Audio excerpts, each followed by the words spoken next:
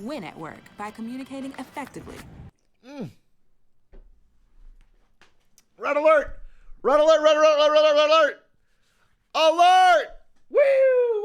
Woo! He's literally live and only a little bit late. Holy moly. Okay, hold up a second. Hold up. Hold up. Close that. Hold up. We need music. Actually, where's that Quincy song? Yeah.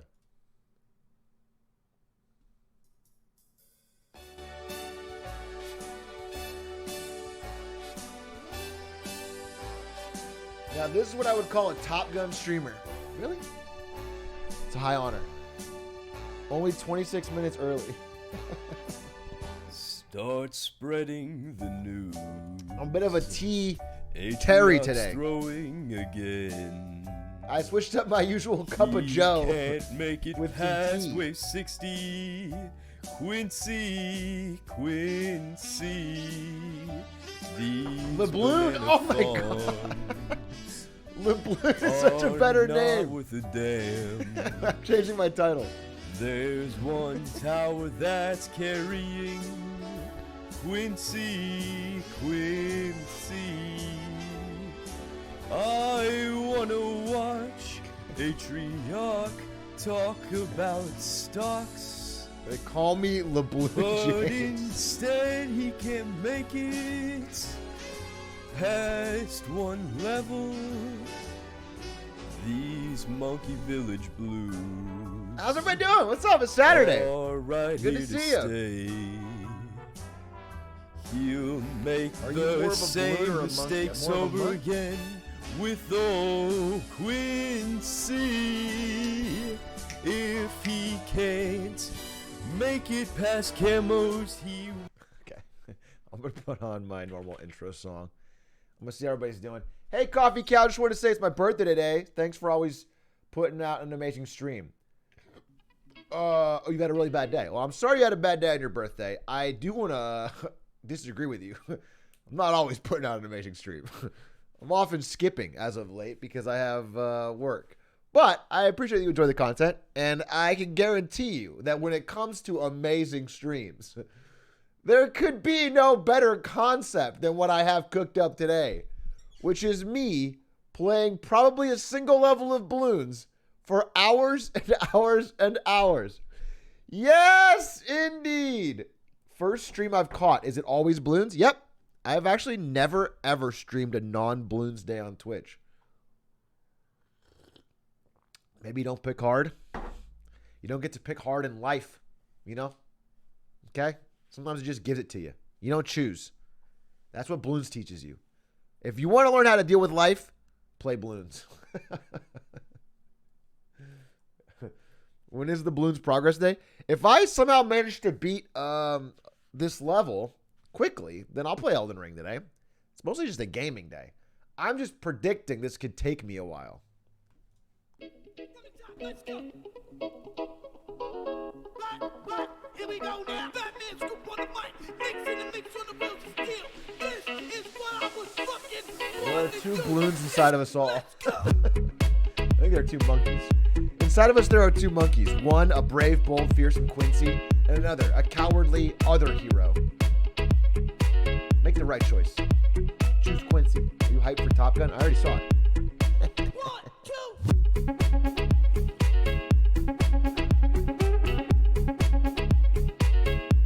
No, Benjamin, trash. All non-Quincy heroes, cheating. Trash.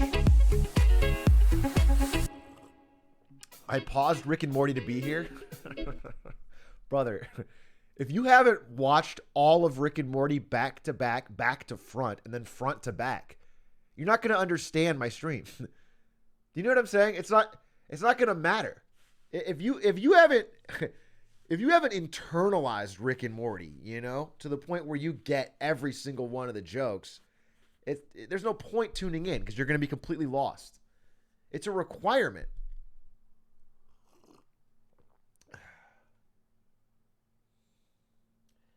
If you had the choice between marrying Quincy or your fiance, which would you choose? I wouldn't marry Quincy, okay?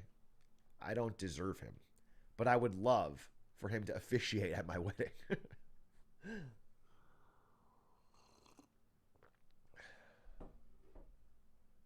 Have you seen the Stanley Parable Rick and Morty thing they cut from the game? No, is that real? Stanley Parable Rick and Morty. Let me check what you're talking about. Rick and Morty. Stanley Parable's designer lied to Rick and Morty's creator. What?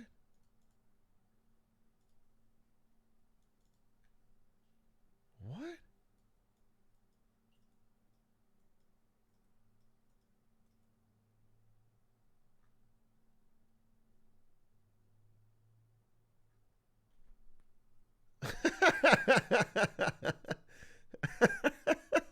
Wait, is this real? I don't know what you're talking about, but look at this. So apparently, because you know Justin Roiland, who created Rick and Morty, launched his own VR gaming firm called Squanch Tendo. You guys know that? Anyway, I guess he liked Respawn games. So he tweeted out, anyone from Respawn a fan of Rick and Morty? And then this guy said, I am from Respawn and I promise I'm a fan. Wait. And then, so he invited him to the office to come work with him. But when he got there, he said, listen, I'm sorry, I don't actually work at Respawn, but I am a huge fan of Rick and Morty. He just lied. He just lied to get in the door.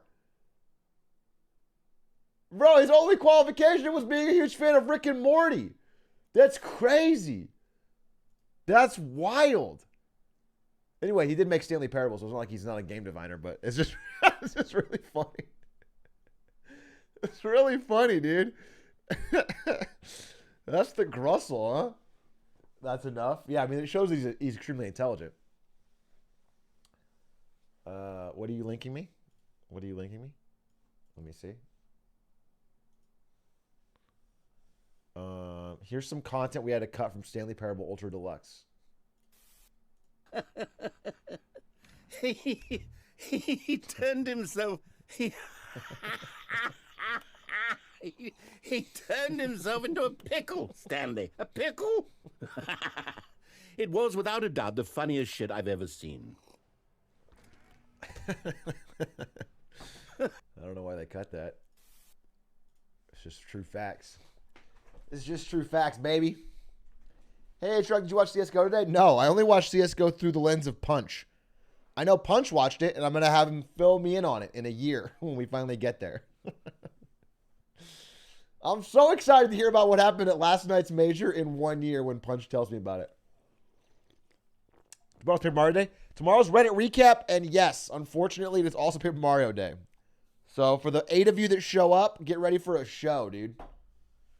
What do you think about Overwatch as an esport? It's the biggest fraud in esports history. Overwatch as an esport is the single greatest financial fraud that esports has ever perpetuated. Overwatch League is an absolute joke, and they sold franchise slots for $30 million to sports boomers who will never invest in esports again because they got burned so badly.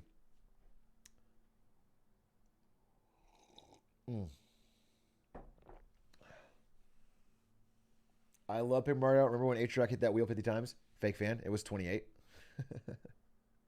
Are you actually playing an hour of Paper Mario?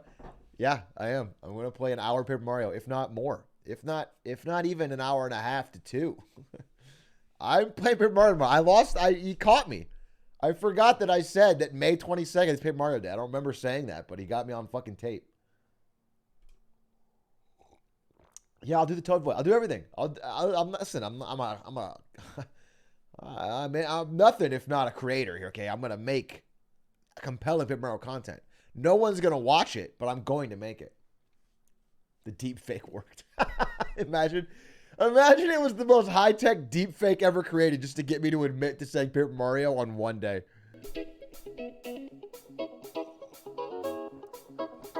Bro, I know that nobody's watched it because everyone only references the Paper Mario wheel. They only say he's going to hit the wheel. But that was just in a much more popular Clips video. And in fact, I don't think anyone's ever actually seen Paper Mario, dude. That's the only part of it that ever made it out of the Paper Mario sphere. No, I'm streaming tomorrow. I took yesterday off so I could stream tomorrow and do Paper Mario. Not for a long. It's not going to be a huge all day stream because I want to have marketing Monday. Site cap copium, fake, never happens. Stupid, goofy. Atrioc lies.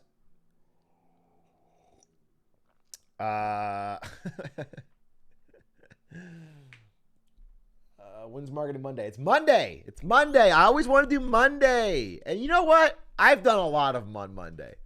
I think you get a bad rap. You skip a couple weeks, everyone starts talking like you've never done it on Monday. Most of them have been on Monday.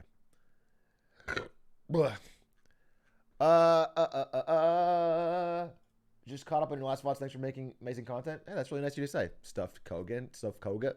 Thank you. I'm glad you enjoyed. To be honest, I feel like my recent content has been primarily malding / enjoying Bloons. I don't know that it's amazing. I don't know that it really is setting the boundary or pioneering new. I'm sort of in a Bloons era because Bloons is something I can turn my brain off and do while I have a lot of real work that is weighing me clown. Best content you've made to date. Yeah, it's my current AoE. And at least in Bloons, I can talk to the chat.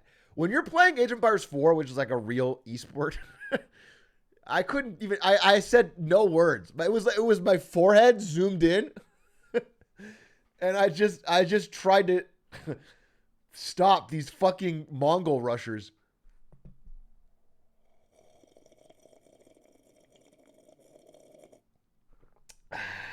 Those were the days. It was fun.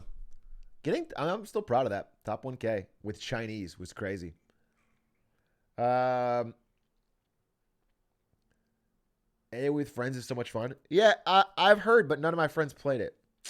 I don't have Rick and Morty watching friends with giant IQs that can play Age of Empires. It would be dope. I wish I had a crew that liked Age of Empires. It's really fun with friends. I'm not sipping coffee. It's tea. It's tea. That's not coffee. See how it's watery? It's tea. I'm a tea tiger today. Nice. No. Bloons is why Atrioc will never finish Elden Ring. Don't blame Bloons, bro. Bro, I was going slow on Elden Ring long before I ever picked up a game of Bloons. Before I even installed Bloons, I was really working my way through Elden Ring. I will finish Elden Ring, by the way.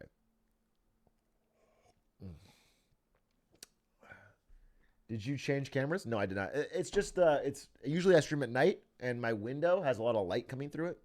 So there's a little more light in the room. That's it. That's the thing. I read your title as Lesbian James. Okay.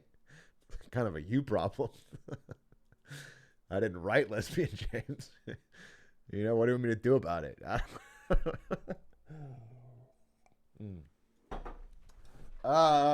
Today, the Bloons army will lay waste. So, okay. I mean, we could do some more preamble. I could talk to you guys. What's going on Saturday? Crazy day. Hoo-ha. Michael Bloons Jordan. Will there be another inscription stream? I can guarantee you that I will finish Inscription in my lifetime. Can I tell you when? No, because I have to finish this Bloons era, which has really taken over my brain. Then I had to finish Elden Ring. But I will beat it. That's hand of God. And you know what? Anticipation makes the heart grow fonder. Hamage Sandwich, thank you for the 7 months. Which is better, modern art or NFTs? I mean, not really either, bro. Modern art is better, but it's not, I wouldn't invest in either, okay?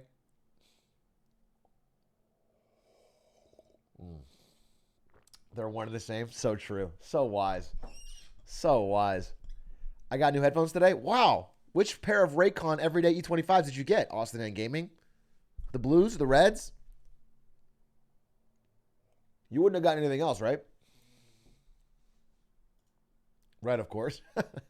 Fog.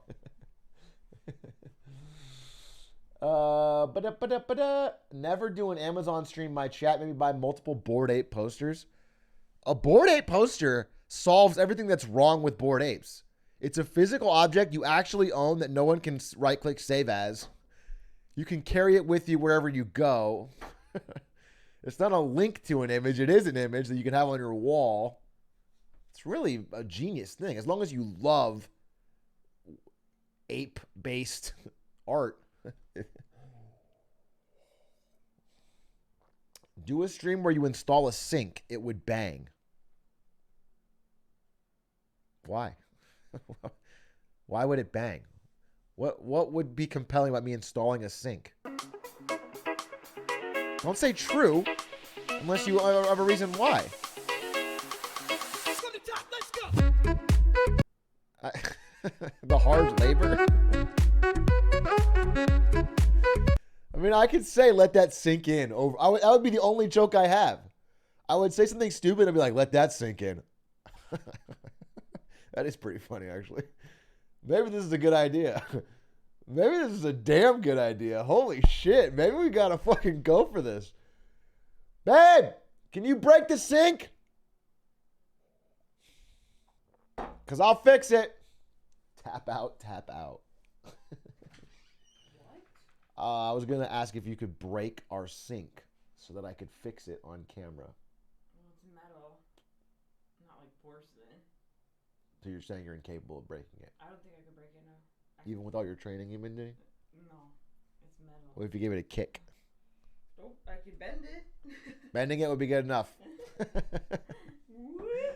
Hey, Stuffed Coco, think of the gifties. 10 gifties. Holy moly. Wow. Larks, thank you for the 3 months. Naxter, thank you for the 4 months. I really want to use Quincy. Hey, me too, brother. My goal is to really do everything I want to do in Bloons, never switching off Quincy. I think that'd be hype as fuck. Atrioc never done manual labor in his life. I've done manual labor. Sometimes, like, let me give you an example. I manually have to tell my editors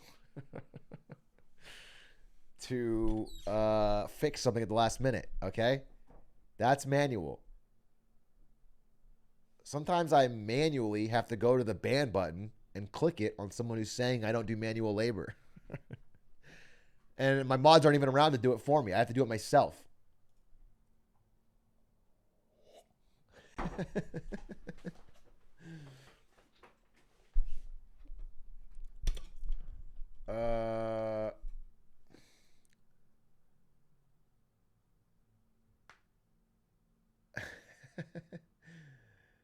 Call this guy Manuel. Thoughts on capitalism? Dude, people just jump in. They just want to jump. You want broad thoughts on capitalism in the middle of this joke on manual labor, and then also Quincy NFTs. This guy works harder than Jay-Z. I probably do work harder than Jay-Z. Wait, of course I do. Jay-Z right now, you think he's working hard? Billionaire Jay-Z? I don't think Jay-Z's fucking hustling right now, dude. I think Jay-Z's big chilling. The last hard thing Jay-Z did was he got on a boat with his kids and Jack Dorsey's kids. He hung out and smoked cigars and was able to sell Tidal for $200 million to Twitter. Square, because Jack Dorsey wanted to hang out with Jay-Z. He's literally on a corner right now hustling. You think Jay-Z's still selling drugs for that extra income? Jay-Z, billionaire.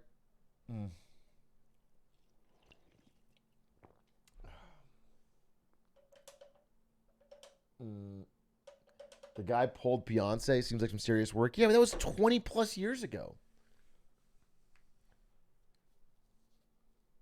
It would be crazy. If you guys ever had those people come up to you on the street and try to give you their mixtape or their CD, it's crazy. People don't even do that now, right? They do. It happened a lot in Vegas, but no one can even play CDs anymore. So what do? They give you QR codes or some shit?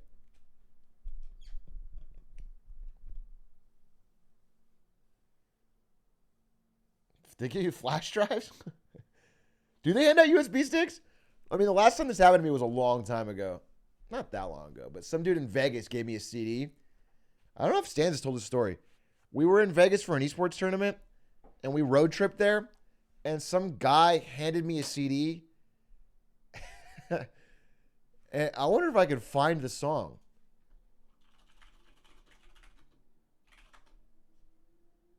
This is it. This is literally it. Holy shit, this is it. Can I play it? Wait. It has 3 listens. Wait, play it. It's on myspace.com. It's called Bouncing in My Chevy. So we got this CD and we popped it in and we played it on fucking loop on the way home. Play it, play it. God damn it, play it.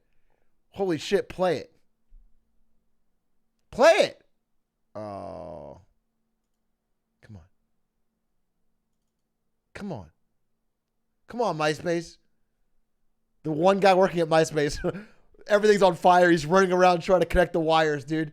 He's trying to get Bouncing in My Chevy to me. Come on, dude. This is dead. This is dead. The greatest track ever made. Lost to the ages. Sad. Someone's got to have it. Bouncing in My Chevy, Najia. No, it's not. Wait. Wait. Wait. Come on, dude. I really wanted to listen. Come on. They got nothing.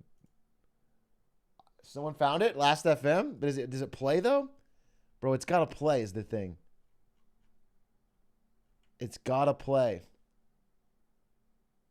How does this work? No, doesn't play. Rip. Stans' video has the audio? Wait, really? I don't have Apple Music. Oh, it's on Spotify. Wait. Holy shit. Wait, it's on Spotify? Well, I really want to hear it because I haven't heard this in 10 plus years. Anyway, me and Stans have talked about this forever. Wait. Okay, his Spotify name is Najia the Chosen One. Chevy, here it is.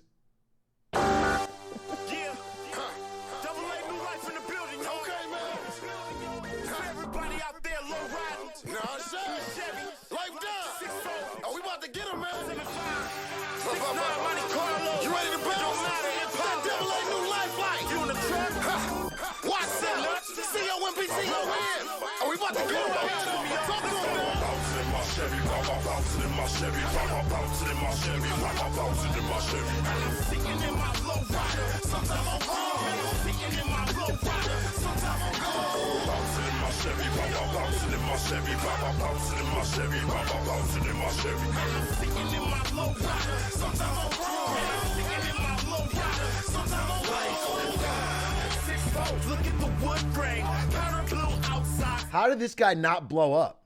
It's crazy. So we listened to this 100 times, and then we made fun of it, and then we got stuck in our heads, and then we sang it, and it's been stuck in my head for 10 years.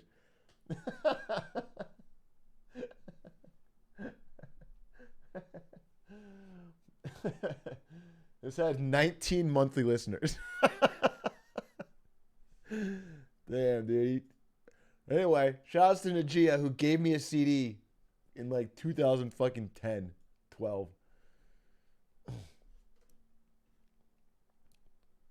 Literally every Houston song, he's had it. It just sounds like you put a light in a propane. Took out the standard dash and digitize the whole thing. 612 boxes, spot 9, my Twitter's false case. 4 white balls, 3 switches, 2 pumps, a pancake.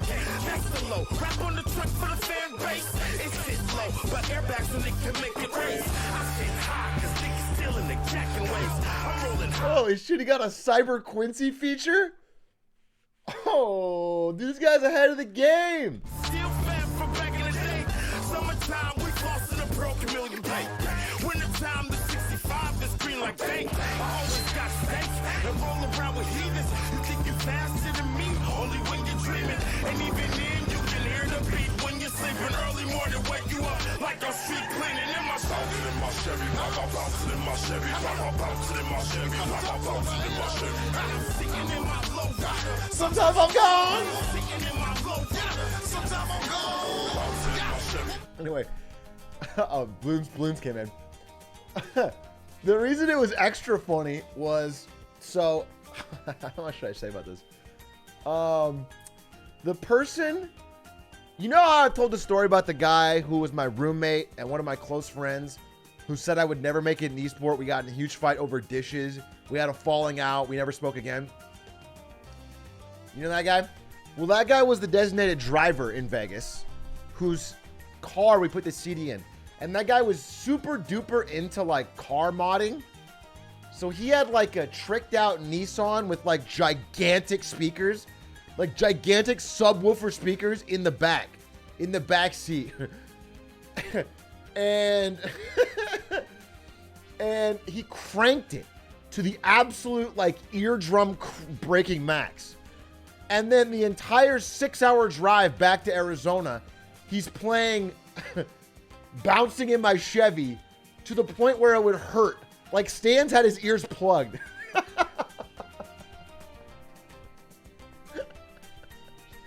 And like, especially on the way home, everybody just wanted to sleep. But he cranked it up because he didn't want people to sleep because he wanted people to be up with him because he was driving. So it was just this miserable, incredibly loud, no, it was like a Nissan song on loop. Bouncing in my Chevy, bouncing in my Chevy. It was really a one-of-a-kind experience. And that's why I'm not cranking up for you guys.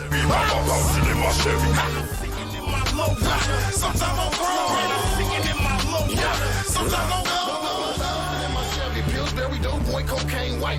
2 to 3 feet in the air, 26 is one of my kind. This Najee, you know my game like grind, I'm daily shining. Footwork day by day, that's why my Chevy's priceless. Custom made, no touch screen, voice activated. 100,000 songs printed on both quarter panels. At least I'm a boss, that's what I do, bump all that hating shit.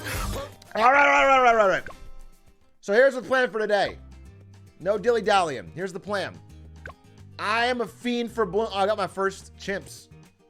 I finally beat chimps on Monkey Meadow, but still, I did it.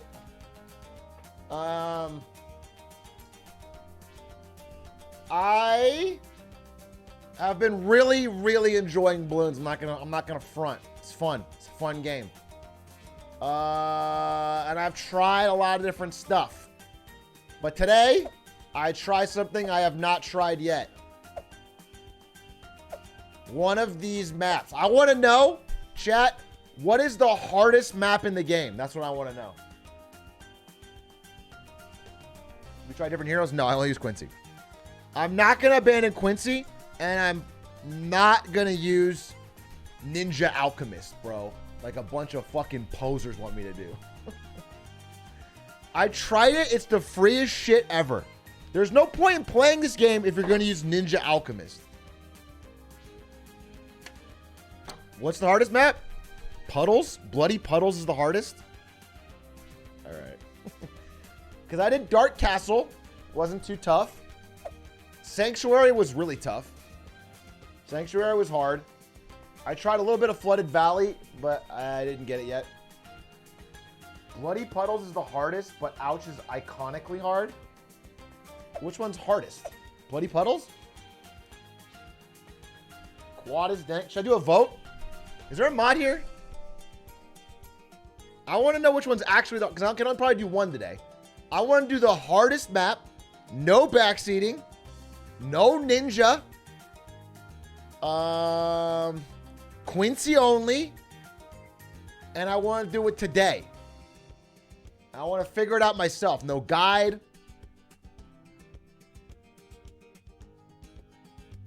Ravine is really hard first go. The thing about... I mean, these all look pretty hard. I'll be honest with you.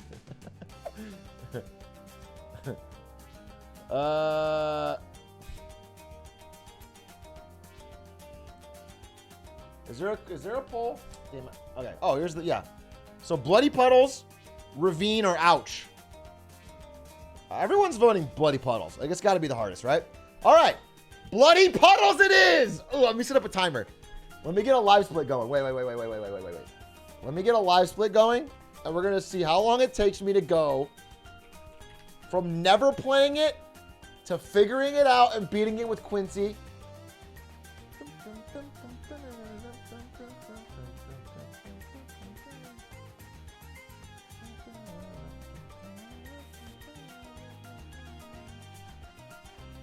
Live split.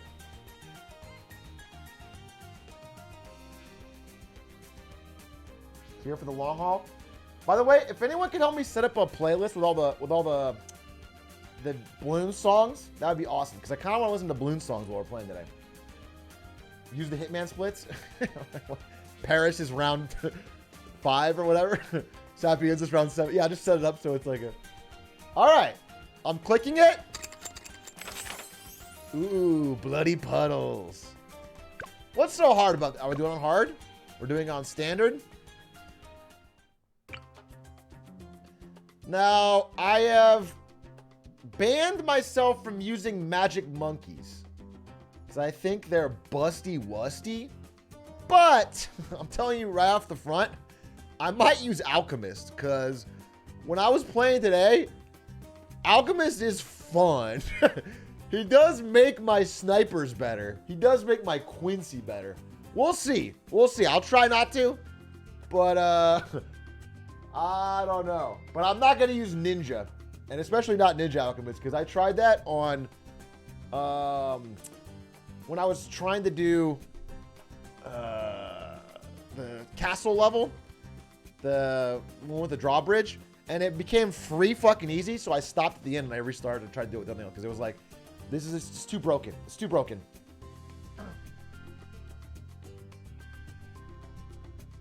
So let's see.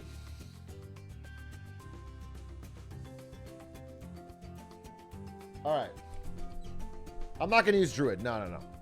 I'm not going to listen, I want to do it with mostly blue and green monkeys. That's my goal. So looking at this map, I'm noticing a couple things. I'm noticing, can I buy this? Can I buy this? 1,000? Okay.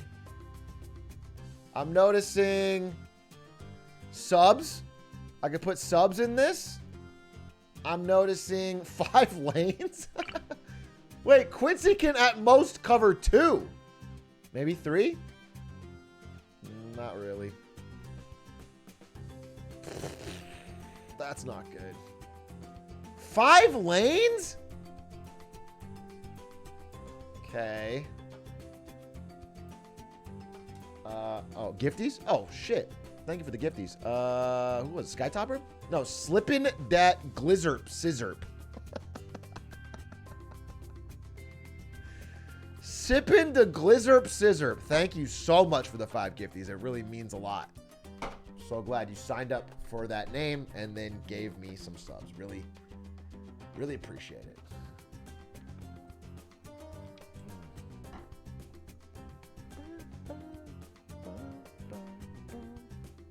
Okay. All right. A timer will start when I start the first round, and then it will continue therein.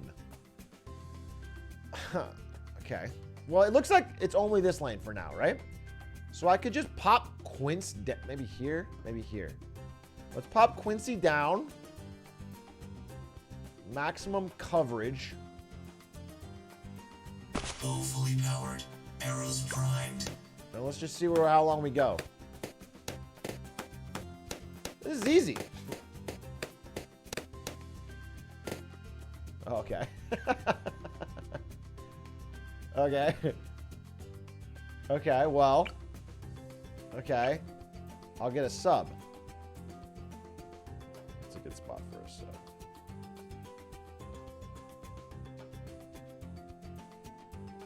Okay. I guess I want it to be lower. You want to hit both of these things, actually. I guess like this. Touch. No, even more like this, because then I'll get more range. I don't know, actually. All right, I'll do this. No, that seems bad. Wait. All right. I'm just going to do it as bottom left as possible, and then I'll get range. Increase range.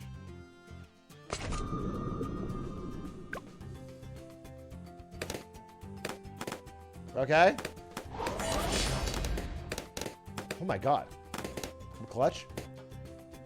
Okay. Oh, timer. Timer. All right, sorry. Timer. Okay.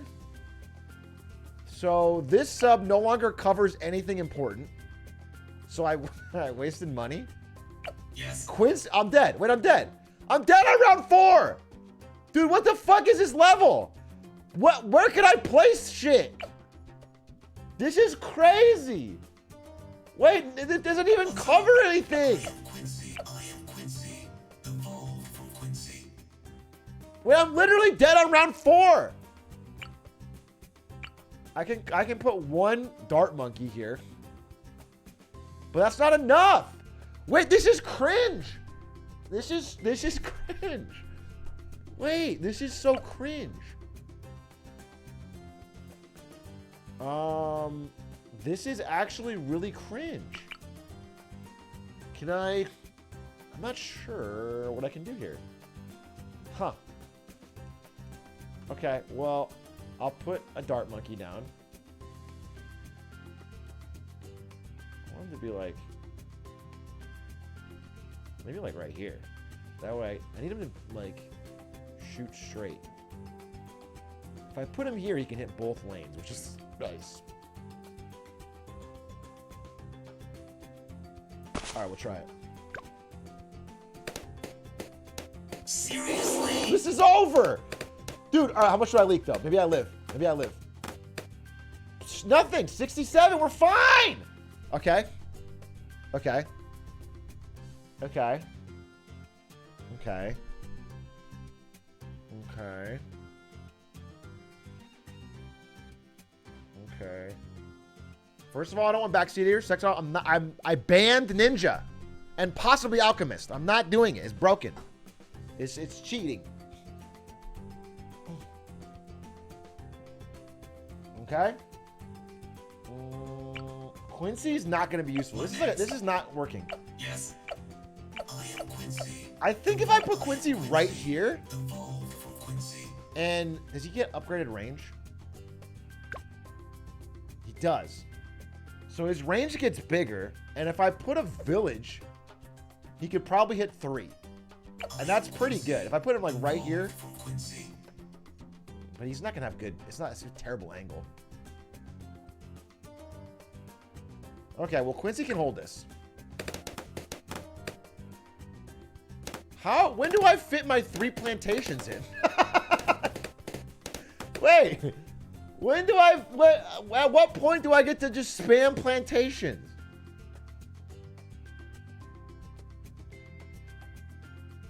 Okay. Where's coming?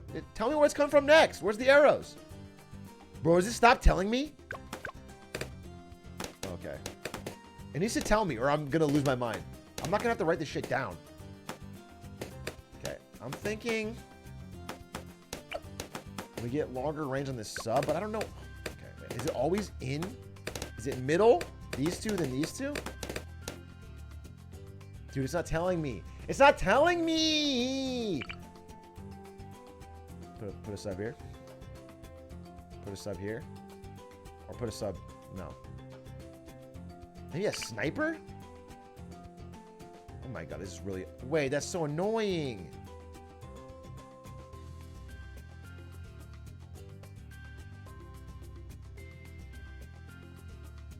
That just... Is that the... Is this the least? Right here? I should put it right here. Yeah, like right...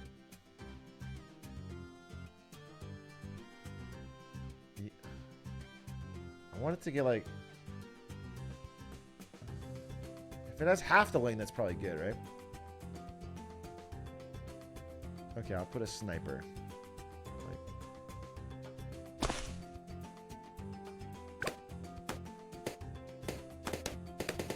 I'm dead. I'm dead. I'm alive. I'm alive. I'm alive. I'm alive. I'm alive. I'm alive. So now it's the outside. Okay. Okay. Cool. Cool. Cool. Can you get skins for heroes? Yeah, I got this fucking dope Cyber Quincy skin. What next? He was featured in Bouncing in My Chevy. So it's going to be outsides now. I think. Well, there's no way one sniper holds the outside. There's just no way. So do I have to add a fucking... Add a dart or something? I should probably add a dart. So here's the thing about subs. When you give the sub global range, it gets global strange. You need to have a monkey where you want it to shoot. So if I put a fucking... If I put a dart monkey here, or here, or here, or here, or... No, probably going here. Then... Like this. This is bad. This is bad. Come on. This is terrible. This is awful. I'm leaking like crazy. Ah! Okay. Strong. Okay. We're at half. We're at half. We're at half. We're at half. We're at half. We're at half. We're at half. I need another sub. Oh, it goes out to back in. Okay.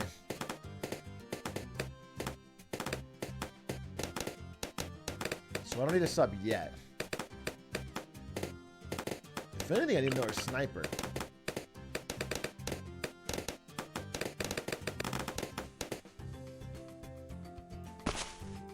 Yes. Put him on strong. Dude, at what point do I get to fucking... make a bunch of profit? Okay, now it's gonna go middles again. Okay. And then it's gonna be the outer lane is the problem. The outer lane is where everything falls up. All right, we gotta get a sub. We gotta get a sub. Get a sub like right here.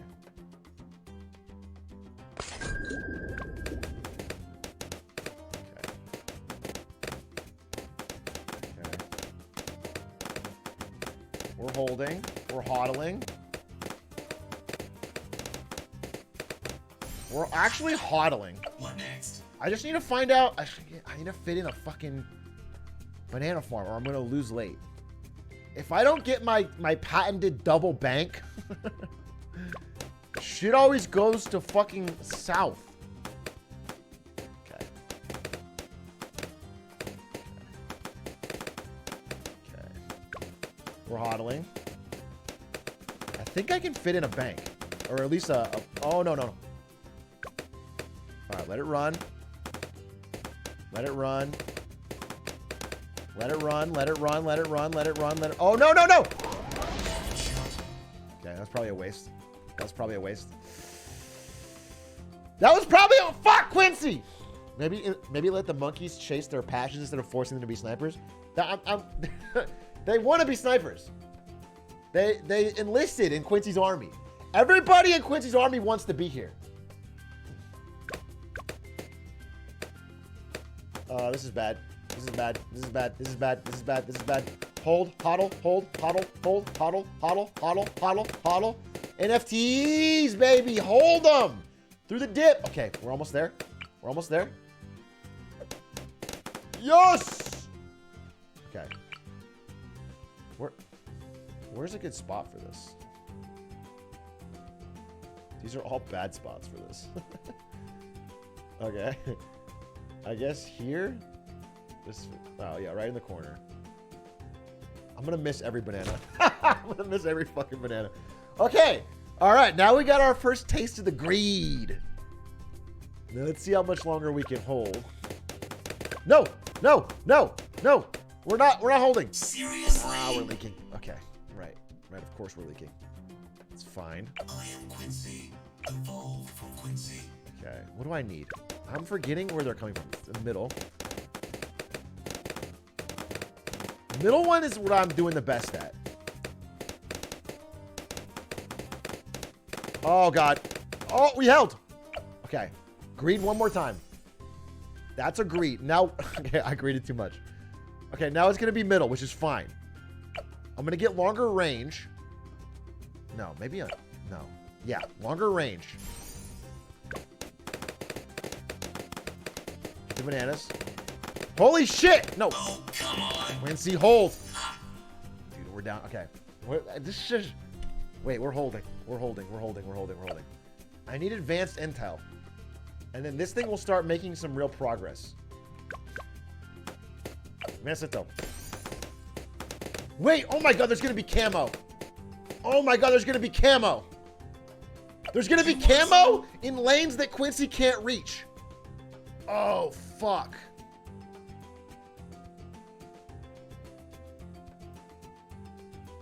Fuck. Okay. Fuck. Wait. Damn, this sub is so...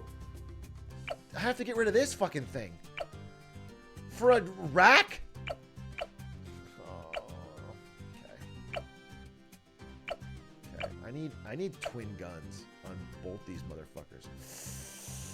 Okay. This guy with night vision goggles can probably handle camo.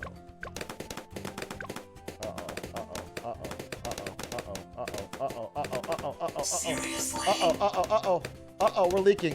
Uh-oh, it's a big leak fest. Get twin guns, motherfucker. Oh, god damn it. Oh, god damn it. Okay. We're down to 20. We're down to 20. Okay. No, I don't want it on fucking fast.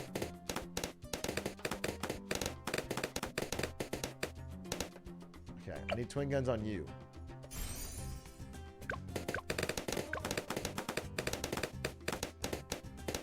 Okay. Can we hold, please? I need to get this. This is important. I need to get it before things get too crazy. Ah! No! No! No! No! No! Get night vision goggles! Oh, I'm so mad. Okay. We have 17 left. Okay. Okay. Oh, we're dead. No! We're not dead! Holy shit, that was clutch. Hey, Atrioc, I want to tell you that I've been singing Coffee Cow unironically to myself. Okay. Flying, they give it 28 months! Hey, me too. Actually, the course Coffee Cow is amazing. They give it the 26 months, I'm sorry. Okay. Okay, what are we at? We're on 25. Mathematically, we're halfway to 80. Monkey math. Oh, quit it. 28 is going to be such a bitch. Oh, God! Okay, we have money, a little bit of income. I forgot where they came from. Was it outside? I think. Okay. Okay. The middle two we're kind of holding.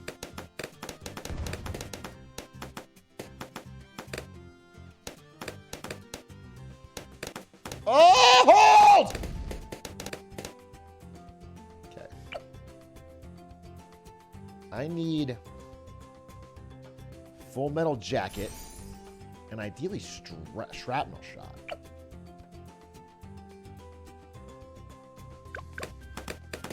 Shrapnel shot. Okay. Okay. Okay. Okay. Okay. Okay. This is good. Do I sneak in another? Oh, no. Hold. Hold. So now it's going to go middle lane again.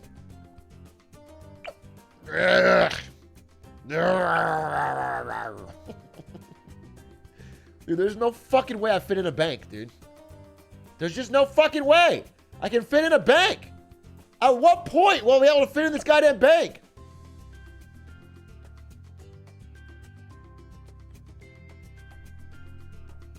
It's not gonna happen. Okay. I need to get airburst darts on this fool. Oh shit. Oh shit. Oh shit. Lead. Oh god, lead. Hold. Hold. Hold. Is this the right time to go crazy? Wait! Is this the right time to fit in a second plantation?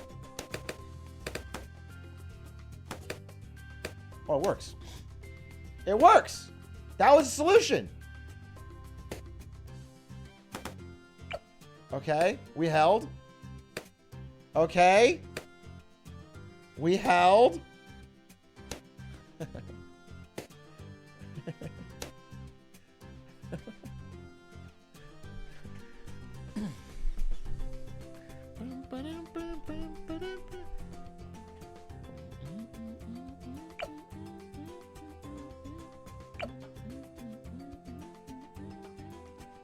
Okay.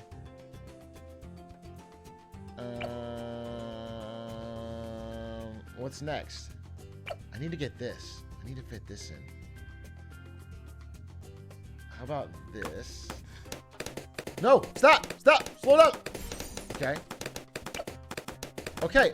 My income is online.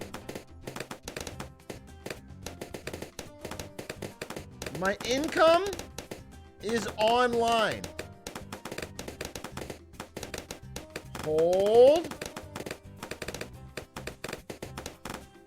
We're making money. What do I need next? What's gonna kill me? What's gonna kill me next? What's gonna kill me next? You know what I need is like...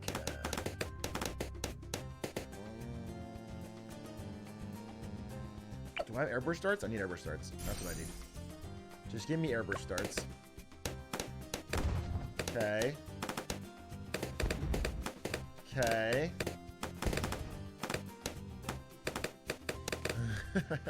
Sorry, what was this? Chat, I need your help. I'm come from the future to save the world on a time-sensitive mission. Wait, this is off, right? Okay. First, I need to know what day it is. Ordinarily, this wouldn't be a problem, but based on my analysis of this timeline, this man plays this level for several weeks. So I have no way of knowing what day it is. I'm doing pretty good! Okay? This is first. This is 1.5. Attempt 1.5. I will count the reset as a 0.5, even though I didn't. You don't gain anything. You don't gain any more. But it does save me from having to place the exact same monkeys and then wait 30 minutes to get to where I was. To make the same slight small decision change.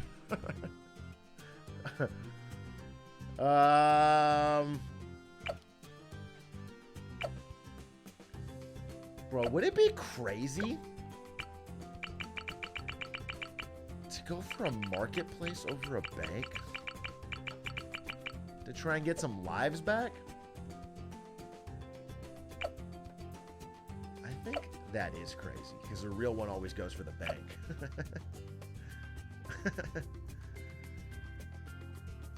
Real one always goes for the bank. Yes. The stanky banky. I don't know when I'm gonna fit this bank in, dude.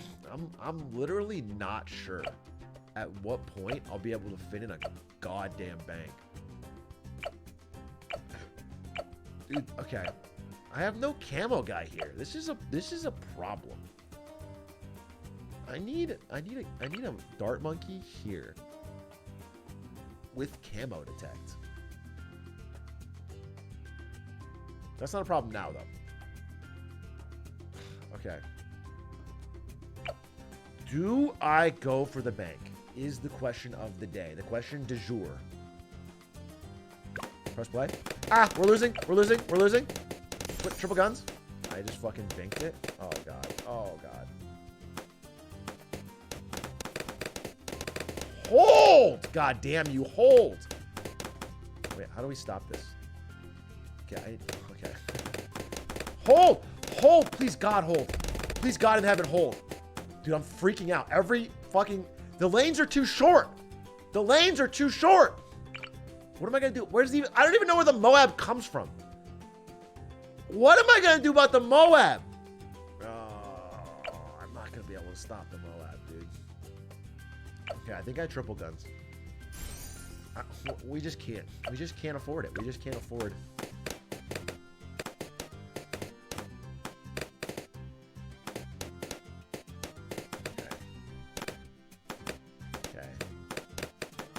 Maybe I can afford it, though. Like, if I don't do it now, when am I going to fit it in? There's just no spot. There's no timing. That makes sense. I think. Oh, shit. Hold. Wait, we're not holding. Wait. Wait. Wait. Wait. Wait. Wait. Hold! Oh my god. Oh my god, that was the clutchest fucking hold I've ever seen in my life. Okay. Okay.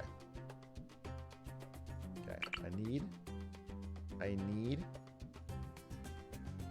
you with that. That just has to happen. Okay. 37. Yes. Okay. Huh.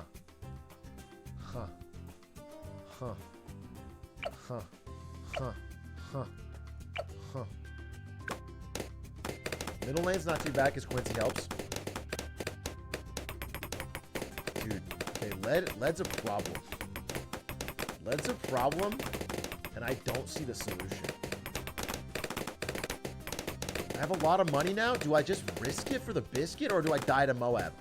Oh! Dude, I don't know! I don't know if I can hold against this Moab. If I can hold against the Moab, it would be a really good idea to get a bank now. All right, let's just get these two. Let's get these two.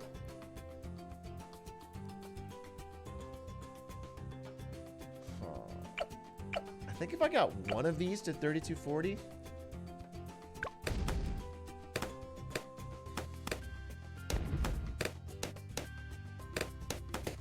Dude, I literally just need a bank.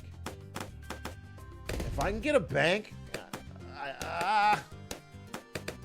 then I can get snipers. And if I can get snipers, I can hold almost anything.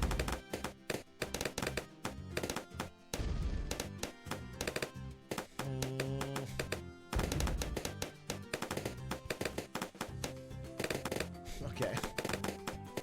Okay, here's the deal. Here's the deal, team. Here's the deal, Team 6.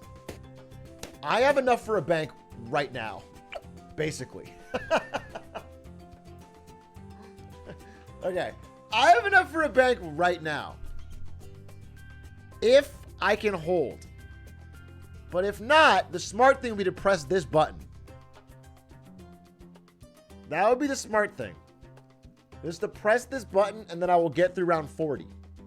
But at what cost? Perhaps the cost of round 50, round 60.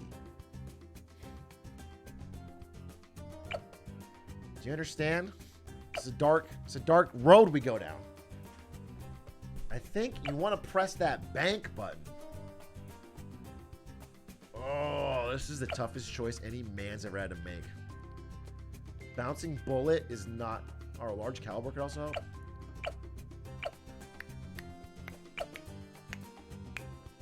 Armor-piercing darts. Additional damage to Moab-class balloons.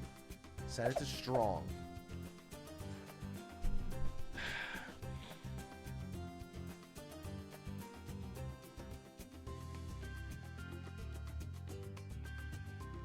This is so tough.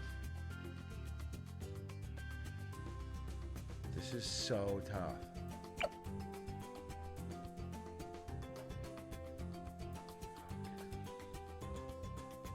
I think I can hold.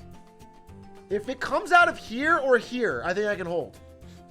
If it comes out of here or here or here, I lose. I just don't know where it comes from. All right, we're going to react. We're going to instant react. Incoming. Oh, fuck. Wait, are we holding? Are we holding? Hold! Hold! Hold! Fuck!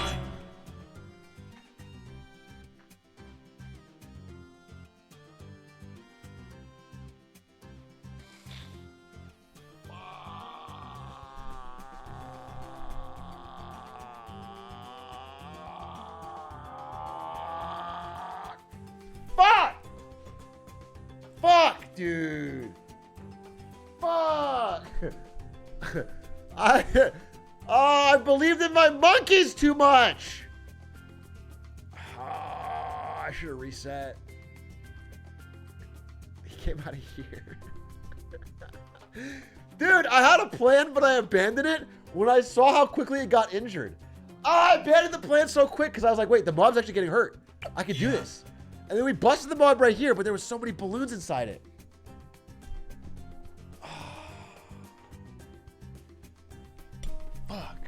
No, I didn't wait. I didn't like not click here fast enough, okay? I abandoned my plan because I thought we were gonna pop the balloon. But I forgot that when you pop it, there's still a fuck ton of balloons inside. And this guy couldn't even hit the bottom. Oh, so cringe. So cringe. Alright, reset. Reset, attempt 2. Damn, I don't want to do that again. Oh, I do want to do something different, though. I want to see if I can put Quincy in a better fucking spot. There's not really a better spot, actually. It's either this lane and this lane or this lane and this lane. There's no difference. If I put him in the outers, that's dumb, because the majority of the time it's going to be here and here, right? That's... Quincy, this is so cringe of you to be here. Oh, wait. Actually, what about right here? Wait. What about right here? What about right... I think right here, as his range goes up, he's going to be able to hit all of them. It's actually not a bad spot. All right, we'll try this. Bow fully powered. Arrows primed. But I don't know if he can hold. Can he hold with such a thin angle? I don't think you can hold this. Quincy, are you that kind of a goat? Quincy? Quincy, can you hold this? Bro, you're crazy. People been saying Quincy. Oh fuck. Wait.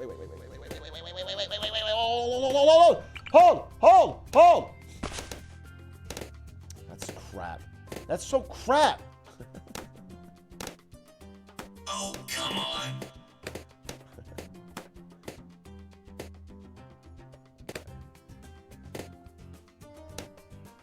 I should get a reset on that.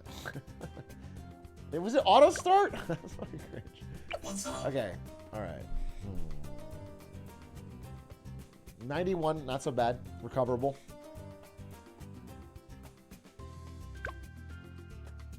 Quincy, you're not. Oh, Yes. He's not doing it, dude. Put us up. Seriously? This is abandoned. This is abandoned ship. This is abandoned ship situation. Dude, what I was doing last time was so much better. Ah! I'm mad. I'm actually mad. I'm mad that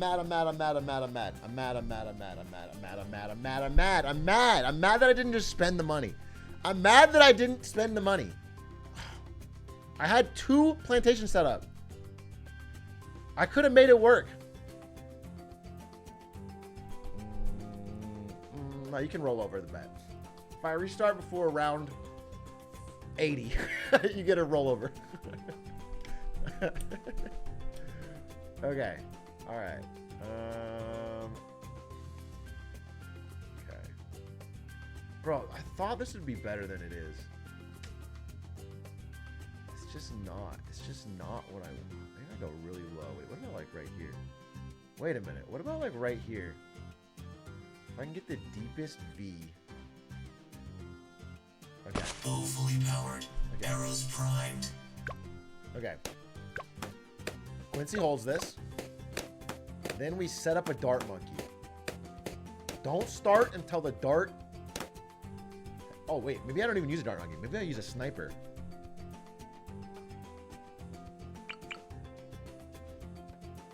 What if I do like a...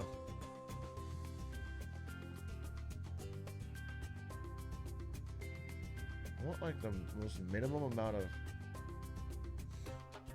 red. What if I do a sniper village situation? No, wait. Smarter than that. We're smarter than that. We're gonna put a thing here. Okay. Hold. Hold! Oh, come on. Yeah, it's gonna happen. That's fine. That's fine. That's fine. That's fine. That's fine. Ah! Quincy, you gotta hit that. Quincy, you gotta hit that. It's awkward. It's so awkward. Oh, It's come cost on. of doing business. Cost of doing business, all right? We're in a dangerous area. We're in the bloody goddamn puddles. Men are gonna die. You're storming Omaha Beach, okay? Shit's gonna happen. These balloons are gonna kill some of us. I need an anti-leak sniper. Yeah. Right about... Do I want to have full of this one? Or half of both?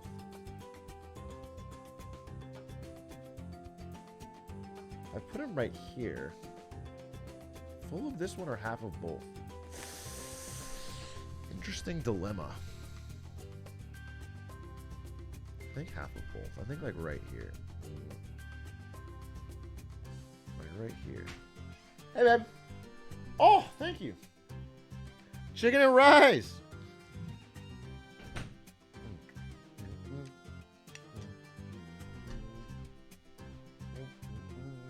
Okay.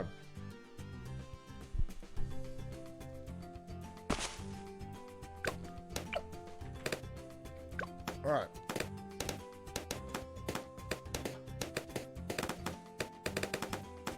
Okay, we're hodling. We're hodling. We're hodling. We're hodling. This might be slightly better. I think when Quincy's range upgrades, he's going to be more useful. Now we need to get another sub. What's the best? Like right here?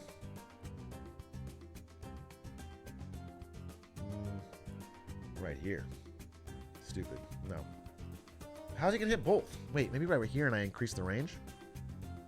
Yeah, like right here and the range goes up. Yeah, yeah, yeah, like this.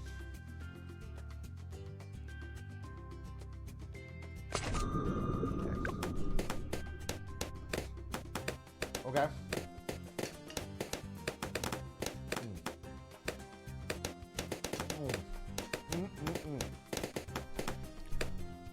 Yes. What next? Okay. Oh, shit. Oh, come on. Minor leak, not a problem. Minor leak. I forgot when I squoze in a plantation. But I would like to do it sooner rather than later.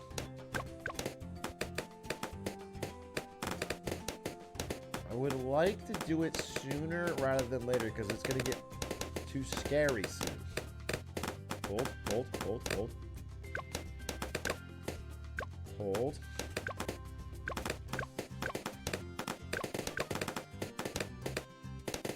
Dude, Quincy's such a goddamn hero. An American hero. This sub's doing work. Okay. Slow down, slow down, slow down. This guy's not gonna hold. This guy's not gonna hold.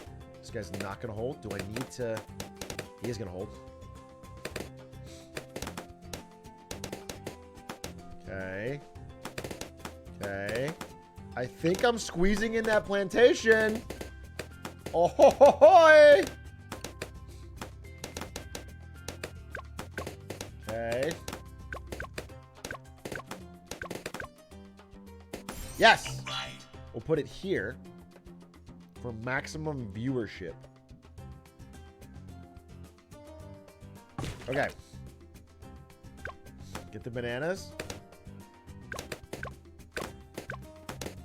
Okay. Can we hold this or no?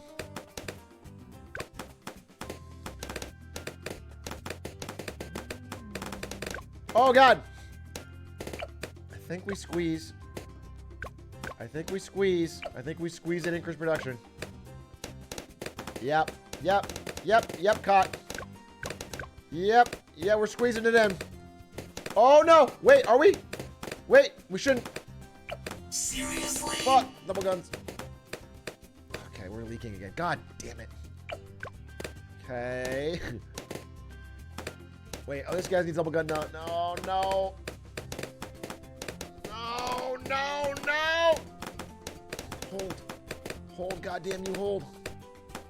Wait, he's actually holding. He actually might just hold. Wait. Yes. Okay. Okay. Okay. Okay. Okay. Okay. Okay. This is challenging. What happened to Quincy?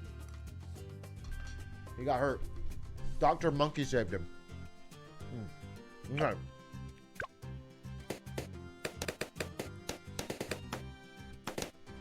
This is dead. This is death. Seriously? That's not that bad, though. Not that bad, but this has got to upgrade now. Twin guns is a yesteryear kind of thing.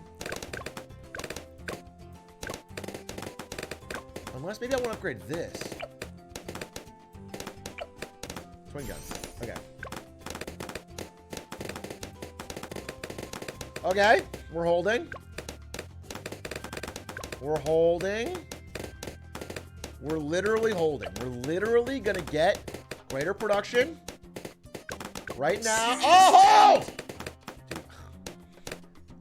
We're bleeding chips out there. Okay. All right. All right. We're barely holding.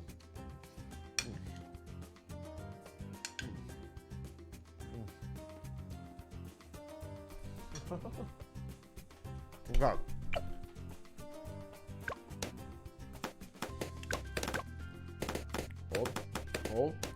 Hold.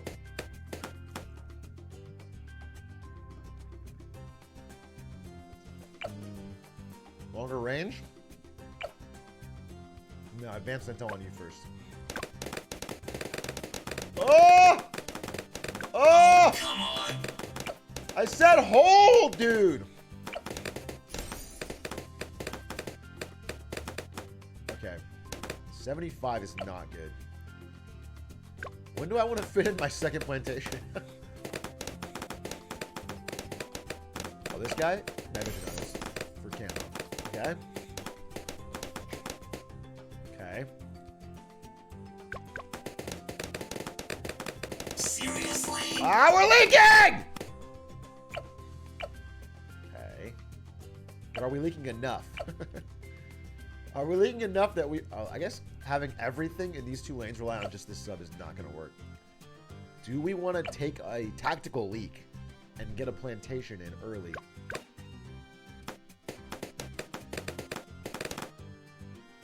I think we do.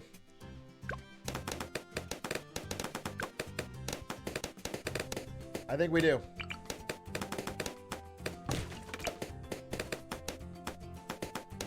Can you see this? I think we do. Yeah, that's good. That's good. That's giving me true sight. Hold! Dude, we're not holding! Nice. Alright, it was tactical though. We planned that. Longer range. Advanced intel. Next thing up. Okay. Tactical leaks.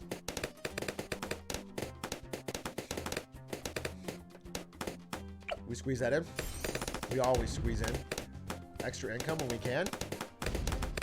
Oh, hold! Okay.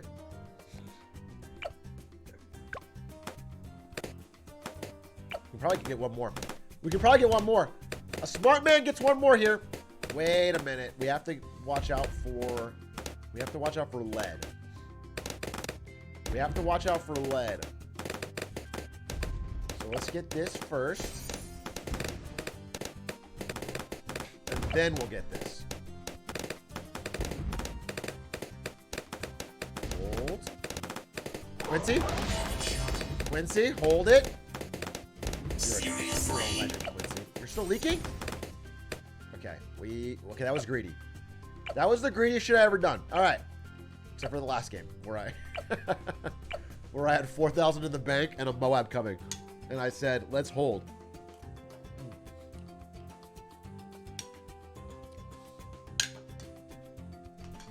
Okay.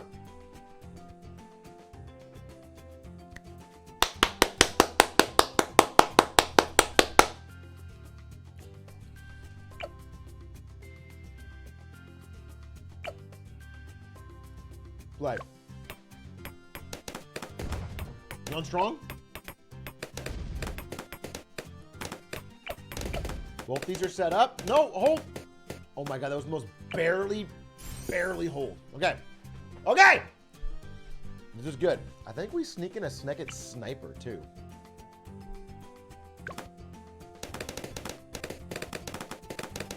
Or, for cost efficiency, maybe we we just go airburst darts?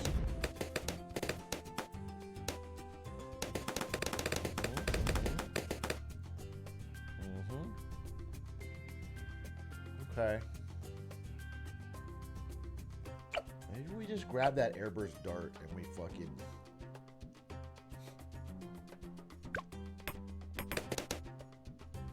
Oh, these leads are just a problem, dude. I don't know what to say about it. Or... call me even crazier. No. Yeah, we go airburst darts. Airburst darts. And then we get airburst darts down here, too. Let's play this one smart. Let's play this one smart. Let's play this one smart, dude. Smart. Intelligent. Airburst darts. We're just upgrading. We're just getting what we need to get. Okay. We got 2 upgraded subs out here making a mockery of my enemies. That's good. What would be better? If those subs could detect camo. Now, Quincy can cover these lanes for camo, but not down here. So what I need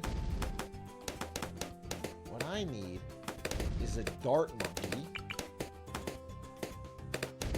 around here with enhanced eyesight.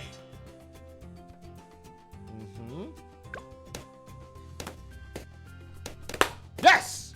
Yes, dude. I'm not gonna leak. Dude, I'm much better position. I'm in a much better position. I am in a goated, woaded, and scroted position. 50 lives, that's plenty. Tactical leak to get the cash. Okay, 33 and 43 are the big camo rounds. I know that. I internalize that. I think we just keep upgrading these subs. They do the work. They do the twerk. I think we just go triple gun, and we can make it through the next thing. Triple gun. Triple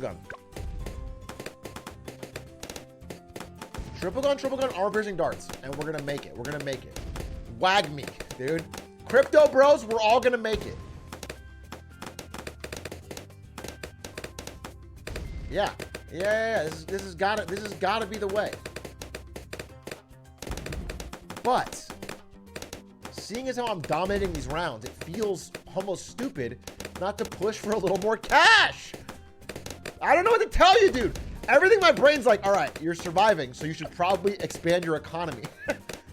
I really need to upgrade this fucking plantation. We have to buy the dip. Maybe I'll just get this. That's cheaper, right? It's not even a full bank. That'll give me just enough money. These are all expensive. This is cheaper. Let's just get a marketplace. Simple.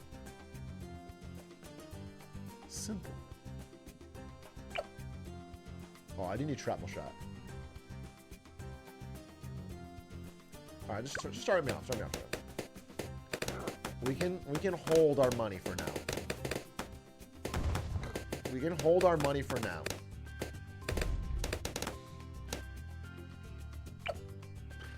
Damn, I should triple guns right here. Everything's telling me to go triple guns. Fuck, I'm just holding money. I'm literally just holding a fuck ton of money. I might as well spend it. I might as well spend it, dude.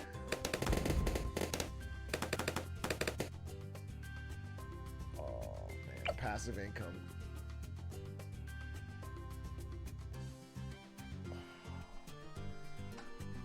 This is so fucking...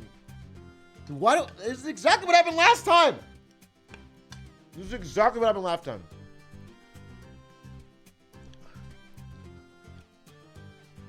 Five rounds till the Moab. All right, what if I... Can I afford this? 3,000 plus 215. So it's 3,300 plus 270. So it's about 35, 37, like 3,700 roughly. Somewhere around that. 3,700. I'm not even close to getting. So I don't know what I'm talking about. I think I just get the goddamn triple guns. All right, triple guns. I did it. I triple guns it. All right, now you guys can shut the fuck up. And we're going to be poor. And later on, when we need that money, don't come crying to me. All right. Triple guns. Dude, we are hodling so hard, though. We're hodling through the downturn.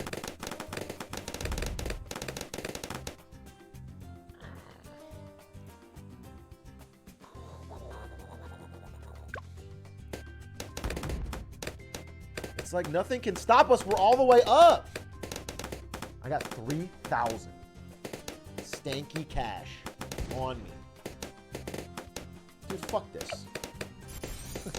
Give me a goddamn marketplace, dude. Come on. This is stanky money just sitting there. There's no way I shouldn't get a goddamn market. Oh, wait. What? Hold. Yes, dude. Yes. Money in the bank. Show me what you're working with. Wait, we're not holding. Hold. Hold. No. Dude, shoot the fucking... Shoot the ones close to you. Okay. Okay. Okay. This is good. This is good. We're holding. We're even getting lives back. This is crazy. There's no way I lose this. All right.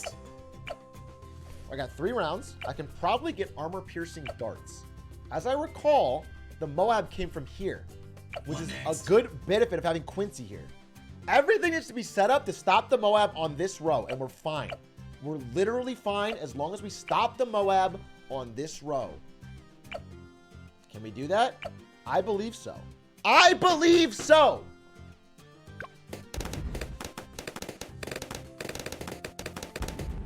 Everything now goes towards one cause. Stopping the Moab. Dude, holy fuck, we're not holding this. Wait.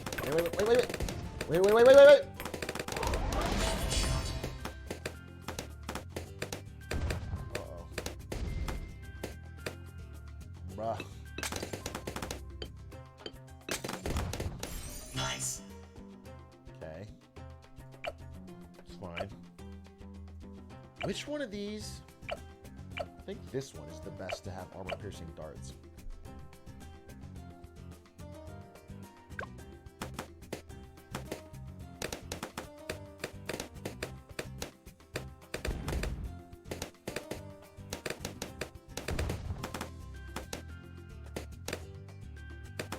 Okay. Fuck it. Armor-piercing darts. We did it. Okay. We should be able to hold here. Call me fucking crazy, dude. I think we can hold here. Like on the Moab. We spent our money. Hell, I might even spend some more money. Yeah, let's spend some more money while we're here. Let's get large caliber. Does that even do enough damage?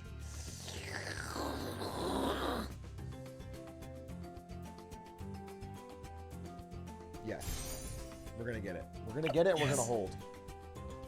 Okay, press play. Moab. Come on, baby!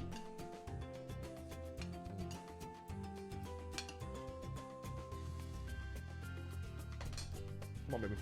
Come on. Come on, baby. Moab. The problem is, Quincy's cooldown, still on cooldown. So, I need to spam the button. I need to spam 1 so that I can use this as soon as it's off cooldown. Go slow. Incoming. Quincy! No! Hold! Yes! Yes! Yes! Yes! Okay. Round 40 in the books with an economy. With an economy. Now, this one should probably be a bank, huh? Can I afford that, though? I have a money mindset here. I could just double up on these and get a bunch of lives. Might be safer, but it makes less money. I don't trust it. I don't trust broke talk. I don't know how else to say it. I don't trust broke talk. All I know is the rounds right after the mob are usually pretty freebie. So that's the best time to fucking push for a little quiche.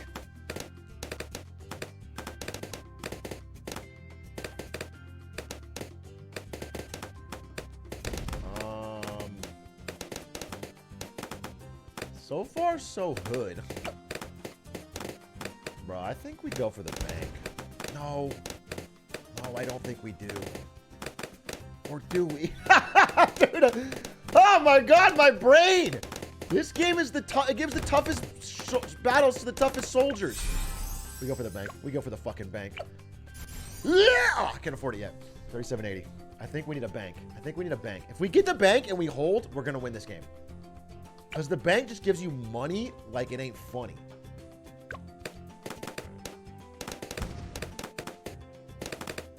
Dude, we're hodling. We're hodling. We're almost there. Bank. Bank. Okay, we did it. Locked in. We're locked in. Now, no more economy. Now it's not about the economy. Now it's about the military. How do I survive these next rounds with the money God has given me? We have the money. We have the chance. I think, first of all, I need shrapnel shot. So that's easy. Next thing we do is get shrapnel shot because it's fucking goated. Perfect.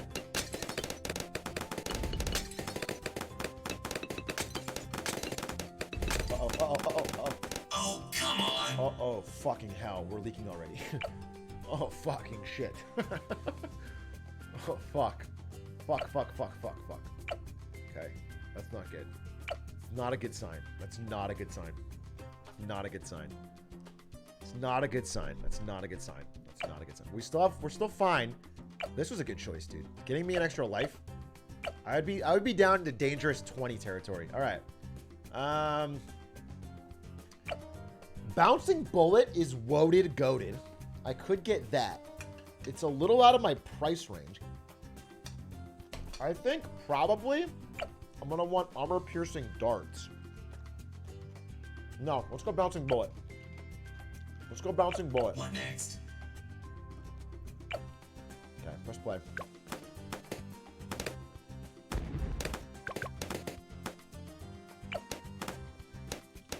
Just hold. Just hold. Something's gonna kill me. It's gonna be like camo or something. Camo or lead. Lead!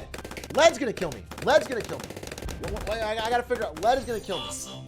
Wait, next round is lead. Wait, lead is right now! Wait. Wait.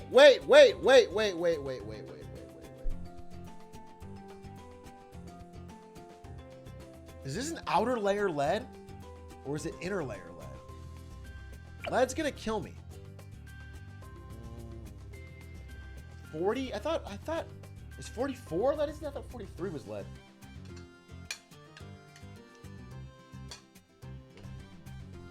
Okay. Okay. Here's what I think. I think another sniper.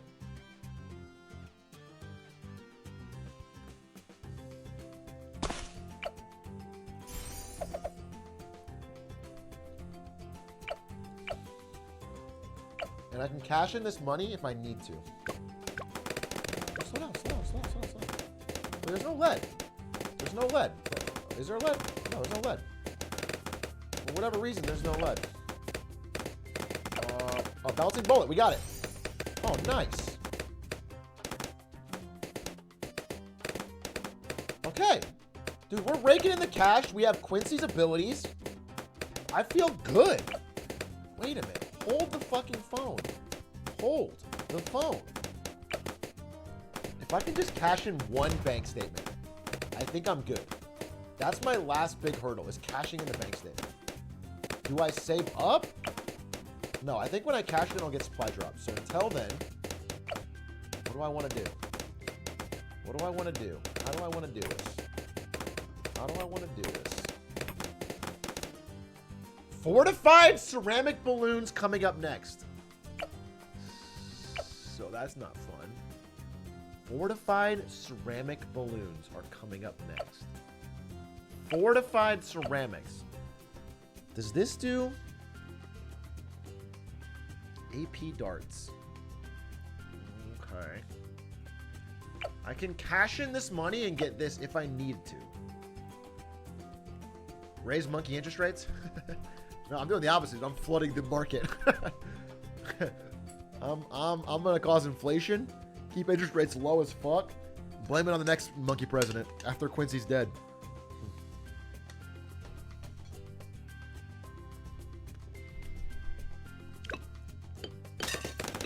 I think we're holding. I think we're holding.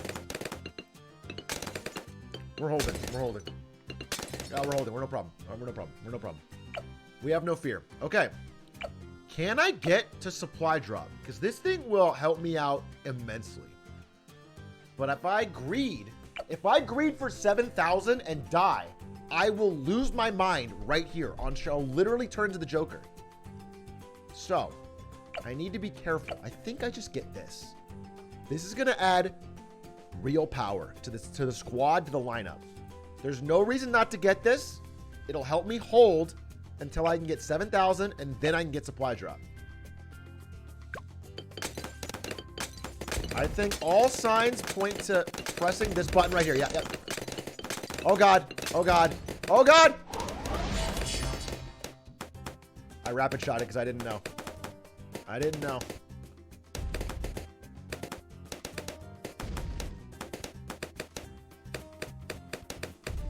Okay, we are holding. Camo's a problem.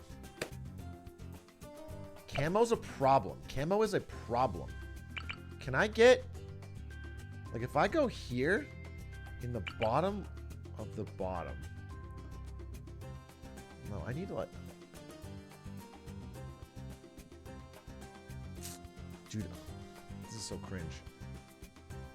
Like, I need to go, like, right here, and I need to double range upgrade it. But it won't be enough. Ugh, ugh, oof, ugh, oof, ugh. Okay. Maybe better than that? If I get a range upgraded Monkey Village right here, will it hit all of 3 of these? If it does... If it does... I could get Jungle Drums.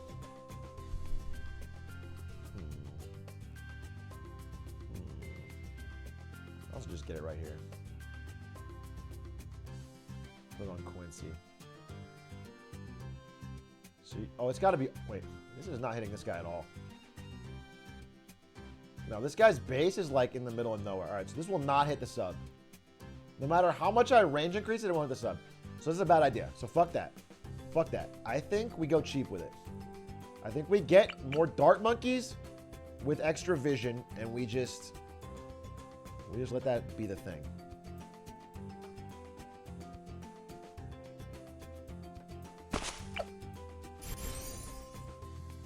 It's fine. It's not great. It's fine.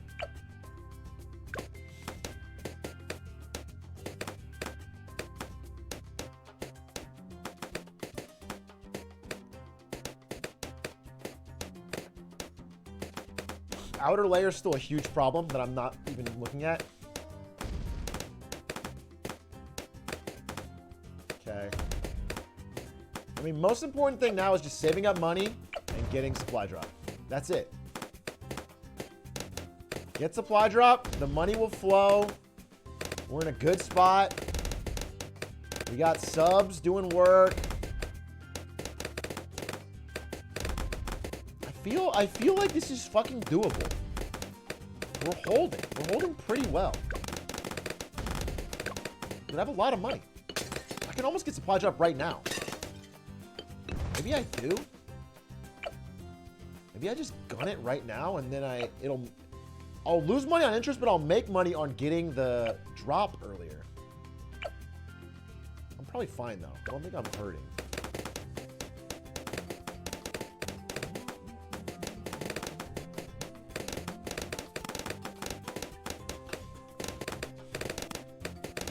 I think I'm fine, and so I'm not going to do it. I think I'm actually going to get to 7,700. As crazy as this seems... Oh, fuck. Wait. Hold. Hold. Hold.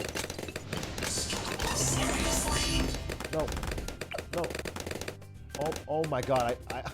I froze. I froze, dude. I froze. We only leaked one, but if my monkeys didn't clutch... Oh my god, I thought I was dead. I saw my light flash from my eyes. I actually was imagining myself at Quincy's grave. And having to explain to his father how he died in battle. I was imagining myself, Quincy's father, at the funeral. There's a fucking banana flag wrapped over his coffin. and I had to explain how he was a hero who died in combat. Oh my god, I froze. I literally froze. That was crazy. Those balloons came at me too fast. It was the horrors of war.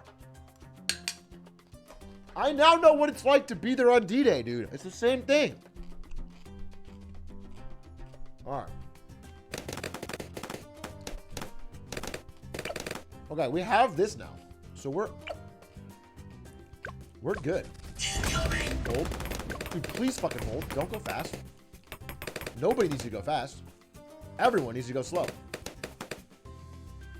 If I can hold till I get Elite Sniper, yes. That's a yes moment. That's a Yas Queen moment. Can we hold? We have to hold. These balloons are fucking coming fast and furious!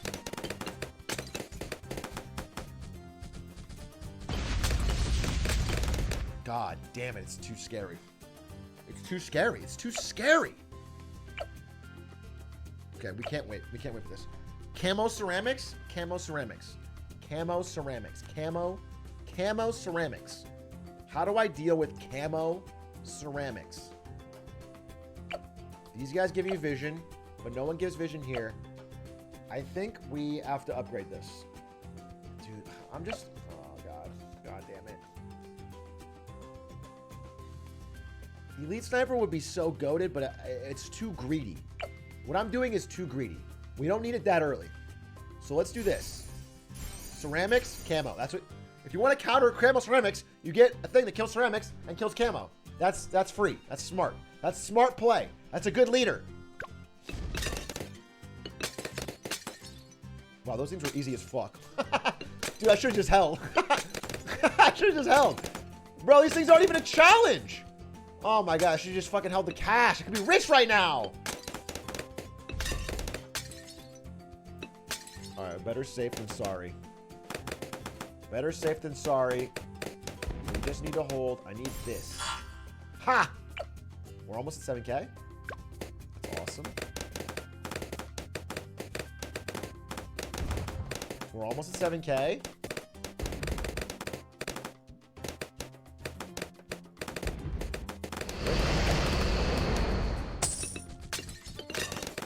Oh yeah, the money's flowing. Spike. Wait, no! Freaking me the fuck out, dude. I'm literally getting freaked out. I'm getting freaked out. 7K. We're almost at 14. I think we can make it. Oh, can we though? God, I want to make it. If we can make it to Elite Sniper, I'll feel so good about my prospects. All right, press play.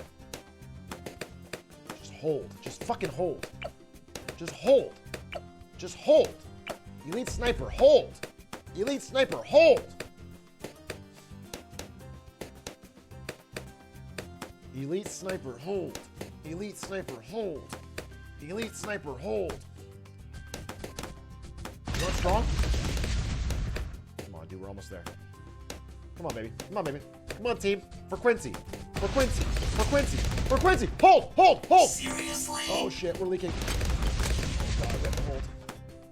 Dude, oh, we're so close. We're so close. Oh, I'm so close.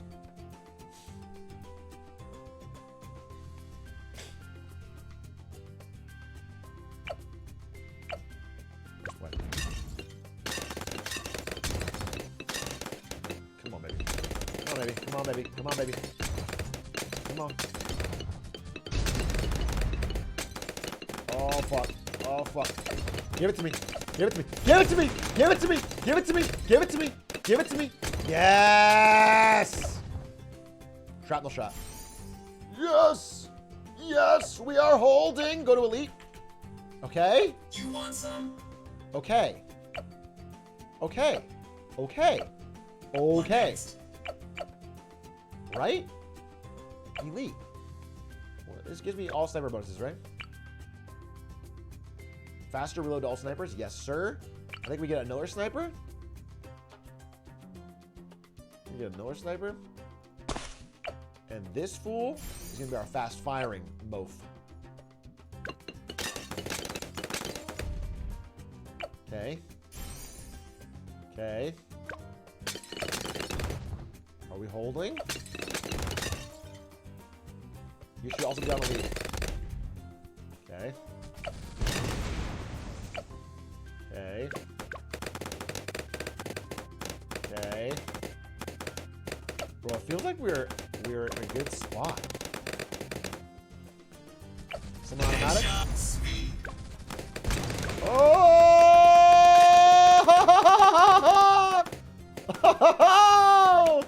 Okay, I'm always just nervous. I'm sitting here and I'm fucking nervous.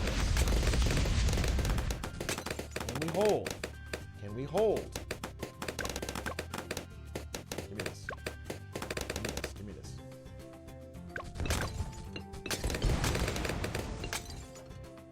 Give me this.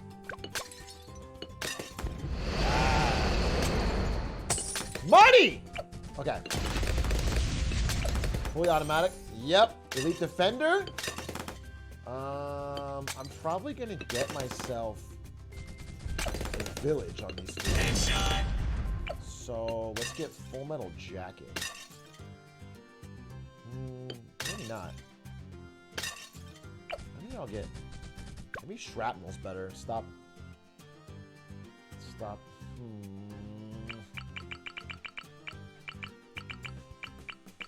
No, we'll get you. We gotta have something like that. Okay.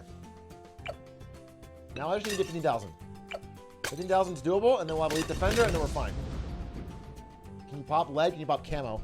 Camo lead. Camo lead shouldn't be a problem for these two guys. Camo lead should not be a problem. Let's just go ahead and fucking double up here. Yeah, we're good. We're good. We'll get jungle drums.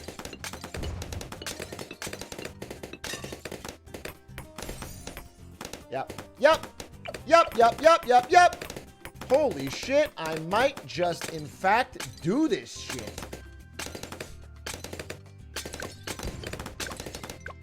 I mean, I have... All right, final round for medium difficulty. I'm not worried. I'm not... Quincy's on the way. Quincy's fine. Dude, we're holding. We got 7K on the way. We got this on the way. That's another 10. That's 10K. 10K plus 5. We'll have the Elite Defender. No magic monkeys. I'm not even going to use the Alchemist.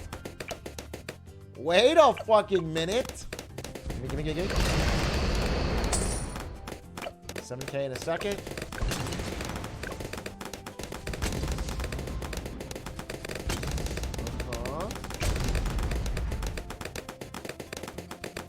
Seems like we're fine. Seems like we're fine. Seems like we're fine. Seems like we're fine. I feel... Collect. It's over! It's in the books, baby! Bloody puddles! Bloody doubters, dude. 63 is the big one, but there's no way. I got this. I got this. I got this. They're all set to elite. Grow blocker, not necessary. No, nothing. Nothing I need. What do I need? It's a bunch of ceramics. I think we just get another sniper if we have to. I think we just keep fucking massing snipers because nothing else is a problem. Plug it. And yeah, we'll just give you fast firing. Alright. Elite. Oh! Oh god! Dude, holy shit, that was a lot of balloons. Wow, that scared the fuck out of me. Wait!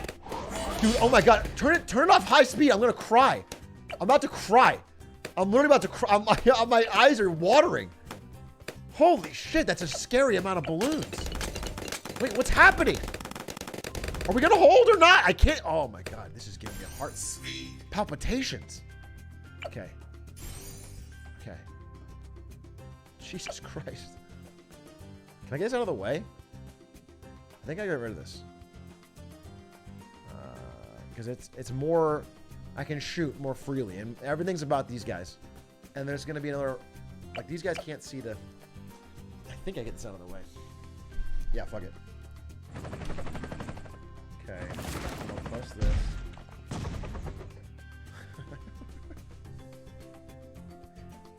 What?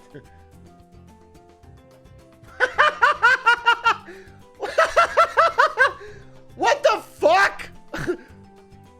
That's fucking scams, dude. How is that fair? That's so stupid. I spent $1,000 monkey dollars on that. Bro, that is literally cheating. Miyazaki, what? That was so stupid. Okay, I'm not. Dude, now they're even more blind. That's so stupid. That's so stupid. Okay, thank God. I thought I spent another 1,000. I thought I had to buy them both. That's so stupid. That's so dumb. Okay, if I die here, because, all right. What can I buy quickly? I'm going to press play. I'm going to spam this. I'm going to get 3,000. I'll have 4,000. And I'm going to buy some automatic. Okay. Some automatic. Yes. And this one I'm going to give, I think I'm going to give it shrapnel. I think the more shrapnel, the better. Yeah, in fact, let's give it shrapnel now. We'll get 3 racks. And then we'll, okay, press play. This. No, okay.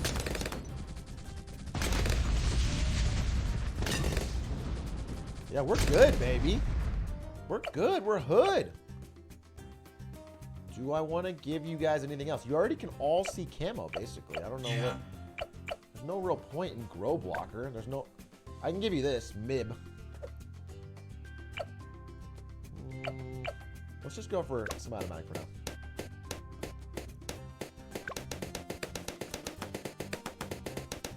Keep spamming this. Money's coming in.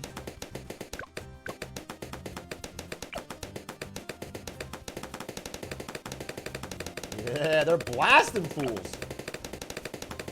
They're literally blasting fools. Okay. What's that? I'm scared. Fully auto, I'm less scared.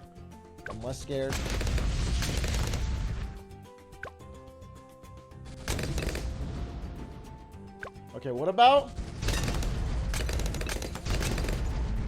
mixing in some blue?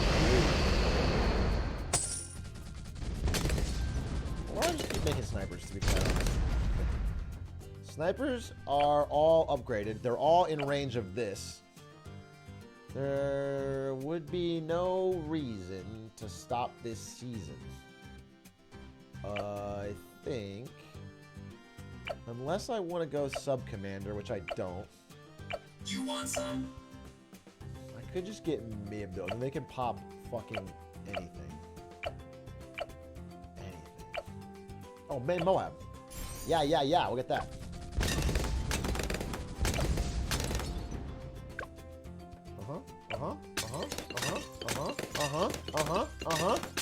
Yes, sir.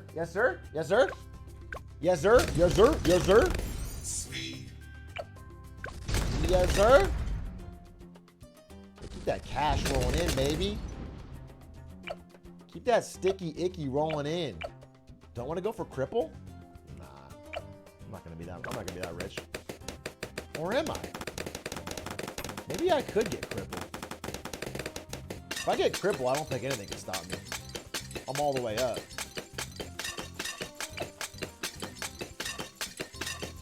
Cripple is 36k.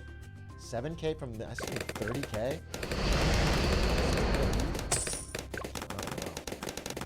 In 10 rounds? It would be good for round 100.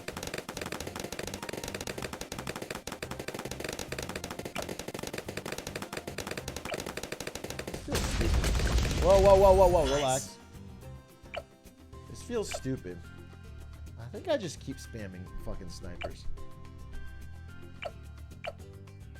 Cripple 36, huh? Oh, I can sell. Oh wait, I can sell both these. Well, that's 10k right there. Yeah, okay, I'll get cripple. Yeah, I'll sell both of these. So that's 10k, so I'm at 20. So I just need 16 more. One more of these. Yeah. I sell my banks. Yes. I sell my banks and I get cripple Moab and then I'm fucking set. guys are holding. You guys are holding. You guys are holding. You guys are holding. Everything's good. 7K. This is 31K. We're almost.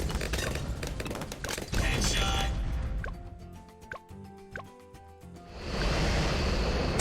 Okay. Get it right now. We can get it right now. We want to get it right now. Can I hold a little bit longer? There's no reason to greed. There's no reason to greed, but I just feel like I want to. Yes. Camo regrow fortified ceramic balloons. What does that fucking mean, dude? Camo regrow fortified ceramics. I can already see camo. Dude, fuck it. Just give me this. Swear to God, give me this, and it's gonna be so much better than anything else that I'm gonna do. And I can save up and get the other thing for the last round. Yeah. Yep, smart. Smart play! Smart play, smart player! Smart play, smart player! LeBloon James! LeBloon James, baby! Uh-huh. Uh-huh. Yes, sir. Yes, sir. That's what I'm talking about. When you're looking for a monkey that can kill the balloons. Look no further than me and Quincy.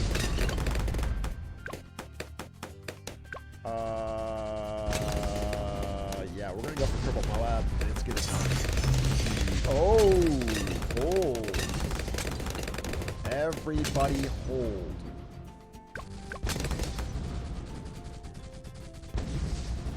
Dude, I'm not sure that Moabs are even possible.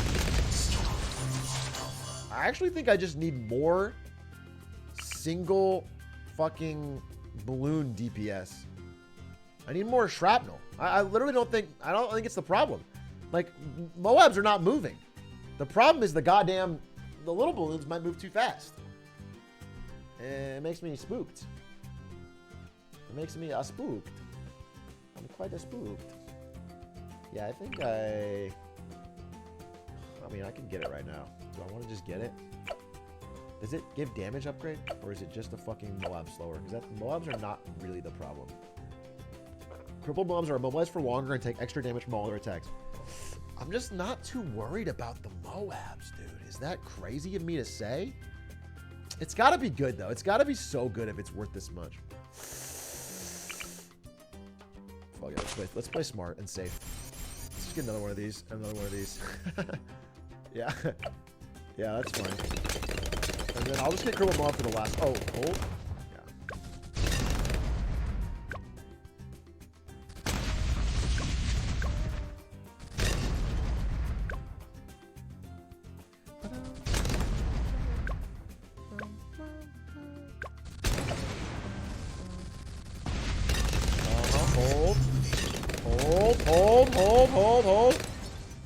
Hold, men. 21,000. We're almost there. We're almost there. We're almost there. We're almost there. We're almost there. Yes. 75 ceramic balloons. I'm not worried. When you got this, ceramics are kind of cringe. Oh! Ah! Ah! Oh my god, I got so scared. I spammed everything. Wait, I hope those cooldowns come back for the final round. Oh my god, I got so fucking scared. Damn, I got fucking nervous. Are we almost at 36 or what?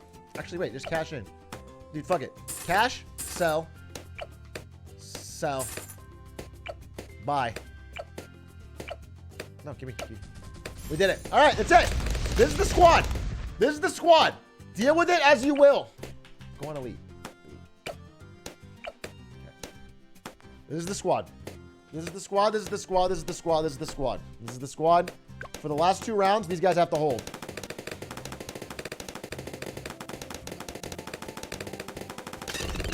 Ah! Ah! When it gets halfway up, I fucking freak. I freak out. I'm gonna get a jet. I'm gonna get a fucking jet. I'm gonna get a jet. I'm gonna get Operation Dartstorm. Oh, dude, I'm freaking.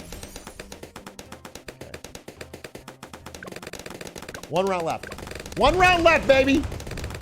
Bloody Puddles, hard, Quincy, no magic monkeys, not even an alchemist. 1 round left.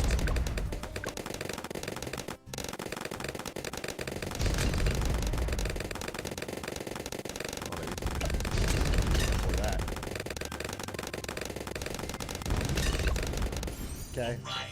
I got $5,000 to spend. Let's just spend it all. Let's spend everything so there's no shot this doesn't work. And you know what? All I need is to make sure my guys have time to shoot. So let's get a goddamned... Let's get a glue monkey. Wait, do I know where it's coming from? Do I even know where it's coming from? I don't know where it's coming from. Well, it comes slowly, so I'm just gonna... Right. Where's it coming from? Dude, we're fine. We're fine! We're fine! We did it! Ah! Let's go, baby! Let's go! Let's go! Dude, let's go! Yo! Quincy! Yes! Bloody Puddles, dude. Bloody Puddles. I didn't see a lot of blood. Monkeys weren't dying. Saw a lot of latex, saw a lot of plastic. Saw a lot of dead balloons. Well, my men came home alive. Yes, sir. Shoutouts to Quincy. Free play? No. I sold my banks. Yes, dude. That's sick. Wow. Wow. Wow. Gotcha game stuff. Yes. I love that. Wait, where is it? That's sick. That was fun. That was hype. Oh, stop the clock. Ooh, under 90 minutes. Not bad. World record! World record! We started the clock late? Yeah, but I also ended it late. So think about that.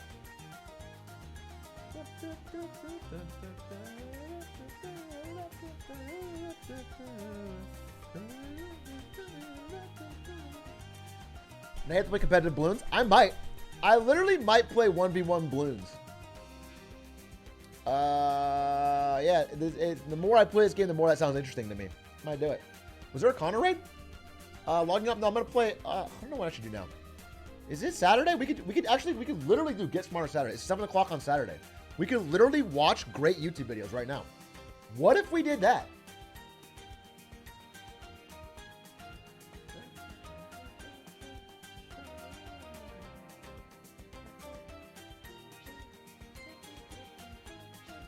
What if we got smarter? Shark Tank? I maybe could end the night with some Shark Tank, since I don't plan on doing it on Monday.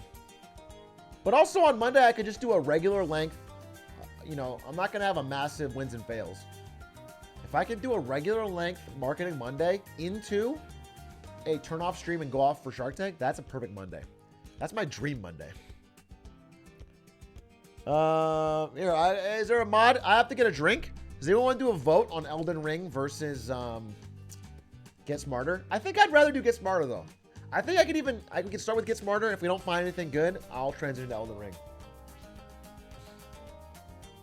I think because I just committed a feat of absolute bravery, of gaming prowess. You know what I'm saying? It's like after you beat Bloody Puddles, what challenge is there in Elden Ring? Miyazaki's hardest game is Bloons TD 6.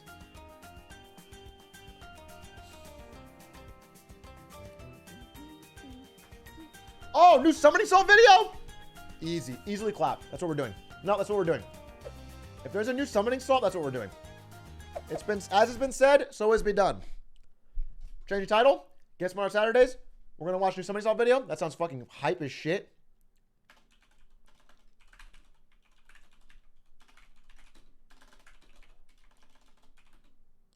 Get Smarter Saturdays, guaranteed IQ raise 10,000%. Or your money back. Not including any money from subs or Prime or anything else. Just chatting. Okay. Perfect. Covered my bases legally with that. Damn, I can't believe LeBloon James just fucking get smarter.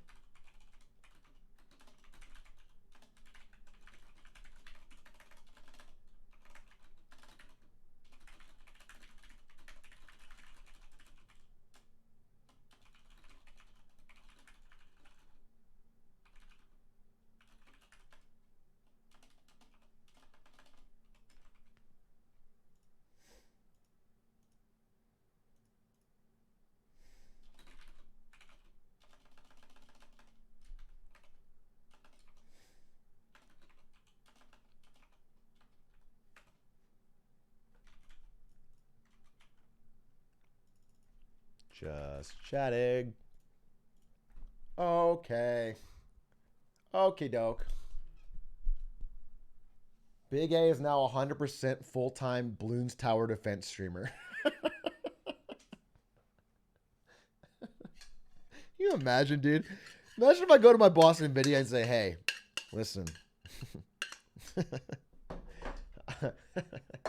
I know I said I'm committed to the job, but I found my true calling. I want to leave this highly paid position to full-time sit in my apartment and play Bloons Tower Defense. Thank you for the opportunity. They offered me a promotion. Listen, sir, I'd love to take this promotion. I'd love to rise the corporate ladder. But there's something more important, and that's making sure Quincy and his men don't die in these bloody puddles. You got to play. Yeah, I'm going to play PvP Bloons. I've decided I'm interested.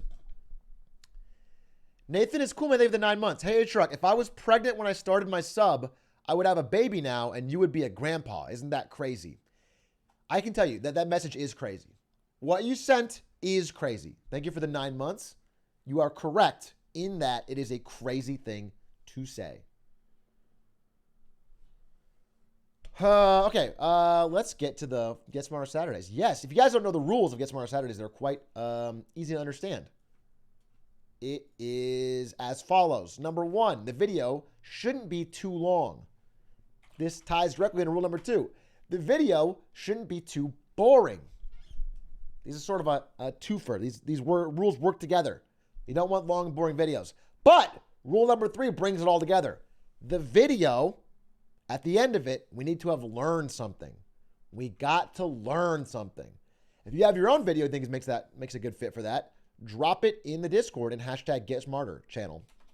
Exclamation point Discord if you want to find the Discord. Yo, I saw the Riot vs. Blizzard video hit 1 million. That's super sick. It is, dude. Thanks for saying that. Dude, I got my first million video. My first million marketing Monday. Say that 10 times fast. My first million marketing Monday. I'm actually super stoked about it. Hopefully, first of many. If I take another 12 weeks in the Netflix one, maybe it'll get 1 million. All right. Summoning Salt. Dude, I can't wait to hear the music. The intro music is what does it for you. One more pleb, thank you for the 7 months. Commander Awesome, thank you for the 17. Booty Dave, thank you for the 9. Okay, here it is. History of New Super Mario Brothers Wii World Records. A game that I don't think I've even played. Salt merchandise is now available on Teespring. Check out the storefront right below the video. Enjoy.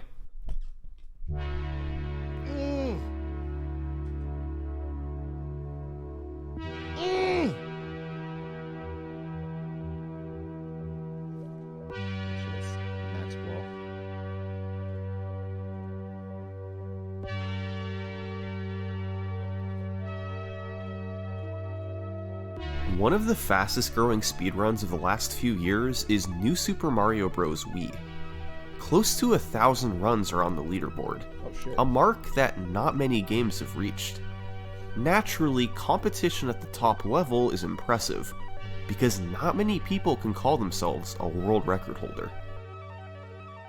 A world record demands near perfection. It's true that not many people can do that. It's a pretty elite club that can call themselves a world record holder. It's kind of an impressive winner's circle, you know?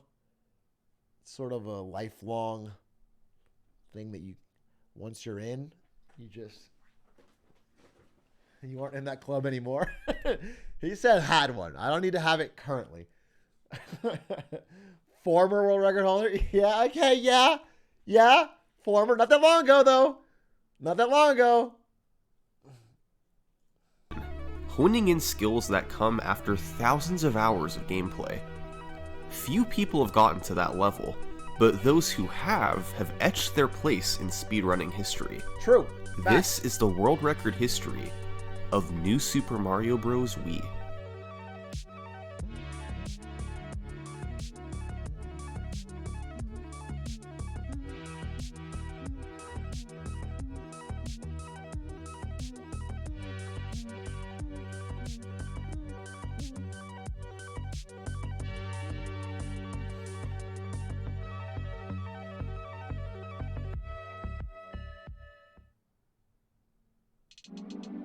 So I played this game. I love this game. This game was really fun. I only played it once, though, when it came out, and that was quite a number of years ago, so I don't remember too much about it. I remember that it was good. Let's start up here. Like, at fun the level beginning. design. It was very playable. I think I just binged it all in, like... New Super Mario Bros. Wii was 3 days. released on November 12th, 2009. Normally, it takes months. Everyone in chat. I wasn't even born yet. 2009? I wasn't even born. Oh my god, 2009, I wasn't even alive. Or even years before a speedrunning scene develops around the game. For New Super Mario Bros. Wii, it took 4 days. People nearly instantly gathered in the Speed Demos Archive forums to route the game for a speedrun. In the following weeks, times of 45 minutes and 35 minutes were claimed by MWL and Chronorox, respectively. Bro, at what point is he gonna... Like, people stopped using forums around this time. Like, 2009 to maybe 11 is like the last gasp of forums. And so, eventually, he's gonna have to either get access to private discords from a while ago and scroll up, or he's never gonna be able to do this again. There's no... This is an era of speedrunning that's no longer going to exist. Everything's done in Discords now. Although neither have video proof. For the next several months, runner UC Pro would both route Reddit's the a game forum? and... Yeah, but people don't do this. People don't put shit like this on Reddit. No one's like dropping little knowledge bombs like this, like they do on forums. Reddits are like posts, and they have to, they have to like be formatted in a certain way so they're broadly appealing. This is Discord talk right here. This is Discord talk.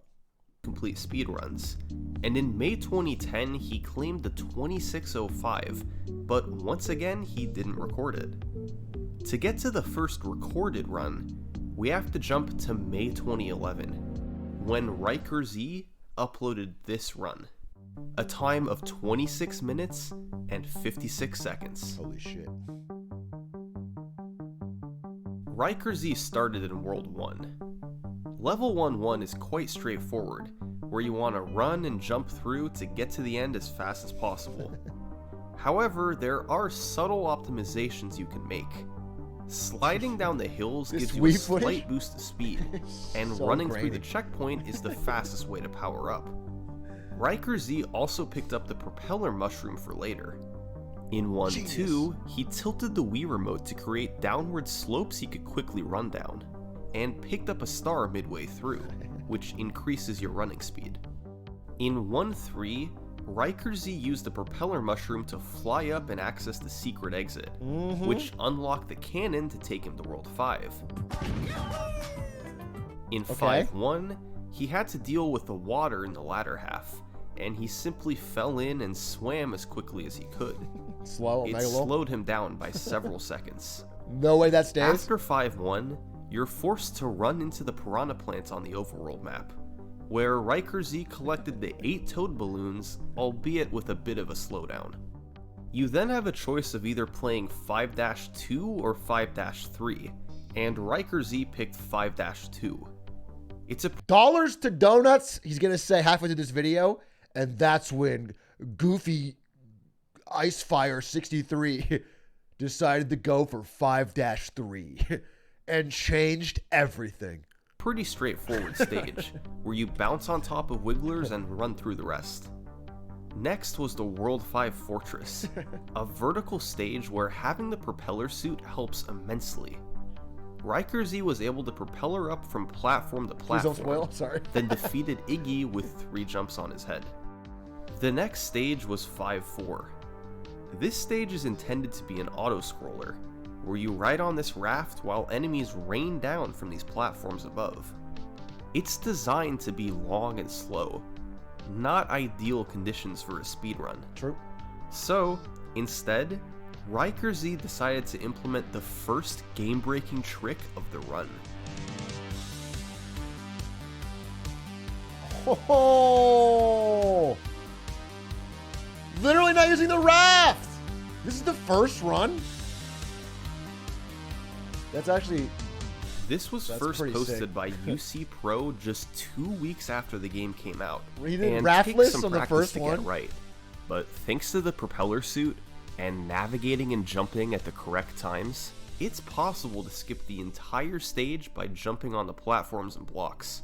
That's Riker sick. Z did so beautifully, making a few brief hesitations but still flying through.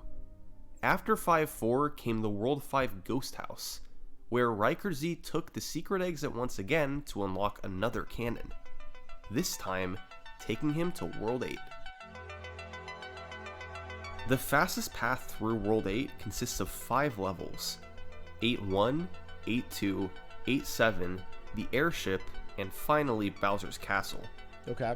In 8-1, Riker Z had to deal with randomly falling meteors, and he got hit twice. He powered back up, only to intentionally take damage again later on to boost through some lava. In 8-2, Riker Z once again took the secret exit to unlock 8-7, Oh my god. a hidden level that bypasses most of World 8.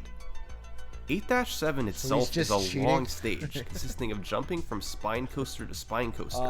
You know, when I World was... 8's airship isn't an 12 playing this, auto-scroller like in previous games. I beat it honorably. Instead, So, Riker maybe I'm Z the had record to holder. run through and traverse it as quickly as possible. He picked up the propeller shroom again to jump across big gaps instead of having to wait and slowly bring the platforms down. The His Bowser Jr. fight was mastery of simple, propeller is pretty hitting sick. him with 3 bombs that he dropped. And finally, there was Bowser's Castle. Riker Z used the propeller suit quite a bit to navigate at the start, which I don't think isn't I always ever the used it fastest. at all when I played. The last part of the Outside run of like is when the it was escape, required. where you have to guide Bowser's heat-seeking fireballs to destroy the path in front of you, then navigate through an obstacle course to the finish. In all, Riker Z finished after 26 minutes and 56 seconds. It was a good starting point. There were some obvious slowdowns that could be cleaned up, but no huge mistakes or deaths. It'd be cool if the video stopped there and he just said, and no one ever beat it. That was it. 26:56. It was the fastest ever done 10 years ago, and that's the history. Well done, well played, Riker Z. End of the video. And the video quickly went viral on Oh YouTube. shit, you got 2 million on that? Over the next several months, Riker What Z the would fuck? continue running the game to push his time lower. At the end of 2011, he posted his first new I got a 4-hour Hitman for my first run. I didn't get 2 million on that. What the fuck? The first record shouldn't get 2 million views. That's not even the good one yet. 25:49. 2 million in This run 2011. I know, it's actually even saved crazier. time over the 26:56 in every single stage. Most of his strategies were the Optimizer? same, This guy's but were optimizer? better executed. Yeah, I was going to say it. I In knew it. 5-1, for instance, he dealt with the water much better, jumping out earlier and just barely being able to make it to the end. One of the biggest time saves was in 8-1, where he managed to avoid getting hit by the meteors and didn't have to power back up. But the best improvement was in Bowser's Castle. He guided the fireballs much better in the escape, using 9 fireballs to clear the path instead of 18 in his old Oh, record. shit. In 2012, Riker Z would get 2 more records, a 25:31 and a 25:27. These runs both optimized existing strategies and utilized new ones. In the escape, Riker Z was able to use just 7 fireballs to clear the path ahead, Genius. the fewest ever achieved. In 8-2, he picked up a star to get additional speed instead of damage boosting as Big Mario. And in World 5, he chose to play 5-3 instead of 5-2. I knew it. It was a more difficult stage, but a slightly faster one if performed optimally. It wasn't Icy Fire Riker Z 420, but had left his mark on New Super Mario Bros. Wii speedrunning. Yes. 4 world records in a year and a half. He stopped running the game. But then something very interesting happened. Despite years going by and many new runners emerging, Wait, really? Riker Z's world record remained unbroken. That's so The leaderboard gangster. grew, and players got better. That's but crazy. Riker Z's years-old effort was too much to top. Wait, that's crazy. If it's an active, popular game, holding a world record for over years without trying again it's like unheard of. This doesn't always happen. No, this is crazy. You have to be so far ahead of the pack. If the game's not popular, then that's different. But if it has active, that's insane. Finally, in 2016, someone broke through. His name was Green Uprooter. Wait, 2016. Wait, how long is that? When was Riker Z's record? 20. Many new runners. Give me a date. I want to know. Mario Bros. Wii speedrunning. 4 Mario. 2012? Bro, that's crazy. What kind of world record stands for 4 years in an active game? And he had he didn't beat, wait, I'm sorry. This is impressive. Don't get me wrong, but he didn't beat Bloody Puddles on hard. Okay. With no magic monkeys. It's not that level, but it's still good. It's still really good. I'm not saying, I'm saying, but this is still really impressive. I'm not trying to downplay it. It's just not. It's no Bloody Puddles. Despite years going by and many That's new crazy, runners, dude. That's the leaderboard super grew impressive. and players got better, but Riker Z's years-old effort was too much to 4 top. years. Finally, in 2016, someone broke through. His name was Green Uprooter, and he beat Riker Z by 1 second. But unfortunately, My Portal 2 world record got taken in an hour, so he's the real winner. You got a Portal 2 world record? That's awesome. Even if it got taken in an hour, you holding a world record in Portal 2 is saying it's a popular game. Although Portal 2 is such a long fucking game. Oh my god, dude. Also, by 1 second is crazy, dude. Can you imagine taking 4 years to beat someone's record by 1 second? That's crazy. That is a dominant. That's insane. Saffron Link, thank you for continuing the gift sub. Portal 2, does Portal 2 have a lot of glitches? I'm sorry to interrupt in this middle of this, but I do want to know. Portal 2 speedrun.com.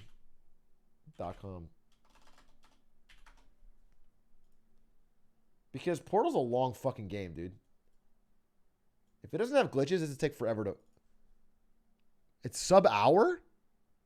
Damn, how the fuck is it sub-hour?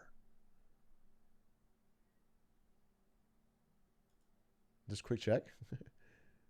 Quick check. Portal... We get SLA. What is that? Wait, what? Leaderboards? Fucking leaderboards? SLA. Oh. Can't even does it in 38 minutes? God damn, dude. Just don't do it like gentleman's agreement. Yeah, Let me just see the beginning. No, let me go right here. How does this work? I feel like that was like sort of middle of this year, because it was when I was streaming any semi-actively. Okay. What the fuck? Okay. Yeah, I can do that. I should definitely utilize my extra keys that my pinky can hit and use one. Yeah, you should definitely do that. I was just noticing that your pinkies wasn't getting utilized properly. Still just be called beat balls. It's the same thing. No, but it's called Some Spider-Man. Where is he glitch 'cause shooting? you Go like Spider-Man on the wall in 19. I get the point, but it's still just a peek ball. It's called like when Spider-Man people- glitch. It's like when people say flip shot in Portal 2. It's a Why is he stupid talking to a guy the whole world record? Okay, no, that's because they were stupid and ignorant. What is back happening? then. We call it Spider-Man because it's funny. That's valid, but you know. Yeah. Okay, this is what I'm talking about. It is flip shot. Okay, he's teleporting out of the map. Or that Pika portal. Yeah. It's not. Well, yeah, because the. I feel like he's glitching my computer to get this speedrun done. Everyone disagrees. Everyone's like, "Oh, it's this variant." Of Dude, I can't listen to this guy talk about this fucking Spider-Man glitch. No, because I started on load plus remote. Oh my god, they talked the whole time. That's friendship. Oh, I could not imagine being on a fucking 54-minute speedrun talking the whole time with some fucking dude about. The button inside the clicky pad breaks quite quickly and miner quite badly. It's like the top of the button inside wears down, so it becomes harder and harder and eventually impossible to press. Find out. Dude, this guy's speedrunning reading the fucking dictionary. At no point in 44 minutes did he stop talking. What that sound effect is cool, and just look for references to it in the code. Because it's probably like, it probably is just used internally for something dumb. Like debugging.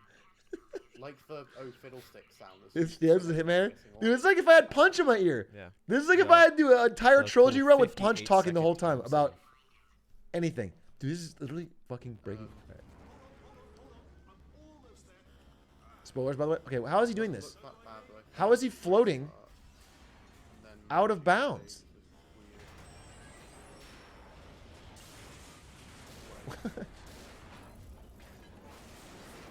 Oh wait, no, sorry. How is he doing this? I think that was aimed at me. Sometimes you just float, it be like that. It's a glitch with the funnels. Yeah, basically, He's got Spider-Man glitch. I guess I missed the. I should have listened to the dialogue. He has his PC on a hot plate. Yeah, I guess we'll never know. Anyway, interesting. I didn't know the game. I thought this game would have like a 4-hour speedrun straight up. All right, let's go. Green Uprooter did by a Fortunately, second. he didn't record it. Green Uprooter had recorded. Wait, what? 4 years by 1 second, and he conveniently didn't record it? What if he's just lying? That's crap, dude. You can't. Competitive I'm times not gonna before trust this you. run, and is a trusted community member, so his 25:26 is taken at face value, but it can't be viewed today. That left the world record in an awkward place. Bro, I got a fucking sub 20 trilogy. I want you guys to know that. Trust me. I'm a longtime community member. Trust me. I believe it's sub 20, baby. I got it. I'm just not feeling like uploading it. It had taken 3.5 years to shave one unrecorded second off the record. Now, there Congrats. was no Yeah, telling when it would relax, be relax. broken again. But in early 2016, a new runner was climbing up the leaderboards. Quickly, it became inevitable that he was going to be the next record holder. In April 2016, he officially did it, closing out a 25-23 to beat Green Uprooter by 3 seconds. Pog. But this guy wasn't just any world record holder. He had reached the top, and he intended to stay there for a long time. His name was Atrioc. Actually kind of cool. I thought it was going to be like poop butt or something. Dr. PP.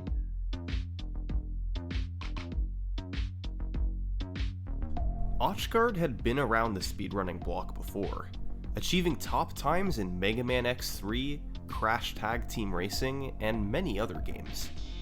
It makes sense that he was quickly able to get the record in New Super Mario Bros. Wii.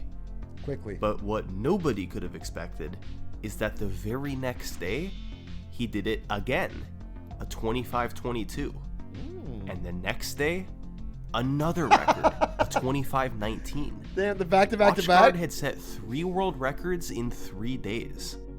He was more consistent than any player who had come before him, meaning he hit tricks more often and made fewer mistakes. A big place he saved time was in the escape, navigating through the platforms quicker and 5 hesitating fireballs. less. And overall, he was able to execute most tricks more cleanly, shaving fractions of a second off in several stages. They still swim? After these 3 records, Atrioc took a break from the game. Nobody came close to challenging him, with the closest active runner still being 16 seconds away. His skill level was far ahead of the rest, so he didn't really need to keep defending the record. But he came back in August anyway, and immediately got a 5-second world record. Bro, that means he didn't stop. Atrioc's 25-14 No way he was took his fucking smoothest 5 run months yet. off and got better, dude. He cleaned up a small must have mistake kept in grinding. 5-3 from his last run, doing a small jump to be able to run under the blocks while on the log. His 5-4 execution was also smoother, as he didn't pound the blocks he landed on and was able to continue moving. Oh, smart. And in 8-1, he didn't slow down as much while propellering over the lava. These all added up to a few seconds of time save, and he didn't lose any significant time anywhere else. With a 25-14, Atrioc had pulled way ahead. I will say it's still impressive that the first guy to get a world record was in the 25s, and it's 4.5 years later now, and they still haven't broken any minute barrier. It's still in the 25s. You're still talking about a few seconds faster. That's really impressive for the first person to set a world record. I just feel like that's crazy. Seconds ahead of second place, and 21 seconds ahead of any active runner. He had set a total of 4 records, and barring any new developments, it seemed like nobody else had a real shot of catching him. But still, probably Atrioc's most unlikely feat was the 3-day streak of records he had back in April. Even setting a record on back-to-back days is extremely rare. Yep. So extending that streak to 3 days, it practically never happens. Not only did it show complete dominance of a category, but it showed a level of consistency that was unrivaled. It was undoubtedly a once-in-a-lifetime accomplishment for Atrioc. Unless?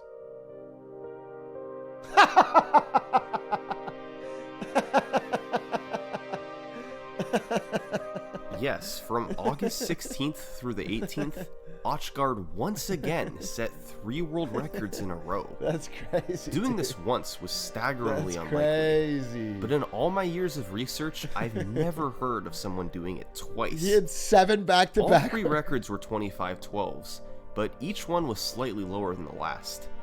The time saves were minimal, but impressive in their own right. The first record had a particularly clean Bowser's Castle, the second cleaned up a mistake in 5-3, and the final shaved a fraction of a second on the rolling hills in 8-2. But still, these 3 records weren't good enough for Atrioc. 2 weeks later, he'd lower it again with a 25-10. 8 world records 8th back-to-back world record. unchallenged. Atrioc was quickly approaching a barrier, a sub-25 minute run. He was 10 seconds away. Did he have that much time left to save? Well, there were still fractions of a second he could get from cleaner movement throughout the stages. In terms of stuff he'd gotten in a run before, There's no way the run all is that time optimized. save would put him at 25:05. From the first Still guy's 5 round? seconds away. But there was one other trick he could go for. There's gotta be new tricks. It would be the hardest trick in the run by far, but it would get him to sub 25. This is 556. 556, huh? In the second half of Cannon the full. World 5 Fortress, the spiked walls move back and forth on a cycle throughout the entire level. Normally, with fast movement, you make it to the top and then have to wait a few seconds for the spikes to finish their cycle so you can get to the door. Typically, you enter the door with 546 left on the timer. However, with unbelievably fast movement, it's possible to barely reach the top a cycle early. Oh! You can just fit in before the spikes move and block your path, Oh! and you wind up reaching the door at 556. The 556. This was originally thought to be tool assisted only, as the precision involved is truly incredible. Your moves have to be just right, where the instant you land, you have to be starting your next jump up. Ooh! But in late August 2016, Atrioc became the first human to pull off 556. Bro, that's so impressive. Just to get 8 world records back to back on the old system, no one's close to you, and you're like, okay, I'm gonna spend time to grind this fucking task level 556 so I can beat the record for a 9th time. Like, you have to be. That is a different mindset. You know what I'm saying? Like, there's no reason to do that unless you just fucking deeply love the game and just want to push it. That's really impressive. He just barely squeezed in before the gap closed. But with this, he proved that it was a human viable trick. A grind set. It saves 7.5 seconds, since the in-game timer moves a bit quicker than a real second, which means that when combined with the stages of 2505, a sub 25 was indeed technically possible. So the goal was now in sight. With nobody else close to his skill level, maybe he wants to be the first. Atrioc was the only one with any chance to do it. It was still a long shot goal, but at least there was a narrow path to sub 25. He would have to shave time off wherever he could, then nail 556 to get the bulk of the time save. If he could pull all that off, it would be an essentially unbeatable speedrun. For the rest of 2016, Atrioc played more than he ever had before. That's hype. And Dude, over the next so few months, crazy. This is what happened. That's crazy to play more than you ever have when you've had the world record 8 times in a row. To up your playtime. Maybe you just wanted to set a record that could stand 4 years, you know? Maybe you wanted to have the new longest world record.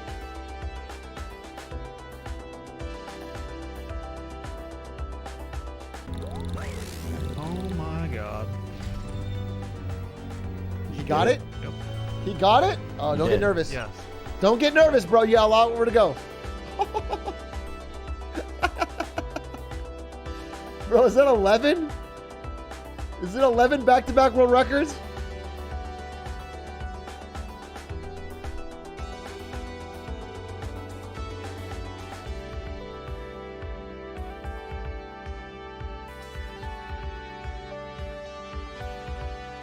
After weeks of trying, it had happened.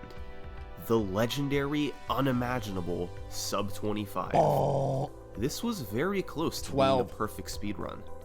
At the end of a run that had gotten 556, that was 5 seconds ahead of the record, Atrioc was able to get a gold split on Bowser's Castle. It was the fastest he had ever completed the last stage in the run. Dude, that's crazy. That is crazy because usually you choke there. Usually you get nervous. You're 5 seconds ahead. You nail the like that. To do it better than you ever have in history after months of grind, that's actually insane. I mean, that's really insane. That's unreal. His movement was impeccable, that and he takes saved all the time. crazy mental toughness. Atrioc could finally celebrate and take it easy. He had gotten his ultimate run, That's crazy. and there was no need to bother defending it. Yeah, the problem is I'm seeing a lot left of this video. So Atrioc, I'm not sure that your ultimate run's gonna stand. And so, he didn't. For the rest of 2016 and throughout 2017, nobody was really doing world record attempts in New Super Mario Bros. Wii. The community considered Atrioc's time to be essentially unbeatable, and it made sense why. First, you'd have to get 556, which fellow top runner Gix01 described as a 1 in 50 trick. Then you'd have to find a way to save time in one of the other stages. Atrioc did not leave much room for this.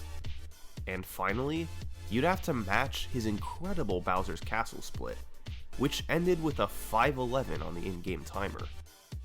As 2017 progressed, people did improve their times, but nobody was close to 24:58. That's demoralizing. Entering 2018, it really did seem as though Atrioc had achieved an unbeatable world record. Atrioc himself felt that maybe on the outer limit, a 24:55 would be possible. By doing quicker wall kicks in 5-4, doing spins later into jumps in the airship so Mario moved faster for longer, and other small optimizations like those. He stopped short of calling his record unbeatable, but it's clear that neither he nor anybody else in the community... Has anyone ever called their record unbeatable in speedrunning and not been proven wrong? I can't imagine anyone's had the... You have to be... I think anyone that ever calls a record unbeatable is going to get owned. A few 007 runs? Records are made to be broken? Yeah, I mean, every record gets broken. I don't... Todd Rogers? Yeah, they got owned. Unless they cheated, I guess. Community felt there Streets was much 112? wiggle room. Hasn't that been beaten? Hasn't Streets 112 been beaten? Streets speedrun Golden Knight. Bro, it's Streets 109 now, Jimmy. 112 is fucking down here.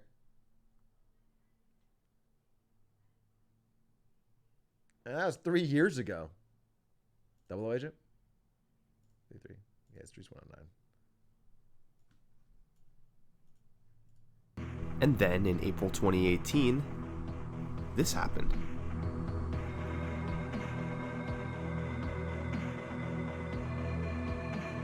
The 112 is the best pop-up. 45. I've never seen a 109. I never fucking will. Was that possible? I guess, yeah, the only record that's never been beaten is the Atrioc 19 in Super Monkey Ball. An unbeatable world record. Literally an unstoppable 19-minute tour de force that left all other Monkey Ball players in the dirt. Go back? What was that? What did I miss? This happened. Oh, wait, what? He nor anybody else in the community was unbeatable.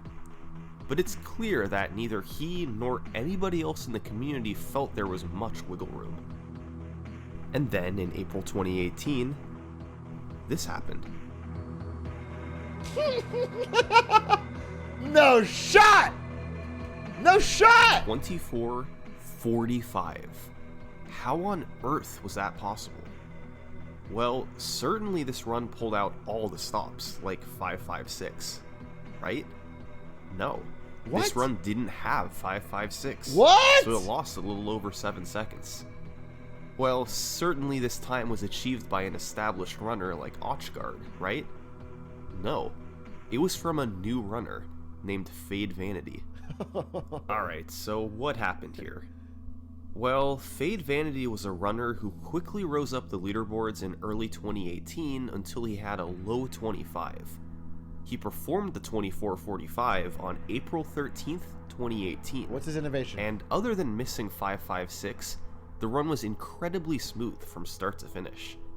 8.2 in particular was fantastic, finishing with a nearly unheard of 4.24 on the in-game timer. But that's not why this run was the record. This run had a massive time save because of a huge new trick in the airship. And that trick is called Bombless. Kind of like Cannon Full. At the end of the World 8 airship, you have to fight Bowser Jr. The intended way to fight him is to wait for him to drop a bomb, then ground pound to send it back up to hit him. Do that 3 times and Bowser Jr. is defeated. Okay. For years, that's how players fought him in runs. However, in August 2017, runner I Love SMB found that in the world's 6th airship, it was possible to defeat Bowser Jr. by jumping on him 3 times, instead of using the intended clown cars. Runners then theorized that this could apply in the World 8 airship fight as well, which is what you do in an any percent run. However, the gap between Bowser Jr. and the top of the screen is smaller than Mario's hitbox. So despite players trying, how do you do nobody could fit in the gap to hit Bowser Jr. on the head. What? For a few months, that was the end of it. But in January 2018, former world record holder Green Up Rooter figured it out. Unless? The key was Bowser Jr.'s movement. He not only moves horizontally, but also vertically in a sinusoidal pattern, oscillating from a low point to a high point. So if you fly up to him, then perform a ground pound in a 1 to 2 frame window my when fucking Bowser God. Jr. is at the lowest point in his oscillation, Mario's hitbox briefly shrinks just enough to fit in the gap so you can hit Bowser Jr. If you're able to pull this off, it saves 13 seconds. That's crazy. An incredible amount of time for a run like this. The problem is, it's really difficult. The only way to practice it was to load a file with propeller shrooms, then play the second half of the stage over and over. When So Green annoying. Uprooter first discovered it in January 2018, it was thought to be an RNG related trick because nobody could hit it with any consistency. In fact, it took 2 more months before somebody hit it in a run, when Gix got it in March. Doing bombless saves up to 13 seconds, but doing double bombless, where you skip 2 of the 3 bombs, saves up to 20. Triple bombless would actually lose time since simply ground pounding the other bomb is faster. Okay. But despite double bombless being theoretically known to be possible, nobody had ever performed it, even in practice. That's so crazy. What a You'd find. have to hit the most precise trick in the game twice in a row. It just wasn't do it. realistic. No So problem. that's what made it not even bloody more puddles or anything. crazy when Fade Vanity got the world's first ever double bombless and finished the run as his 24:45 world record. What a Giga Chad. I did it! I did it! I did it! I did it! I did it! I said Giga Chad, and he's like a 12-year-old British boy. He's like British psychic. Oh, man. Still Giga Chad, dude. Still Giga Chad. Speedrunning doesn't care. If you're fast, you're fast. Oh my fucking god, I did it. Oi, bruv. Sadly, Fade Vanity quit speedrunning in 2021 and deleted all videos of his runs. What? So, Why? many of his world records Dude, why? What the fuck? You break a fucking near unbreakable world record? You just... Why do you delete the run? I can understand quitting. That's it's so much time goes into that. Leave up the record. are lost today, including his 24:45. A small amount of footage from this run and others were preserved in Connor01's record history video, so we can see glimpses of what he did. But when he set this record in April 2018, the community was absolutely shocked at his accomplishment. And still, there was clearly more time to save. He didn't get 556, so a run in the 24:30s and possibly lower was possible. Fade Vanity was the Wait, Connor? Connor that edited for me? Connor, you also make speedrunning world record videos? How did I not know that?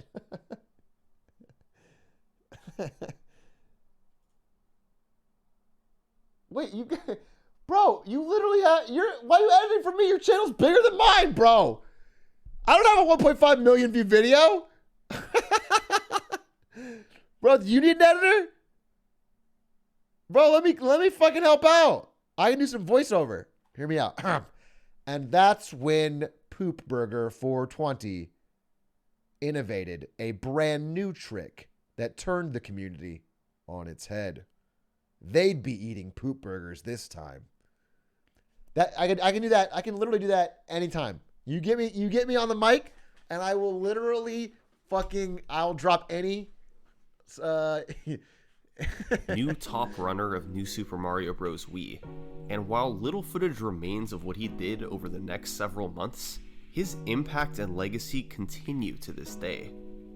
With time still left on the table, Fade Vanity committed to attempts, and went all out to drive the record down.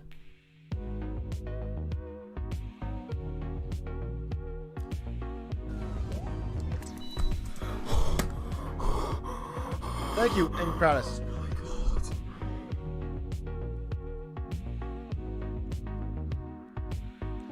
He had a new 556? Oh my god, they made it easier. Let's go. Let's go. Let's go. We fucking did it. Let's go. 3x. Come on. Oi, bruvs! Let's go.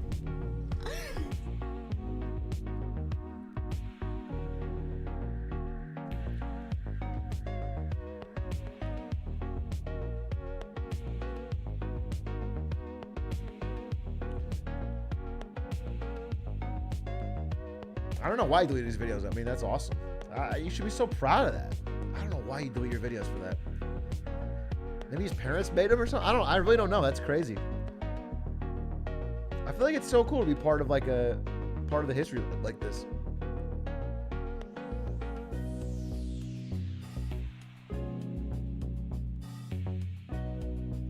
For the mystique? Yeah, maybe. Let's take a stroll over to the new Super Mario Bros. Wii leaderboards. You've got a number of runners with a low 25-minute time, and a few that had just broken into the 24-minute barrier, with the lowest being a 24:57. Then, you have Fade Vanity, one of the most dominant record holders in all of speedrunning. He had set 5 records now, and when combining 5.56, double bombless, and tight execution all around, he managed to take it under 24:30. Huge pause. Fade took a break after this, and his record really didn't seem to be in jeopardy.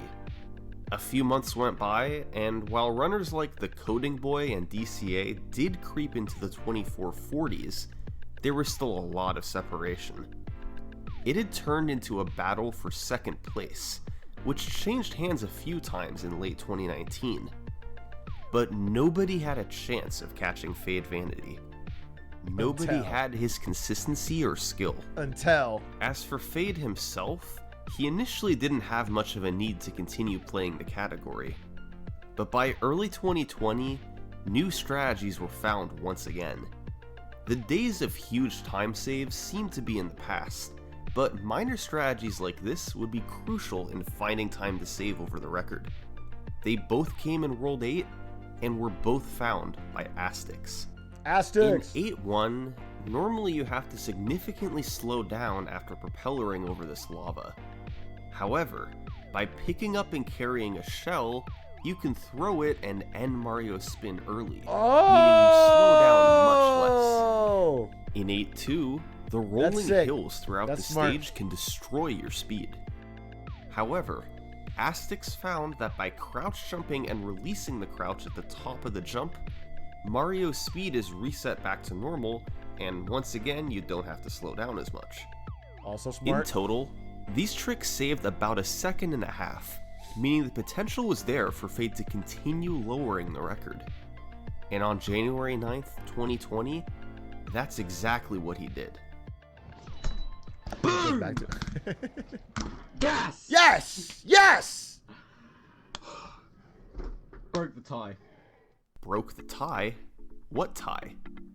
Well, the new Super Mario Bros. Wii leaderboard was going through a transition at this point. See, whenever the game fades to black, it's loading what comes next. These loads vary from disc to disc, console to console, or even within the same disc or console. Oh, that's cringe. Each load might only vary by a few tenths of a second, but over the course of a run, this can add up to 15 to 20 seconds. That means that a player can have a much faster run, but fall behind because of loading times outside of their control. That's cringe. So, the community was transitioning towards subtracting all loads out of the final time. This would level the playing field, and as a byproduct, lower the time of each run by a bit over 2 minutes. Fade's 24:29 converted to a time of 22:20 without loads. Okay. In January 2020, a runner named U-Video completed a run of 24:35 with loads at the community. For reference, Hitman is the same thing. Hitman literally uses in-game time because loads are so different based on PC and console and how good your machine is and all that shit. So it makes total sense. You don't want people to lose time because they just have a worse computer. They thought might have. I mean, I do. I would love if we go to pure, because I got a fucking 3090 machine here with 128 gigs of RAM. I would love if we could turn it to be fastest loading time wins, but I'm fine that they do it the other way. Fade's run when retimed without loads. hence the comments at the end of Fade's run. It ended up being just behind it with a 22-23, but when Fade got his 24-28, that removed all doubt, and Fade was securely on top once again.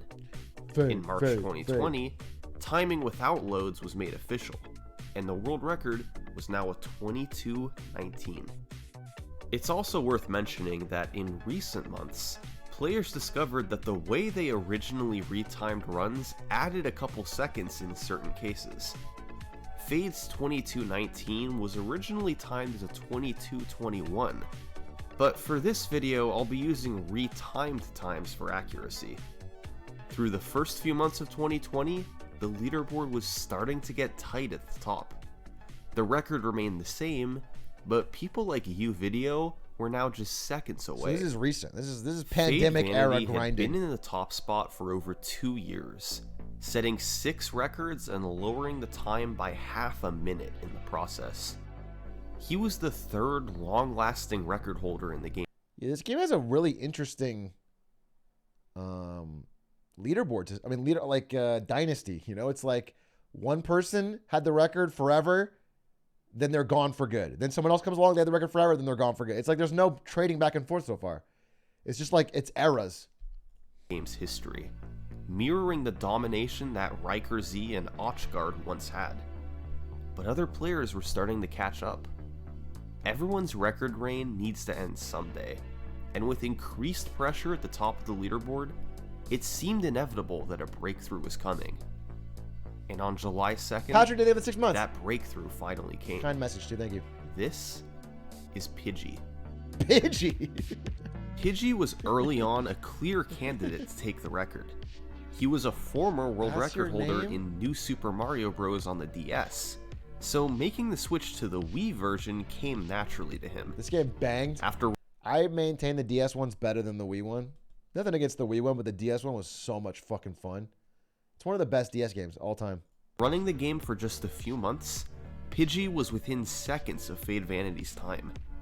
And on July 2nd, 2020, he got a 22-19.4, just barely ahead of Fade for a new world record. New era! New strategies in World 5 were a key for this run.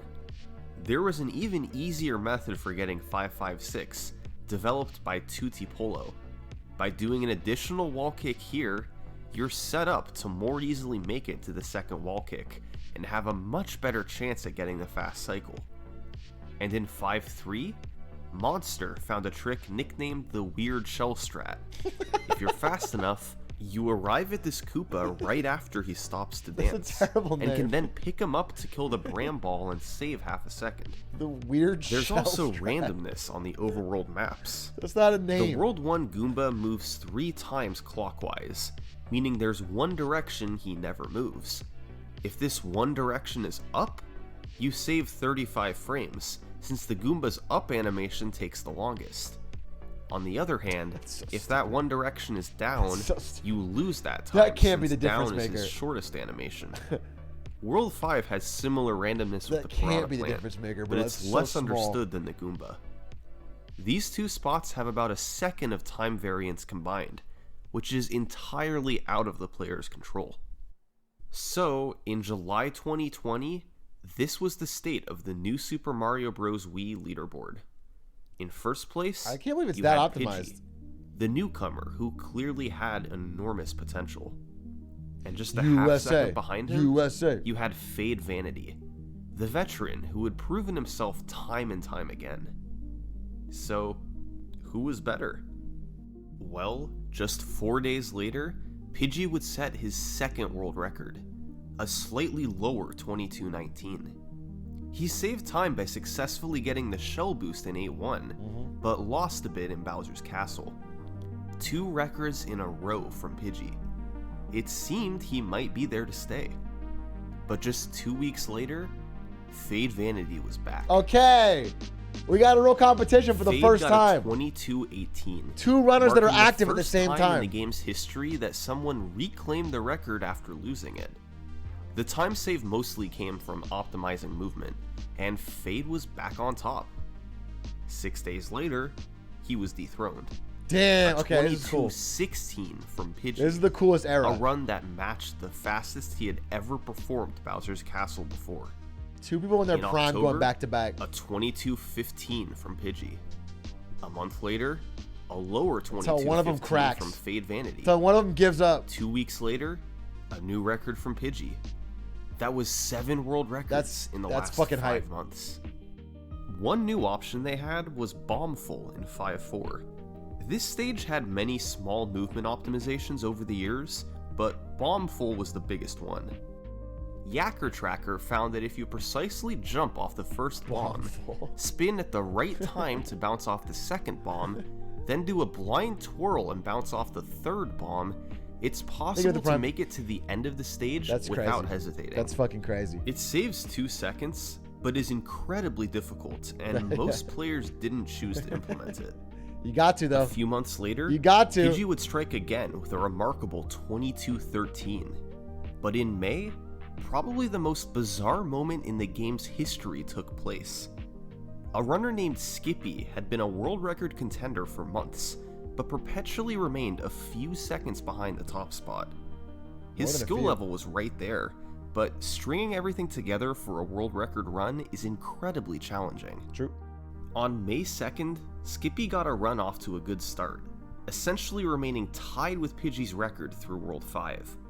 However, he started bleeding time in World 8, with a worse transition into the pipe in 8-2 and some sloppy movement in the airship. Sag and cringe. Combined, these lost him a couple seconds, so despite matching Pidgey's Bowser's Castle, a new record was out of the question. Sag. Still, after the run he subtracted the loads, and he could see how much he missed the record by. Oh, never mind. Pog, he hadn't missed Gladge, the record. Glad Skippy had and, just gotten and a Poggy. 22:13.167, a new world record by half a second. Damn, that's sick. This did not make sense. He was tied going into World 8, then lost some time and finished the run. He didn't gain that time back anywhere. It was still a very well executed run, but this should not have been world record. Yeah, so what happened? Yet somehow, the time was faster than Pidgey's run. What happened? Well, the community looked into it. Runner Curran Joseph made a video removing all gameplay from Skippy's run, leaving just the overworld screens and cutscenes. He then compared this video to Pidgey's non-gameplay sections. Everything was roughly in sync through Worlds 1 and 5. But then, they arrived at the cutscene after stage 8-7.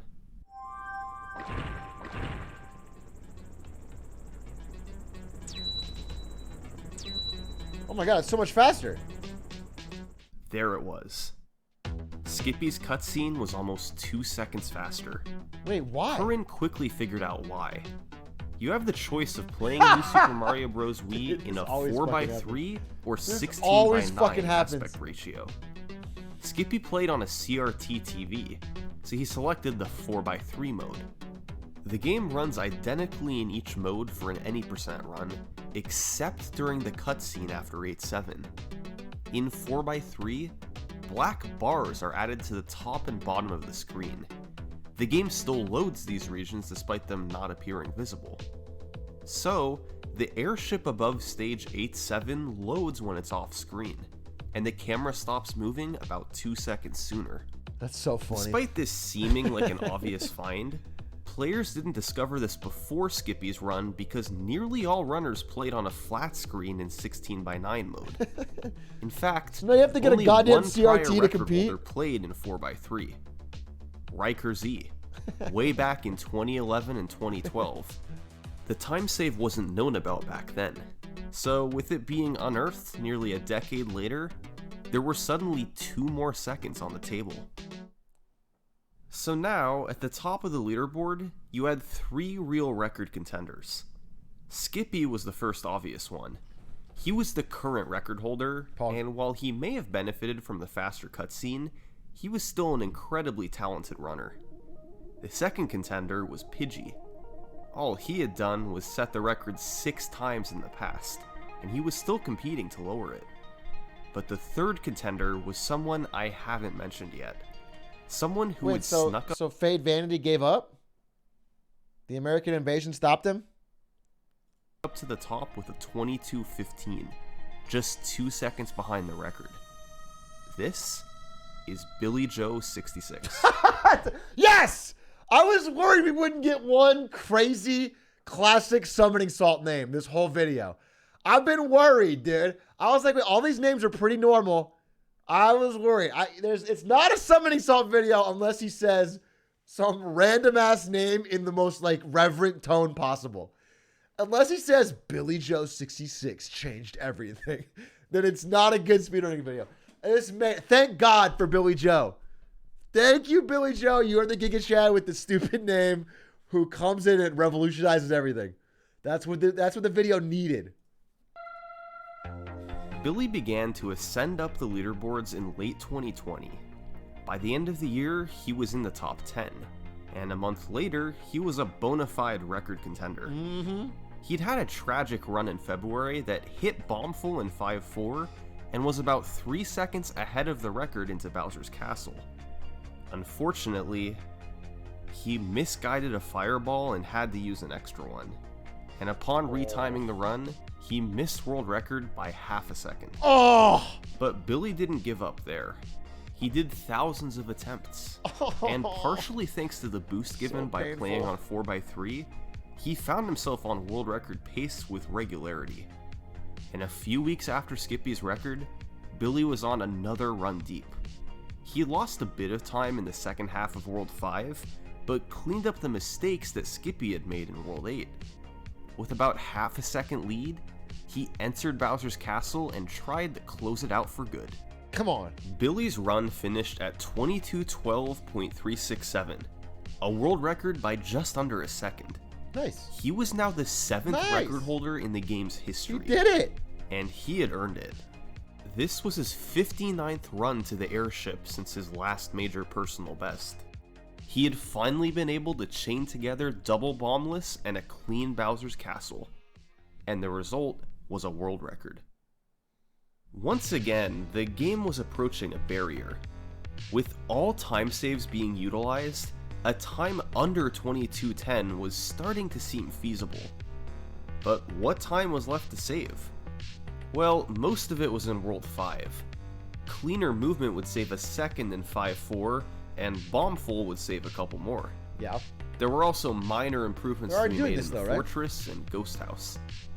Those time saves would add up to a run just under 22:10. But there was work to do to get to that point. The record was still about 2.4 seconds away from a sub 22:10. As time goes on, most speedruns see smaller and smaller improvements to their records. Yep, true. And New Super Mario Bros. Wii was no exception. The last several records had all been improvements by a second, or half a second, or even less than that. To get an improvement of 2.4 seconds, you have to go 11 records back in time, to Fade Vanity's 24:29. The point is, it was gonna take a while to get the record under 22:10. Multiple improvements would have to be made, and players would have to grind hundreds or thousands of attempts. There's no more days where you can beat Linkus by 10 minutes. You know what I'm saying? Once the record gets optimized, it's all down to seconds and, you know, small. You can't just fucking clock Linkus with a 10-minute save. An incredible run was on the horizon, but it would take time to get it there. And then, in one attempt, Pidgey decided to lay waste to it all. Scorched Earth! He Pidgey saved era. the time in World 5, hitting everything but Bombful. He got the Skip shell Bombful? boost in 8-1 and the crouch jumps in 8-2. After hitting double bombless, it became all the more real. This was easily world record pace, but was it sub 22:10 pace? Don't choke. Maybe. Don't It choke. was right on the border between 22:09 and 22:10. It was coming down to the wire. Pidgey just had to finish the escape, and the sub 22:10 Don't mess with the fireballs. could be his. Don't mess with the fireballs. Pidgey? Pidgey? No. Was that a choke?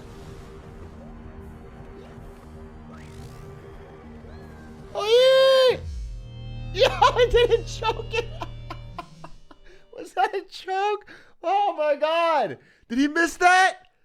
Oh, that's so sad, dude. The last input at the very end? Oh, that's like a gut punch, dude. Oh, that's gotta hurt so fucking bad. That's the literal worst way you could lose a world record. Or I guess he probably still got the world record, but probably not 2210. New Super Mario Bros. Wii has motion controls for certain actions. If you shake the Wii remote with the propeller suit, you fly into the air. Oh, God, no. He was probably popping off. Oh, my God, motion controls, dude. He was probably shaking with excitement. Oh, that is the most cringe thing. The celebration shake cost him. Oh, that's rough. That actually hurts. Pidgey had made it to the end, then put down his controller to hit the split button. But he did it a fraction of a second too soon, and it registered as a spin. At first, the community wasn't sure if this would still be a world record. They couldn't tell until they removed the loads and retimed it. That's so sad. And when they did, Pidgey found out that he had missed the world record by 2 frames. It goes without saying how hard it is to come back from moments like this. When you're so close and lose your ultimate goal to something as trivial as motion controls. And it's exceptionally hard to accept when you have... Dude, I would put security on the motion controls guy at Wii headquarters. Whoever added motion controls, I would put a security guard on him. I'd be worried. I would be watching out for his health, dude. He's in a dangerous spot. Competitors like Pidgey did. Billy still had the world record, and Skippy was just 1 second behind. He had done nearly 4,000 attempts, ran the game for over 2 years, and had never had a pace this good this deep into the run. That sucks. And sadly, there was no telling when he'd get there again. That sucks. Unless 11 days later, Pidgey had pulled a Dave. Quit fucking debating me, Summoning Saw. You can't fucking fade it out and then pop back in instantly. Bro, you know, you can't lie to me. You're saying like Steve. It took him just a week and a half to get back on the exact same pace. Giga Chad? And I mean the exact same pace. Giga Chad? It was almost an identical run into Bowser's Castle. He'd had a nearly flawless World 5 other than skipping Bombful, and hit the same tricks in World 8. He nailed double Wombless. Giga Chad? And just like that, Pidgey had given himself another chance. Don't do it again. Once again, he had to get through the escape. Do not do it again. Do not do it again. Please, please. I can't watch it twice. I can't watch it twice. It'll break my heart. Pidgey, please, just get it. Just get it. Just get it. Just get it. Just get it. Pidgey, please. Oh, thank God. Redemption for Pidgey. Let's go! His miss from 11 days ago could have haunted him for months. Yeah. But instead, in one straight shot, Pidgey had jumped all the way to sub 2210. It was a landmark world record. God gamer. And as the community celebrated, it was pretty clear that this one was gonna stand for a while. God gamer. There were still other competitors at the top, but Pidgey had gotten nearly everything you could get in a speedrun of the game. It was too tall of an order. And so, throughout the rest of 2021 and into 2022, Pidgey's 2209 remained alone at the top. God gamer. In early 2022, competition continued to increase. New names appeared in the top 10, and pressure was starting to mount. But Pidgey's records... I would love to see a Summoning Salt effect. I wonder what effect Summoning Salt making a video on a category does for activity in that category. Like, I wonder if now that this video is out, the competition escalates by 10x. You know? What if people start flooding in? Still remains strong. The fact that he had gotten a 2209 when nobody else could get below a high 2211 was indicative of his skill level. Even after months of attempts from the world's best runners, no one was beating it. The simple fact was, without getting Bombful in 5-4, Pidgey's record would be next to impossible to beat. Bombful. And nobody Seems was up to the cringe, though. task of getting it in a fast enough run. Until Billy came back. Yes. On Billy March Joe! 26th, 2022, Billy had a fairly clean run into World 5. He hit Bombful in 5-4, Dear God. gaining a couple of seconds over the record and instantly making his run much more serious. He then gained more time in the Ghost House via the meme jump through the Boo Ring. Unfortunately, he lost time in both 8-7 and the airship, so despite making it through Double Bombless, he was about even with the record into Bowser's Castle. He'd need an unbelievable last stage for this to have a shot at the record. I know we could do it. It's Billy Joe 66. And all Billy did was proceed to have the best Bowser's Castle ever performed in a record run. And he beat Pidgey by less than... That's so fucking clutch. Billy Joe clutch god. 0.2 of a second. This run is the current world record of New Super Mario Bros. Wii. That's Sub crazy. 22 might seem close. That's crazy. But right now, it's quite unrealistic. A theoretical God run could clock in a few seconds above 22 minutes, but it's hard to see a path to a record below that at the moment. That being said, I have little doubt it'll one day come. Eventually, we'll hear of a 21-minute any percent run, but that day is not today. This is the history of New Super Mario Bros. Wii World Records. Oh, that was cool. Thanks for watching. That was cool as shit. That was a great video. Billy Joe 66.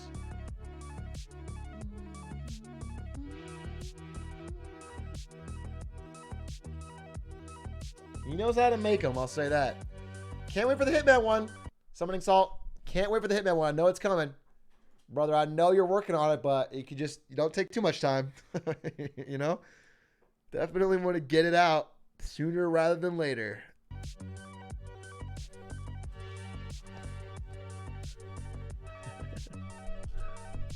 Yeah, the graph was huge. The graph was really smart. Fade retired. Good on him. 8 times world record holder.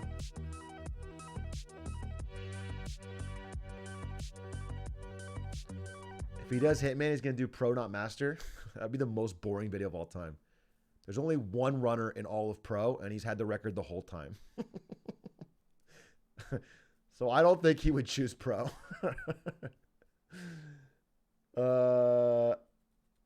He's told...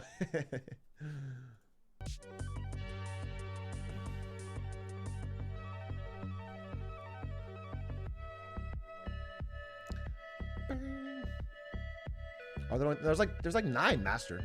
9 or 10.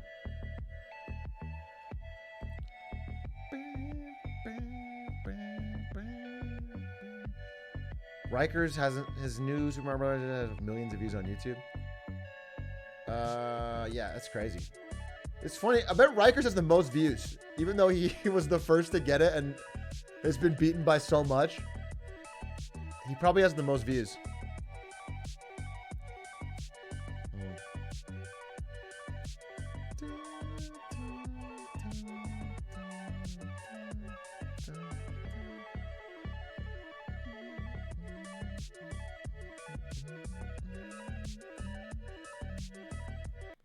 Wait, what about Matt Turk?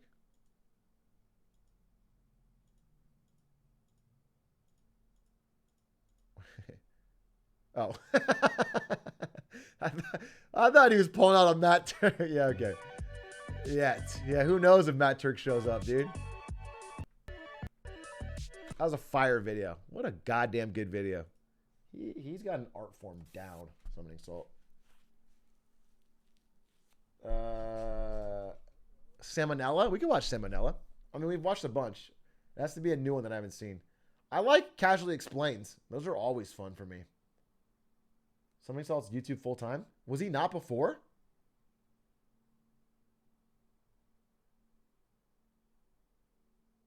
Also, I think there was a Windover video I wanted to watch.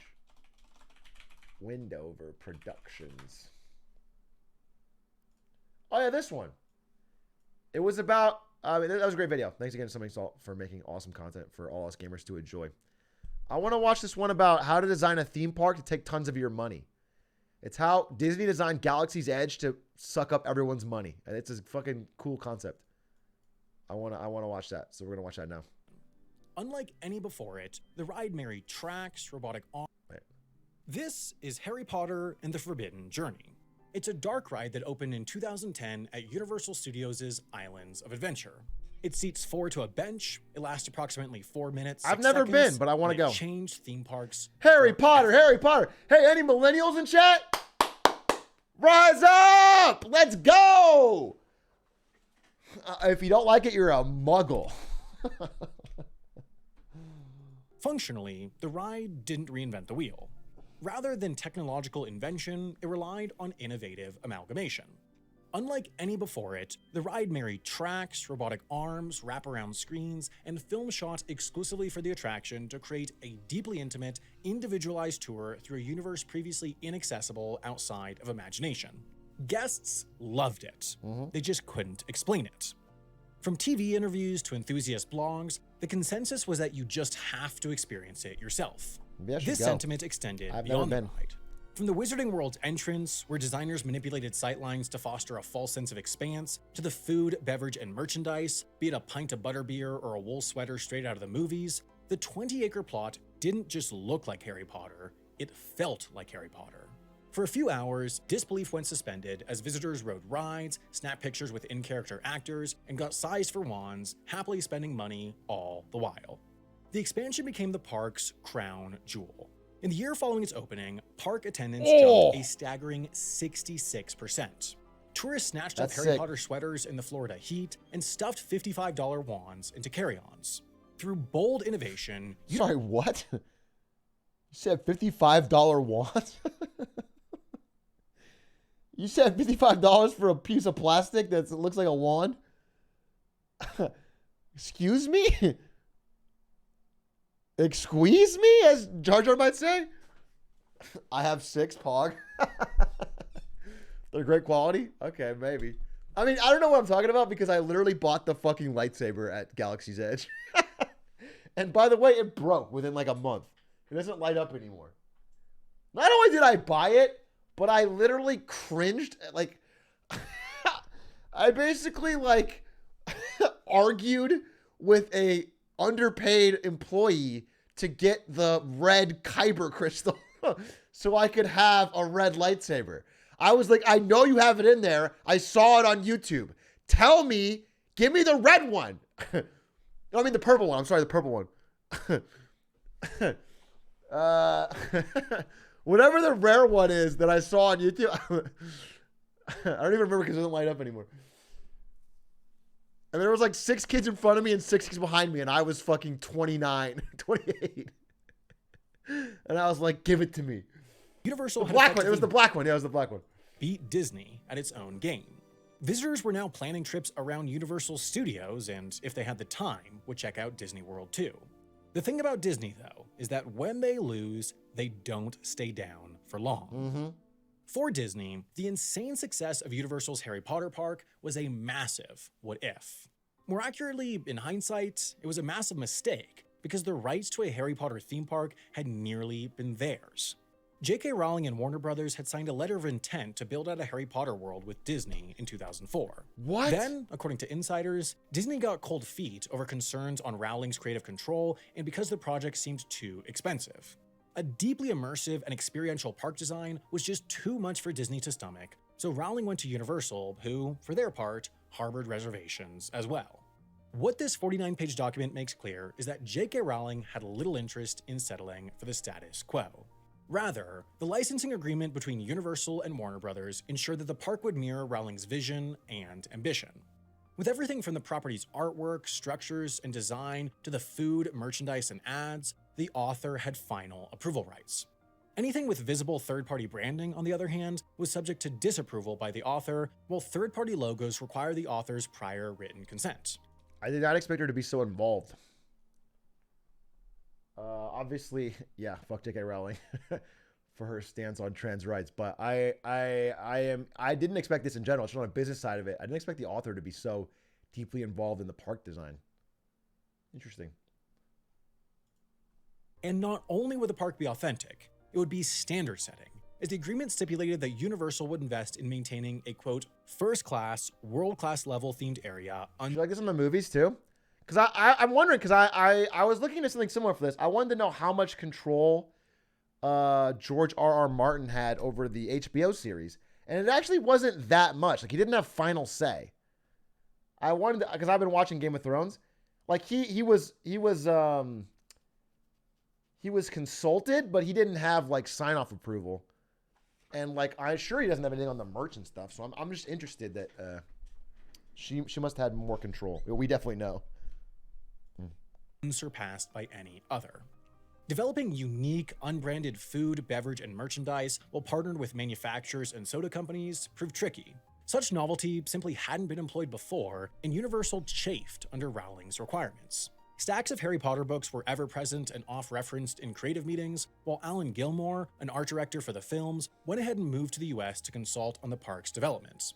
In the past, directors like Steven Spielberg and James Cameron had come on at Universal and Disney to advise, but this was different. Their themed editions served Coke and Pepsi, not butterbeer. Rowling's centrality and authority was simply unprecedented, and for Universal it proved a frustrating process. But as with the books, Rowling's vision was on point, and the parks popped, not in spite of the constraints, but because of them. Meanwhile, while Universal... I mean, it makes sense. Even if I don't agree with her opinions on trans rights, you know, as a zoomed out view, like thinking more of the George R. R. Martin example, I think you want the author to be involved as much as possible to make it as close to the books. I think that makes sense because the business is going to want to water it down. Like if, you know, it's like if they, I'm just thinking about if they made like a Game of Thrones experience or a ride or something, I would want him, a ride would be so stupid though. It's a ride where you go around a fucking conference table and you hear people lying to each other. Or yeah, you ride around a red wedding and just watch fucking children get murdered. And a random guest dies every trip. That'd be sick. That'd be fucking sick, dude. Attendance records, Disney reopened an upgraded attraction of their own in 2011. Star Tours, a Star Wars ride that had been stuffing guests onto $500,000 flight simulators and flying them through movie scenes since 1987, now boasted an expanded list of plot lines to celebrate the conclusion of the prequel trilogy. The revamped ride hardly made waves, but it gave Disney CEO Bob Iger a chance to speak with George Lucas. Months later, Bob Iger. And we can never forget his iconic quote. When you're talking Bob Iger, there's only one quote that comes to mind.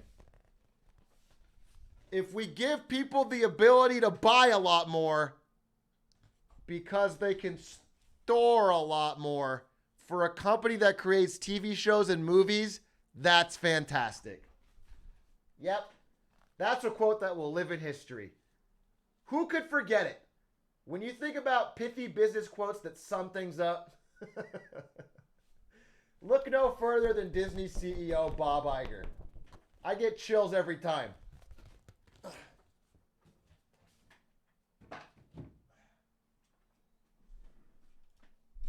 Disney announced the $4 billion purchase of... Where did that come from? Ludwig got me that as a gift because when I first met him, I was kind of obsessed with Bob Iger.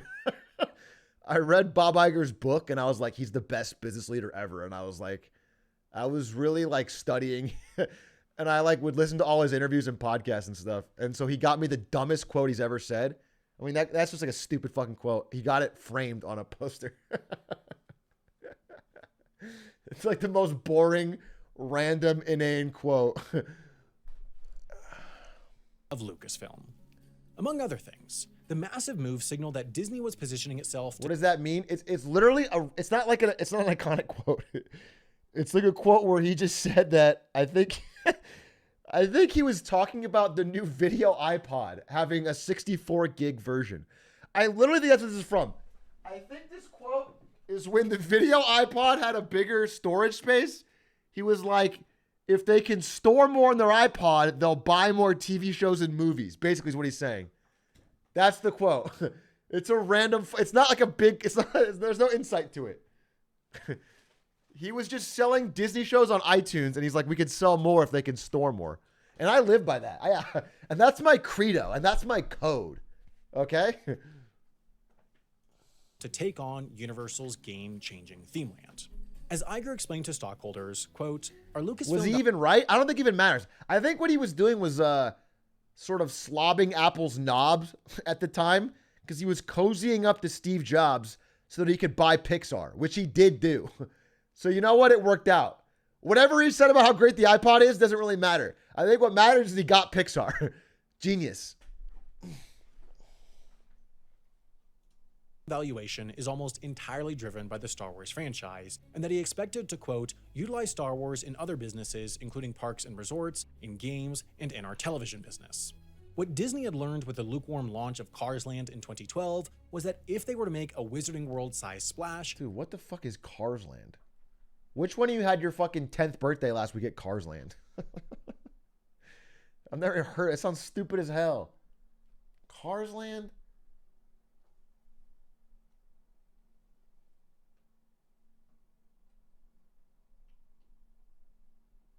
That's just the 405. Yeah, is it set in LA? You're just going to take a busy-ass highway full of cars so you can go down and sit in different cars with eyeballs on them? That's trash, dude. They needed a fictional world that people wanted to get lost in. With Star Wars, they finally had it. After some decade of planning, years of construction, and $1 billion in bills, the Star Wars universe's newest expansion was finally ready to open for business. Fans flew in from far, far away to amass at Disney's gates in the early hours of May 31st, 2019. I heard there was huge... You might talk about this, so I don't want to spoil everything, but... Because I've read about the construction of this park a little bit, and I read a lot. I follow a lot of Disney business stuff because I find it interesting. I read that there was major concern because when they designed the park, they set it in a fictional place called Batu, I guess, and they just made it up. It's like a fake planet, and they made up the lore for it. And like, I think Bob Iger was like, it should really be somewhere like Tatooine. It should be somewhere people fucking know. Like, it should be somewhere famous. And they were like, no, it's cool. It'll be this whole new thing. Yeah, I know it's all fake. I'm just saying, like, there's stuff that's recognizable to the average person and stuff that's, like, real bat-chesty. And they went sort of bat-chesty with it, which I thought he was nervous about. 19. Come 8 a.m., the most committed early risers were escorted through the park to the entrance of Black Spire Outpost. What they found on the other side was one of the most complex, most expensive, and most ambitious theme park expansions ever. I've been to this. It's pretty cool. Star Wars Galaxy Edge is unlike anything ever built before, with one notable exception. Taking a page out of Universal's playbook and building on the success of the Wizarding World of Harry Potter, this wasn't a land inspired by jungles or fairy tales or Jules Verne's vision of the future. This was the physical embodiment of Star Wars. Seeing the success of bringing Hogsmeade and Diagon Alley into the real world, this was a trading outpost on the frontier planet Batu, a fully fledged element of Star Wars canon brought into reality thanks to the deepest level of theming. Yeah, people always say this, but it's really hard to be immersed when there's a dude like wearing a fuck Fauci t-shirt and his mask over one ear. You know what I'm saying? Like, it's you're never walking around like, yeah, I'm in Star Wars. It's like it never, you know, I just didn't get that experience at all when I was there. It's still fun and it's still cool, and like I bought the lightsaber and I'm still fucking, I had a good time. I got the blue milk, but I never felt like, you know, immersed. Ever seen at a Disney park. Each of the 1,600 employees or cast members working within the land, from the actors in stormtrooper costumes to the cashiers at the merchandise shops, has a unique backstory that, thanks to improvisation classes included in their training, reflects in how they interact with guests. They use unique themed terminology. Cell phones are data pads, water fountains are hydrators, bathrooms are refreshers, and bright suns means good morning. The food, smoked kadu ribs, blue milk, Mustafarian lava rolls, and plenty more, all reflect what Star Wars characters. You're like a family with your little kid who's spray shitting everywhere and you're trying to find the nearest bathroom. And the stormtrooper's like, do you mean the refresher? Why don't you check your data? Shut the fuck up! My kid's vomiting and shitting, and I just need to get a bathroom. Tell me where the bathroom is.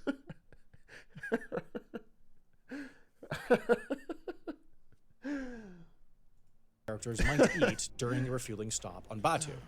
Drinks are sold in special themed containers with Coke, Sprite, and Dasani written those were in cool. the fictional Urabesh alphabet from Star Wars. Those were cool. Functional areas like bathrooms are fully themed too, with a design that looks nothing like the earthly. It was cool because they had to get Coca-Cola to agree to it, which is kind of took a bit of a struggle because they don't like to deface their logo at all or change their logo. They're very protective of it. Equivalents. Even the receipts from the various shops reflect the fact that they're from Blackspire Outpost rather than Disney World or Land. Disney kept the outside world out to a greater extent than any of its lands had ever before, mirrored only by Universal's Wizarding World of Harry Potter. While Universal's case might have been spurred forward by the author's deep creative control, both parks ingeniously shifted their strategies to capitalize on one of the most dramatic shifts in the way consumers consume ever. In short, young people aren't buying things, they're buying experiences. Year-over-year spending growth on spectator sports, amusement parks, live entertainment, and travel has far outpaced overall spending growth. While the average baby boomer devotes $134 to experiences in a given month, millennials, a far less wealthy cohort, spend $164. And we don't even have any money. That's awesome. Yes! Reasons behind the shifts go far beyond a single factor. No small part can be attributed to the rise of... We don't need housing if we have $55 Harry Potter wands and we know what house we're in. You know what I'm saying? You don't need physical housing when you have Gryffindor. That's my house. That's where I live. That's where my heart is. Social media. Younger people want to live a life that portrays well online and that mimics the purportedly idyllic lives portrayed by others on social media. Disney was a foundation. Avocado toast, Harry Potter wands, and blue milk. Greater than house. So fucking true. These boomers think they have it all just because they have all the real estate stocks and wealth. But they're fucking missing out, idiots. Element of the experience economy before this term was even defined, but not in a way that fit the 21st century conception of it. Airbnb. Did I just had a dystopian thought? You know how like they won't build high density housing anywhere? Like they just can't get approved for it. What if they rebranded it as like a fucking Gryffindor dorm? So instead of like a tenement slum, it's the same thing. It's a tiny fucking room. But the whole thing is like cheaply themed after Harry Potter. I don't live in the slums, dude. I live in a Griffin dorm.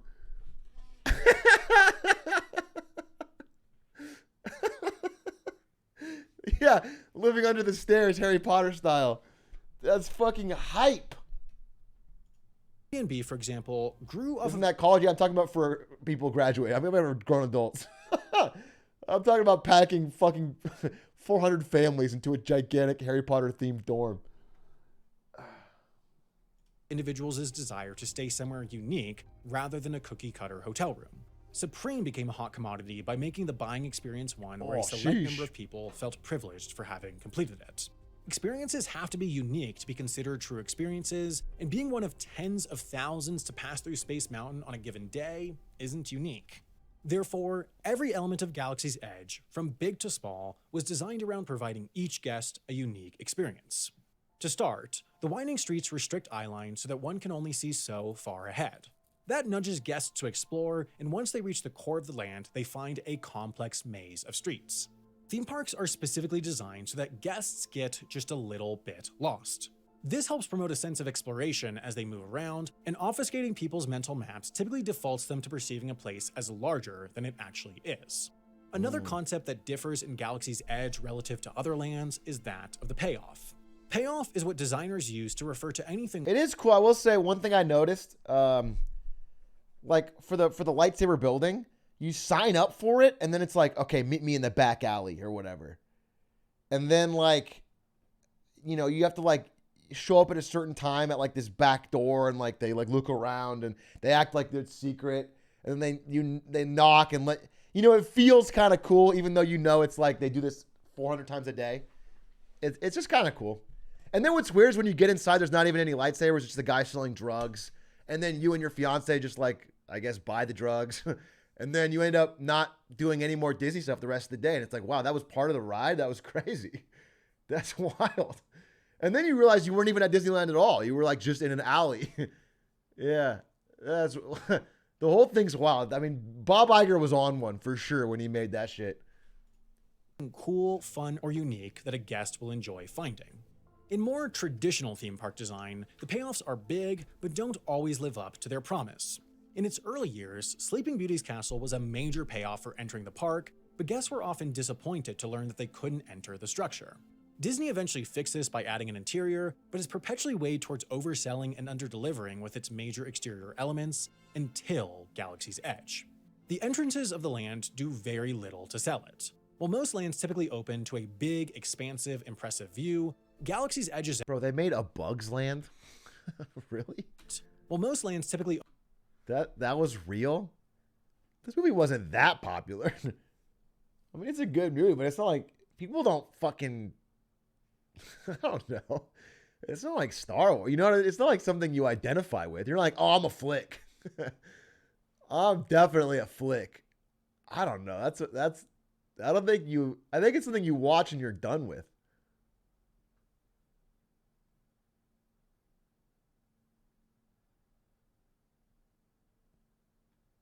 Such a grasshopper thing to say. I did love Hopper. I thought Hopper was fucking Giga Chad, dude. Hopper was sick. He had good fucking speeches. Hopper got the job done. When Hopper is talking to, I remember this speech vividly. When he's talking to the other grasshoppers and like, what are they gonna do? They're just one little ant. And he's like, ha, you're right. Imagine this seed is one little. Let's watch that right now. It's a great scene.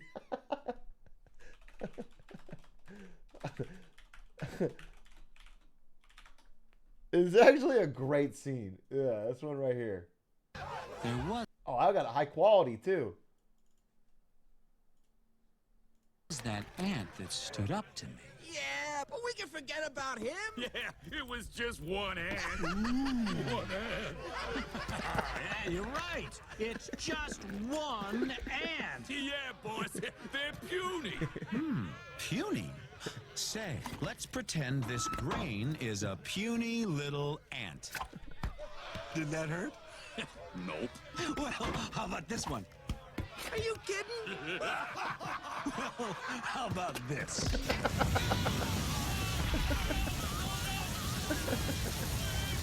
Holy shit! Holy shit! You let one ant stand up to us, then they all might stand up. Those puny little ants outnumber us 100 to 1. And if they ever figure that out, there goes our way of life. It's not about food. It's about keeping those ants in line. That's why we're going back. Does anybody else want to stay? Yeah, it's fire. And that's why capitalism is good. I think the message of this was, I think, I stopped the movie right here, but I think the message of it was that capitalism is good and that we should make sure that a few people have all the wealth and power. I think that's what it's about. I didn't 100% take notes.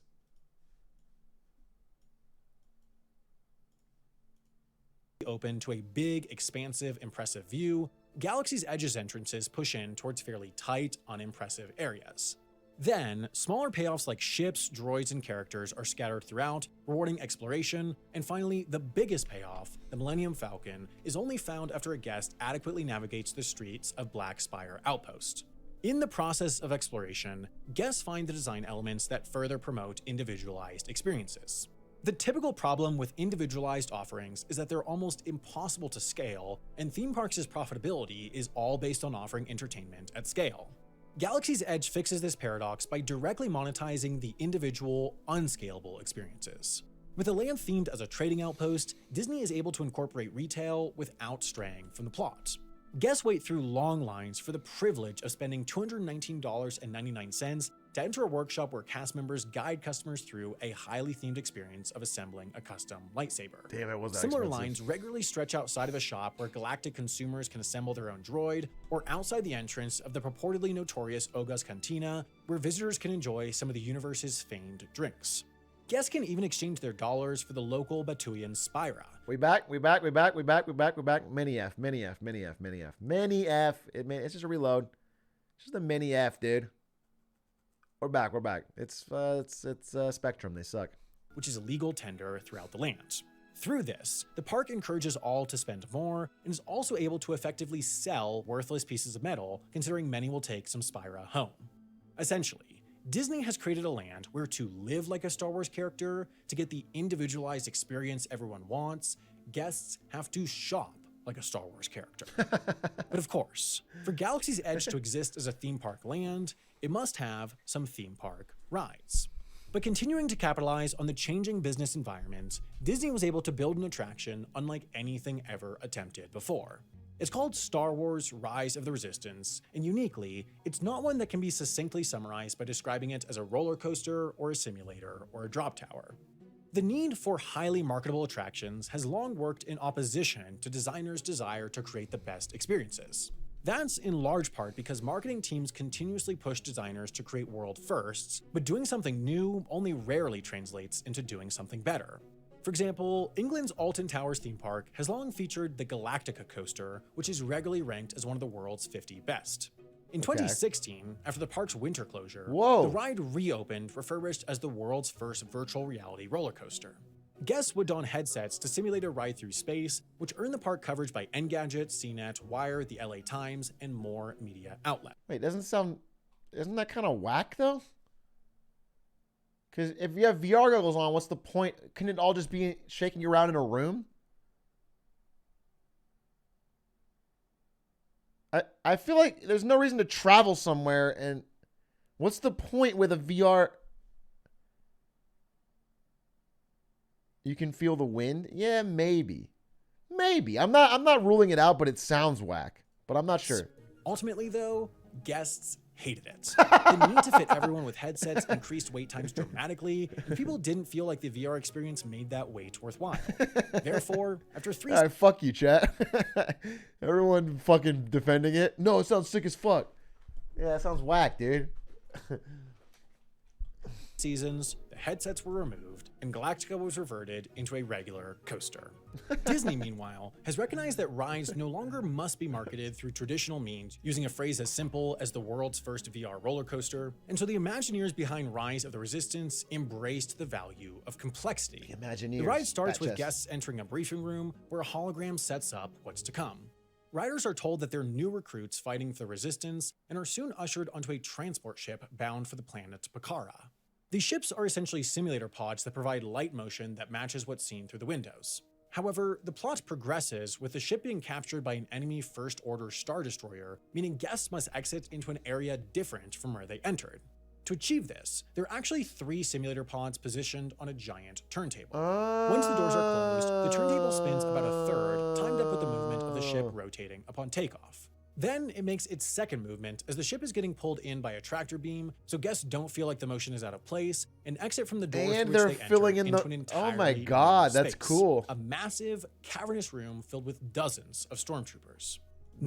I went to Galaxy's Edge, but this wasn't ready when I went there because I went like pretty soon after it opened. So I haven't seen this yet. I've heard it's good. I might go this year because Ari wants to go and she likes Star Wars. But I haven't done this ride. But that's cool.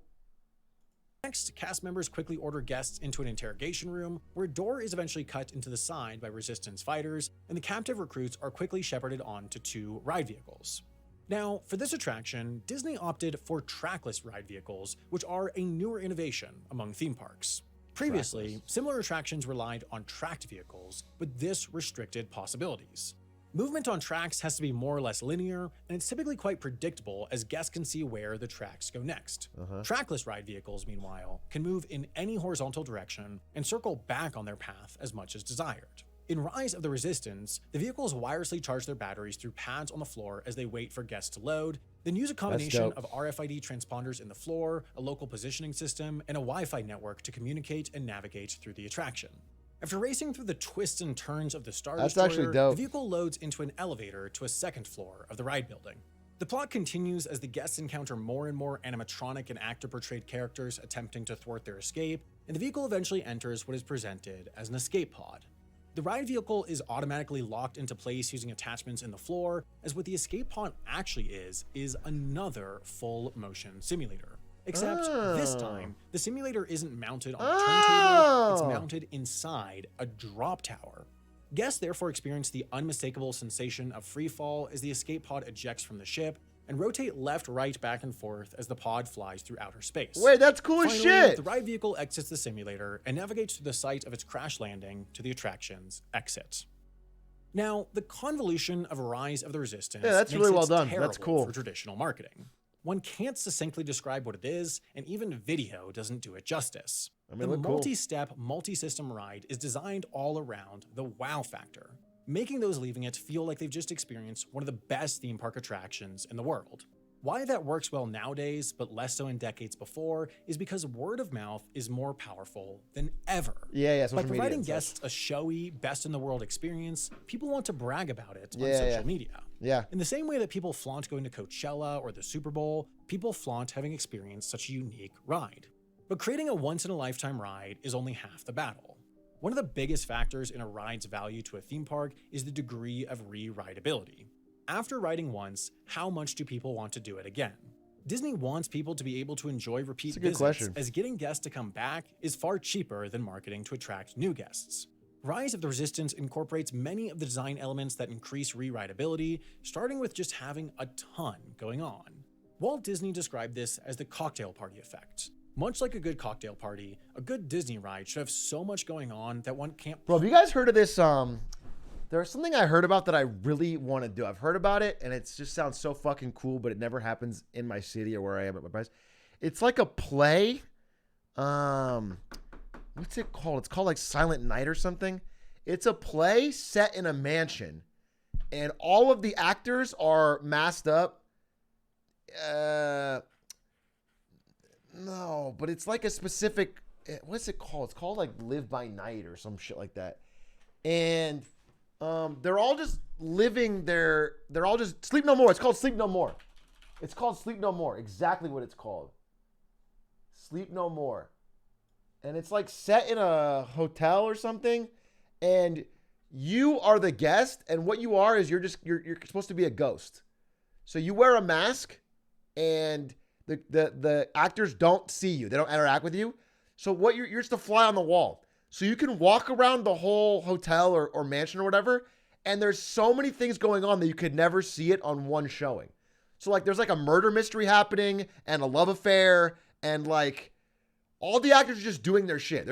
They have it's like Majora's Mask or something. You know what I'm saying? So you just come in and you're a ghost and you can walk around, and anytime you pay for the ticket, you can see whatever you want. And there's supposed to be like 100 different plot lines all happening. And you can follow them and listen to them and hear about, we're going to meet up at midnight, and you can go to it's just cool. I heard it sounds so fucking cool. DJ Wheat, who worked at Twitch, has done this like 6 times. And he said it's entirely different every time, and he like really enjoyed it. And I've always wanted to do it, but I never got the chance. It's like some Westworld style shit, yeah. Possibly focus on it all at once. Well, you can't go to a given cocktail... Hitman level? I'm not...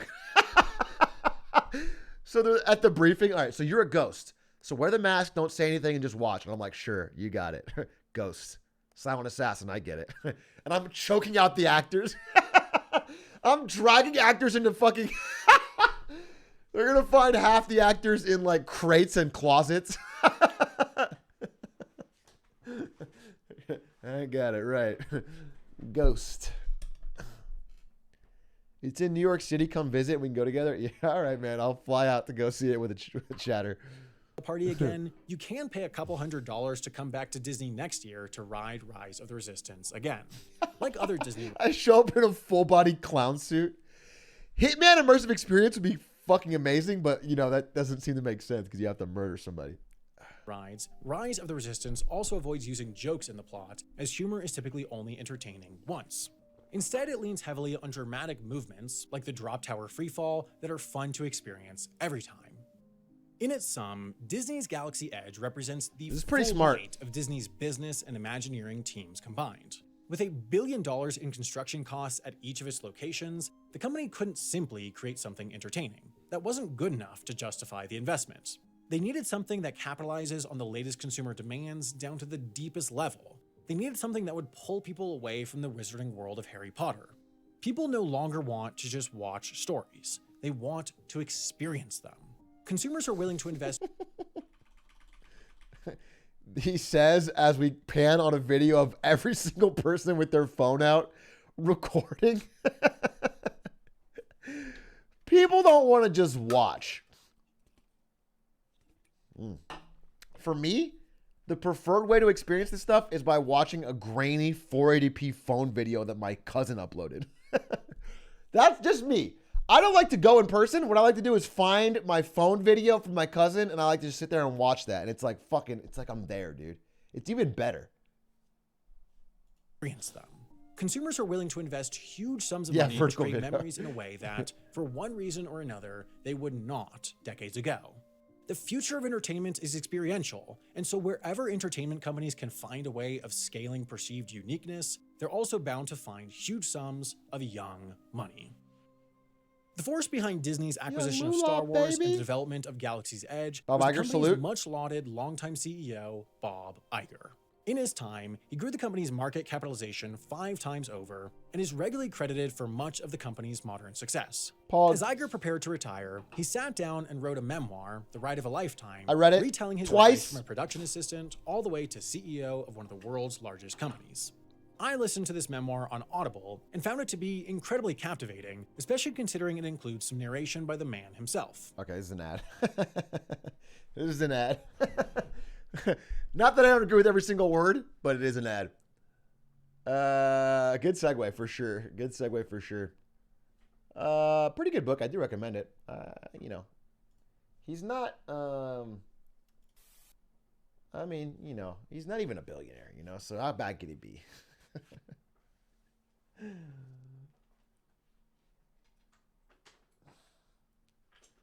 And he did start out as a production assistant. That part is actually true.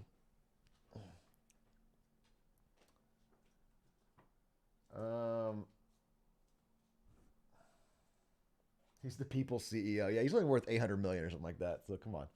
He's practically one of us.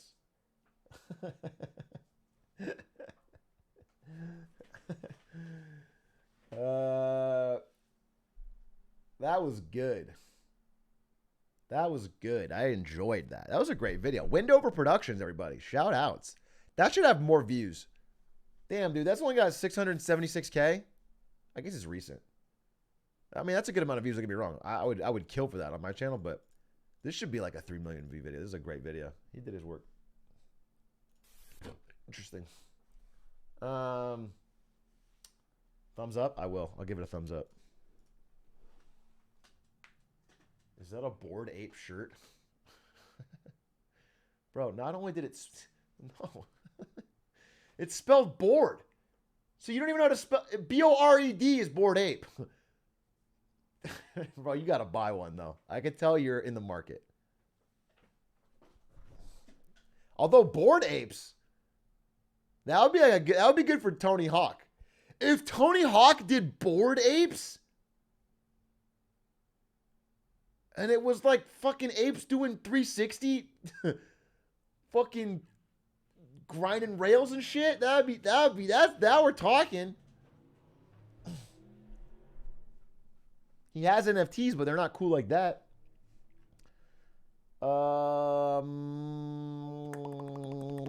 Do we have anything else we'd like to watch? Do we have anything else we'd like to watch? I can't believe that I beat Bloody Puddles. I truly am the greatest Bloons player alive. Little song. I don't know if you guys like it or not. It's sort of like a authentic experience. I didn't have too much planned because I thought that would take me 9 hours. I kind of planned on doing that till 2 a.m. And so when I did it in 90 minutes, we're kind of in a different realm.